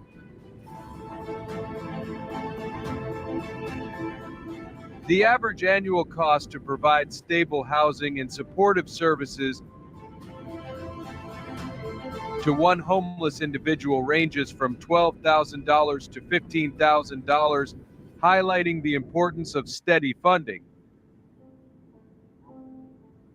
If donating money isn't possible, fundraising or sharing stories on platforms like Street Stories Homeless helps spread awareness and inspire others to get involved. Finally, prevention is crucial. Nearly 60% of Americans do not have enough savings to cover a $1,000 emergency, making many vulnerable to sudden housing loss. Encouraging friends and neighbors to build emergency funds, seek affordable housing early, and connect with local resources can stop homelessness before it begins. Together, every action counts, and together we can turn the tide on homelessness.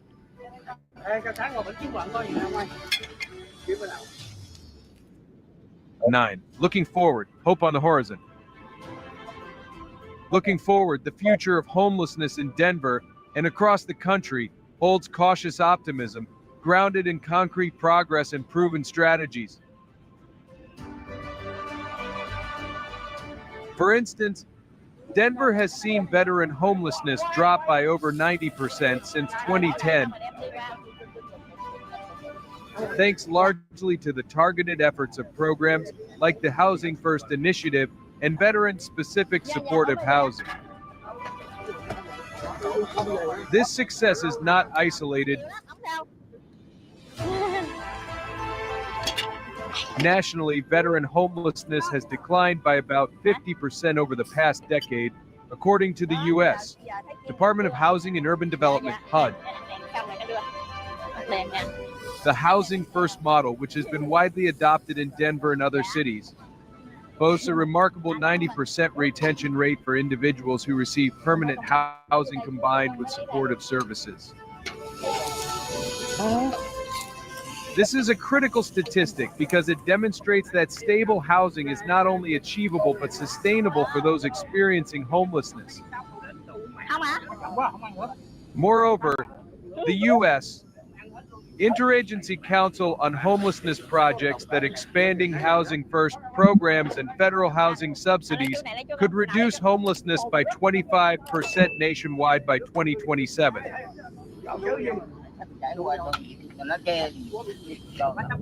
Prevention efforts are also showing promise. Programs that provide emergency rental assistance have helped tens of thousands avoid eviction each year.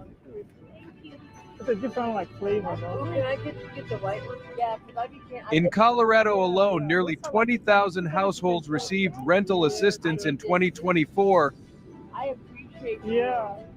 according to the Colorado Department of Local Affairs. These efforts help reduce the inflow into homelessness and ease the pressure on shelters. Still, challenges remain daunting. So in case you don't have, you don't even open up this one. I just want to show you.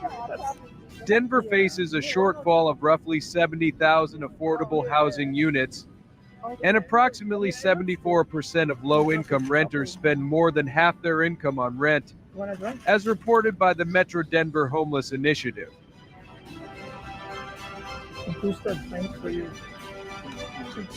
The city's median rent increased nearly 10% in the past year, outpacing wage growth significantly.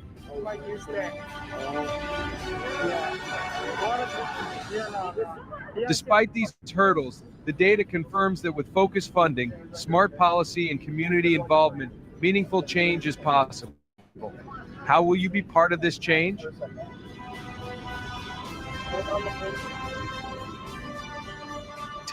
Final thoughts.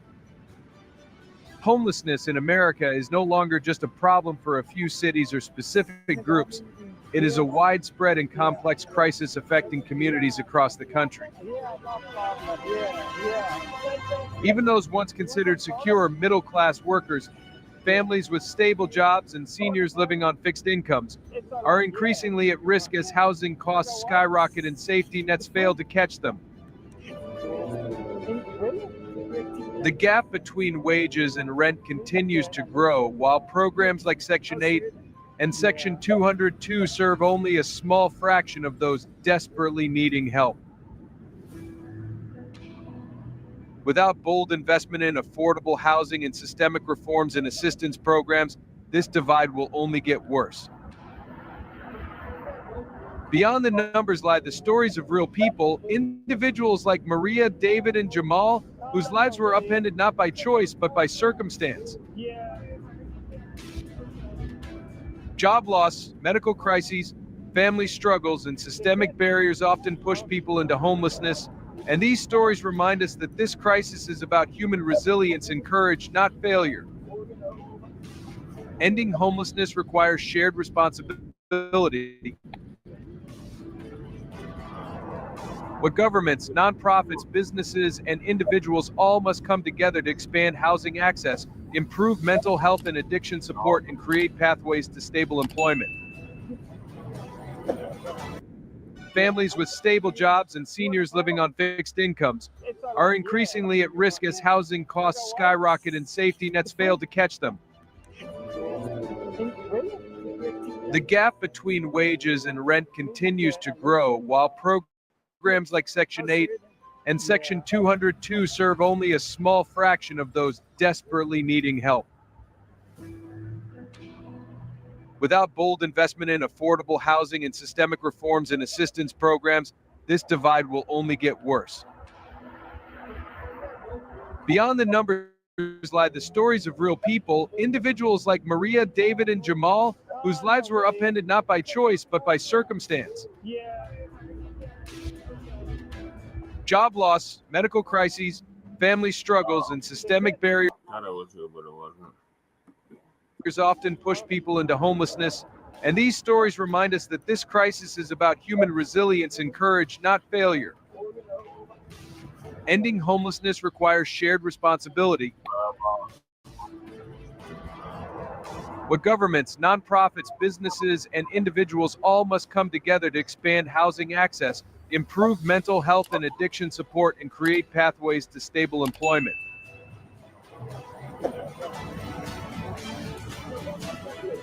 Changing how we view homelessness is just as important as changing policies. Stigma creates walls between the homeless and the community, blocking empathy and action. When we recognize the humanity behind the statistics, we foster compassion that can drive real change. The future depends on whether we see homelessness as a challenge we can overcome or a tragedy we accept. We have the data, the programs, and the tools. We need only the collective will to make housing a fundamental right for all. So, what role will you play? Will you join the effort to make a difference, or will you look away as the crisis grows? The choice is ours, and the time to act is now.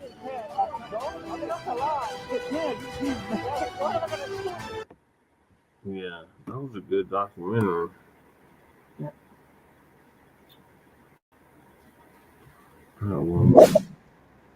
If you have ever been to Colorado and returned, you might not recognize that this was once an American city you dedicated your whole life to building.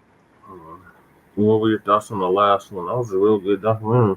Yeah, I spotted you and you missed it. And Yeah. then I didn't make an impromptu in this cameo. So that's sad to see a couple of my friends do it. That's one. Yeah. Big time.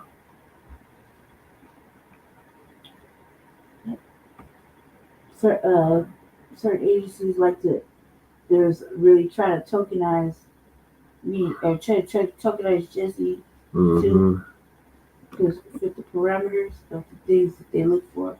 Yeah. You know, black, homeless, out in the street, me, female, disabled, in and out of jail, always in and out the hospital. Just leaning off them blues. Right. So, like, you know, it was kind of good to see. Yeah, it's kind of good. Sad because I saw a lot of my friends that passed away. Yeah. I wasn't ready. Right. All right, so got one more for y'all, and that's it. Perhaps echoing in the memories of many, Colorado still symbolizes an ideal American dream full of opportunities. It is a peaceful place for those who want to escape the city's hustle and bustle, to slow down amidst the majestic nature, and to return to a sense of simplicity and fulfillment. However, the beauty of Colorado in your memory now perhaps only lingers in the image of an old postcard, faded and worn with the passage of time. Beneath the glistening white snow and the lush green pine trees lies a heart-wrenching reality. Where makeshift tents stretch along the icy sidewalks, empty eyes seem to have run out of hope, and hands huddled around bags as if trying to hold on to the last bit of warmth of life. Colorado is hiding a silent crisis, wrapped in a beauty that is heart-wrenching. Where thousands of people have been pushed out of their homes, out of their communities, and even out of the belief that they still deserve to live as ordinary human beings. In today's video, let's take a look at the dark side of the sanctuary of night stars called Colorado. To see that the homelessness crisis here is not just a number, an urban issue, but a smoldering crack spreading in the heart of modern America. As usual, this is not a pessimistic warning, but a perspective reflecting multiple sources to help the community understand better and prepare proactively. Are you ready to explore the dark side of America's century state? Let's get started right now. Do you still remember the years when a small house in Colorado could be bought with the salary of a factory worker? When all it took was hard work, obeying the law, and paying taxes regularly for you to have a stable, fulfilling life and a home to return to. Back then, Colorado was a dream. Not just a tourist destination with the snow-capped Rocky Mountains, but a place where many chose to settle down after a lifetime of hard work. The small towns shaded by pines, the modest wooden houses with porches, white picket fences, and vegetable gardens in the backyards. That was the America that the previous generation once believed in, a promised land where decent people would not be left behind. But if you return to Colorado today, especially Denver, you might not recognize the place anymore. Beneath the veneer of the city's prosperity are long rows of makeshift tents spread across sidewalks and park edges. More than 10,800 people have no home to return to, huddled by the bus station, clutching tattered old blankets, trying to retain a fragile warmth amidst the biting winter cold. If you just slow down a bit, turn your head towards the street corner, you might just spot a woman around your age, quietly sitting with a cloth bag, her eyes vacant amidst the hurried crowd. Maybe she used to be a teacher or a retired office worker, a mother who once raised 2 children, and all it takes to push her down is an unpaid rent bill, a job loss, or an event that leaves her without enough money to heat the winter. Each person, each fate in that corner of the street is trying to survive day by day in silence. Not because it was their choice, but because society no longer has a place for them to return to. But what hurts people the most is not the cold, but the feeling of being forgotten. They have worked their whole lives, paid taxes, and upheld the law. Now they have to fight for every meal, every safe night's sleep, on the very sidewalks of the country they once believed would never abandon them. Colorado is still beautiful, but that beauty is gradually being overshadowed by the despair and silence of thousands of fates left behind. If even those who have shouldered this country for decades no longer have a place to call home, then who is the American dream still for? Denver, the capital of Colorado, once a symbol of a modern, dynamic America where the economy thrived, young people flocked to seek opportunities, and tourists from everywhere admired the beauty of the city nestled beside the Rocky Mountains. But if you walk along Curtis Street, Civic Center Park, or the Capitol Hill area today, what you see might make you question your own eyes. Long lines of faded tents huddled under the shadow of government buildings like silent traces of a crisis being overlooked. More than 4,000 homeless people are living in Denver, a number that accounts for nearly 1/3 of the total homeless population in the state. But this is not just a number. Those are thousands of lives walking through each day as if walking on thin ice. It's a tough life. It's a really tough life. Because some days you don't even know if you're going to eat that day.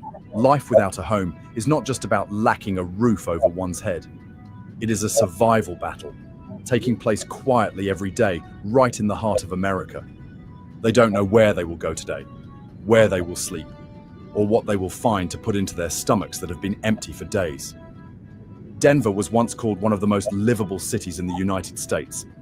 Now, some areas in the downtown are called humanitarian red zones, places where the authorities have to set up portable toilets, field medical stations, and during the harsh winter, even allow the homeless to light public campfires to keep warm, in order to warm a life that is becoming more fragile than ever.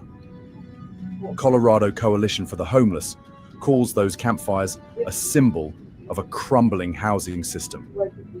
Because each campfire not only burns with dry wood, but also with the last hope of those who once had a home. Some people choose to live outdoors instead of going to a shelter because they don't want to leave behind their small dog, their only remaining friend. Some people have psychological issues, fear enclosed spaces, or have experienced violence in shelters. They choose a corner of the park, under a bridge, or the entrance to an old warehouse to avoid the wind and rain. They are not irresponsible. They are doing the best they can, with resilience and sometimes with the kindness they hold onto amidst adversity. The scariest thing in Denver is not just the bone-chilling cold, but what happens when dusk falls. Denver, I will never stay down there. It's like once the sun goes down, it's crazy. The last rays of sunlight faded behind the distant mountains, and the city seemed to step into another world, silent, frigid, and filled with the shadows of quiet figures. Like a post-apocalyptic movie, but without special effects, without a director, just real people struggling minute by minute to survive. No one is born to sleep on the street.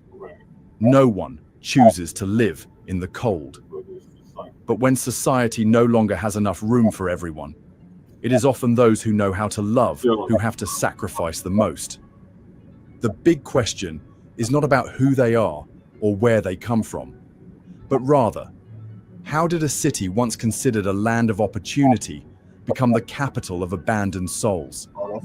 And if this can happen right in the middle of Denver, then where is safe? There is a bitter reality unfolding in Colorado, a state once considered a desirable place to live, now becoming a silent battleground for the survival struggle between income and cost of living. In Denver, a small one-bedroom apartment has an average rental price of up to $1,800 per month. Meanwhile, the minimum wage in Colorado is only about $14.42 per hour, equivalent to $2,300 before taxes each month. In other words, almost all the money that young workers earn through hard labor has vanished just to exchange for four walls and a locked door. But their lives are not just limited to that. Other living expenses such as gas, groceries, heating, water, and medication are also gradually rising without stopping. Even when living frugally, a person in Colorado needs at least $2,632 per month to maintain a minimum standard of living. For elderly people living on Social Security, their income usually only ranges from about $1,200 to $1,500 per month. With that level of expenses, they can't even afford to rent the cheapest apartment, let alone have enough meals or buy the prescribed medications. Many people have started cutting back on prescription medications, skipping regular checkups, eating less, and enduring the harsh winter just to save a little more on electricity. A 67-year-old woman shared, "The weather in Fraser is really harsh. I feel like my blood vessels have completely frozen. But I also don't dare turn on the heater. Last month's bill already took up more than half of my pension. This is no longer about wise spending or saving, but rather an uneven battle between trickling incomes and ever-increasing living costs. A battle that many people lose, even though they did nothing wrong. They were once the ones who contributed to building this society. Now, they have to live on food stamps, charity meals, and quietly count the spare change in their wallets, as if counting the days they can still hold on. We are living in a country where those who once supported prosperity, now, when they ask for a small favor, they are turned away by the very place they once supported. So, what can still be called fair if a lifetime of labor is not enough to keep a roof over one's head? And when will we stop considering survival a privilege instead of a basic human right? They took away the Not all migratory birds find spring. There are flocks that fly thousands of miles in hopes of finding warmth, only to land in a place even colder than where they left. Colorado used to be a place where many Americans moved to start a new life. Especially after the pandemic, thousands of people have left expensive states like California, New York, or Illinois to come here, bringing with them the hope of a place with cheaper housing, easier jobs, and a more comfortable life. They are the migratory birds. Migratious. Not seasonal, but driven by the instinct for survival. But what they didn't expect was that spring in the sanctuary they were looking for had long disappeared. The cost of renting a house in Colorado is no longer cheap, leading to higher prices for everything else. Income is not keeping pace with rising prices, and life here, instead of being easy, has turned into a tiring race with bills, pressure, and the uncertainties of life. Domestic immigrant families, those who left their hometowns, sold all their possessions to start over, now find themselves gradually being pushed back in the very place they once placed their trust. Some people have to live temporarily in trucks, some have to return to the places they once left, and some no longer know where to go next. In Colorado, winter is not just the weather. It is a symbol of a cold period enveloping life, where the chill does not come from the mountain winds, but from policies that have not adapted in time, from the silence of the community, and from the indifference of systems that once promised to protect humanity. Perhaps those flocks of birds took flight with the belief that somewhere spring still existed. But when they landed, what they received was an endless winter with no end in sight. The winds in Colorado now not only blow through the canyons, but also seep into the shattered dreams. The families huddling in gas stations, parking lots, or hastily erected tents in the dark. Is there still a place for those who are searching for a peaceful place to live? Or is America now just a series of winters in succession, with the birds continuing to fly, but not knowing where they will stop? The homelessness crisis in Colorado has gone beyond the realm of numbers. It is no longer the story of a few isolated individuals abandoned by life, but it has become a persistent pain, quietly cracking the very foundation of society, where those who are the most vulnerable always fall first. The government is not standing still. They spend millions on temporary housing programs, street medicine, and affordable housing construction. Policies like House Bill 21-1271 were once expected to be a turning point, allowing the city to partially remove legal barriers and promote income-appropriate housing projects. But all efforts seem like scooping sand with a sieve. Because while demand is increasing rapidly every day, supply is being constrained by the very political and social bottlenecks. The residential area opposes building houses for low-income people due to concerns about a decrease in property value. The authorities have to spend months obtaining permits, creating plans, and then waiting for budget allocations. Charitable organizations struggle with procedures, constrained by laws that prohibit the use of federal funding for flexible winter shelter models. And while the meetings discuss solutions, the homeless continue to sleep on the cold ground. Each night, another person. Each morning, another shattered dream. We are facing a harsh reality. The current policies are only enough to address the surface, but cannot touch the root. Because the root of this crisis lies in an economy that is no longer tolerant of the poor, and a society that is gradually losing its ability to empathize with those who are left behind. Worse yet, policies often view homelessness as a situation to be managed, rather than recognizing it as a direct consequence of inequality in housing, in job opportunities, in healthcare services, and even in being heard. Therefore, no matter how many millions of dollars are spent, no matter how many housing projects are drawn on paper, the problem remains unchanged. Are we trying to solve the homelessness crisis, or just trying to clean up their unpleasant presence from places that don't look good? Do we want to live in such a society, or in a society where those who have fallen still have a chance to rise again? Colorado is walking a fine line between development and losing itself. When rental prices soar, when thousands of people can no longer afford a roof over their heads, when campfires are lit in public parks so people can survive the winter, the questions we ask are not just about the present, but the future. The future, if things continue as they are now, will come when the elderly, the poor, and the vulnerable may no longer exist on Colorado's social map. They will be pushed far from the center, far from healthcare services, far from the community, and eventually out of the statistics altogether. And the consequence is not just the loss of individuals, but the loss of the pieces that make up the soul of a state, once proud of its diversity, its kindness, its community.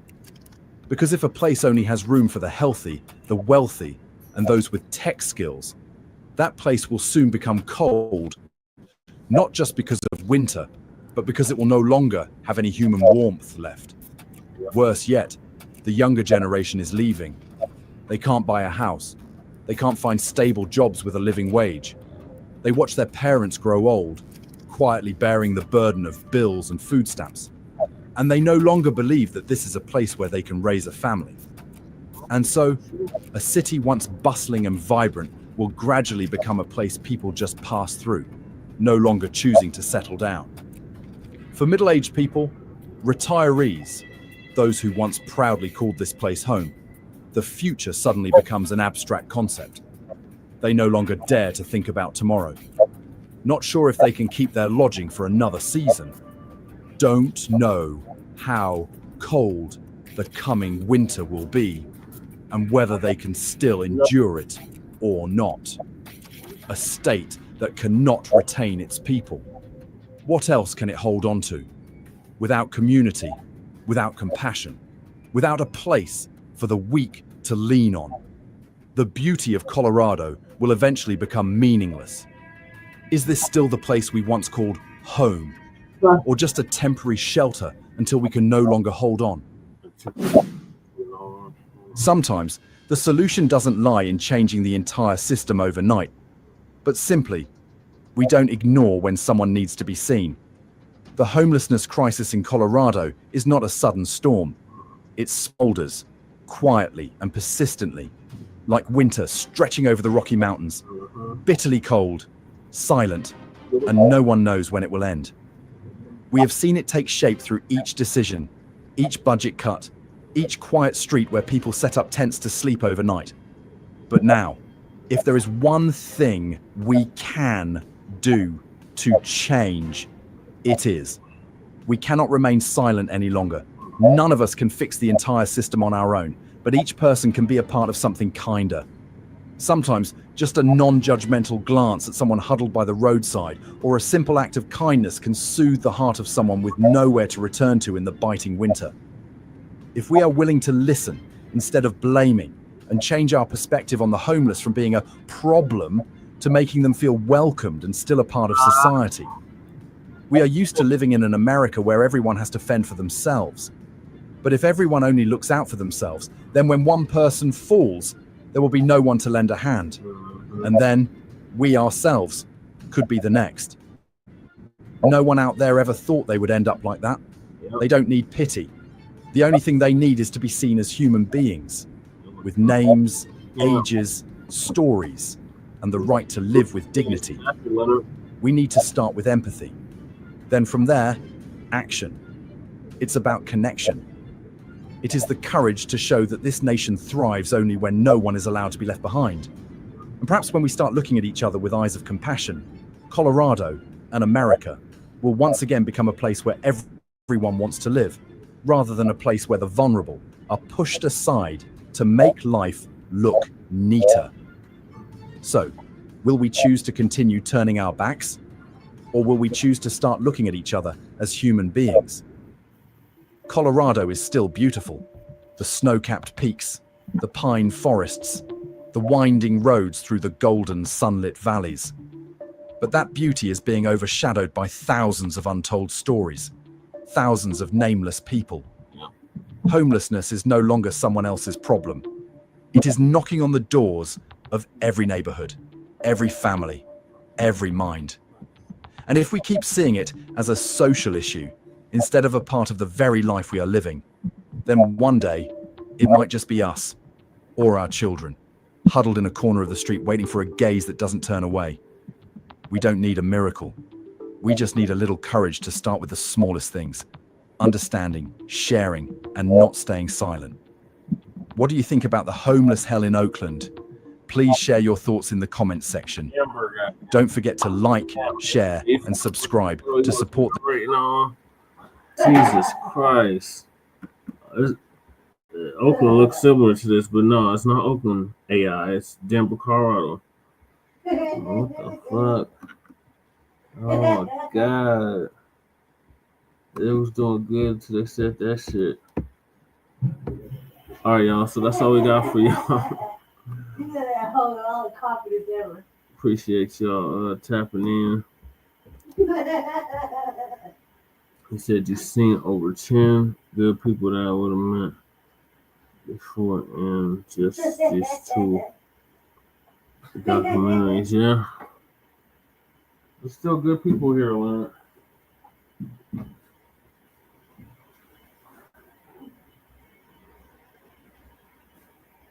All right, so we will see y'all tomorrow for Shabaka's Black Experience Enhanced. Or that was today. In the meantime, make sure y'all like and subscribe to all our platforms. Front Line Blacc News on YouTube and Facebook. The Revolutionaries, on YouTube and Facebook. And Shabaka's Black Experience Enhanced on Facebook and Twitter. So, peace. Oh, yeah, RBA is coming up next. On for like a little bit. I only got a couple things. Oh, thanks, Leonard. You too. You be safe as well. And if you're still up, Lady Chase is going to do the RBA right after this. So peace, love, light, reparations, and separations, and Black empowerment. Chain Crewman and Lady Chase signing out from the Mile High Income and illegal migrant flooded city, soon to be arrested and deported city. Peace.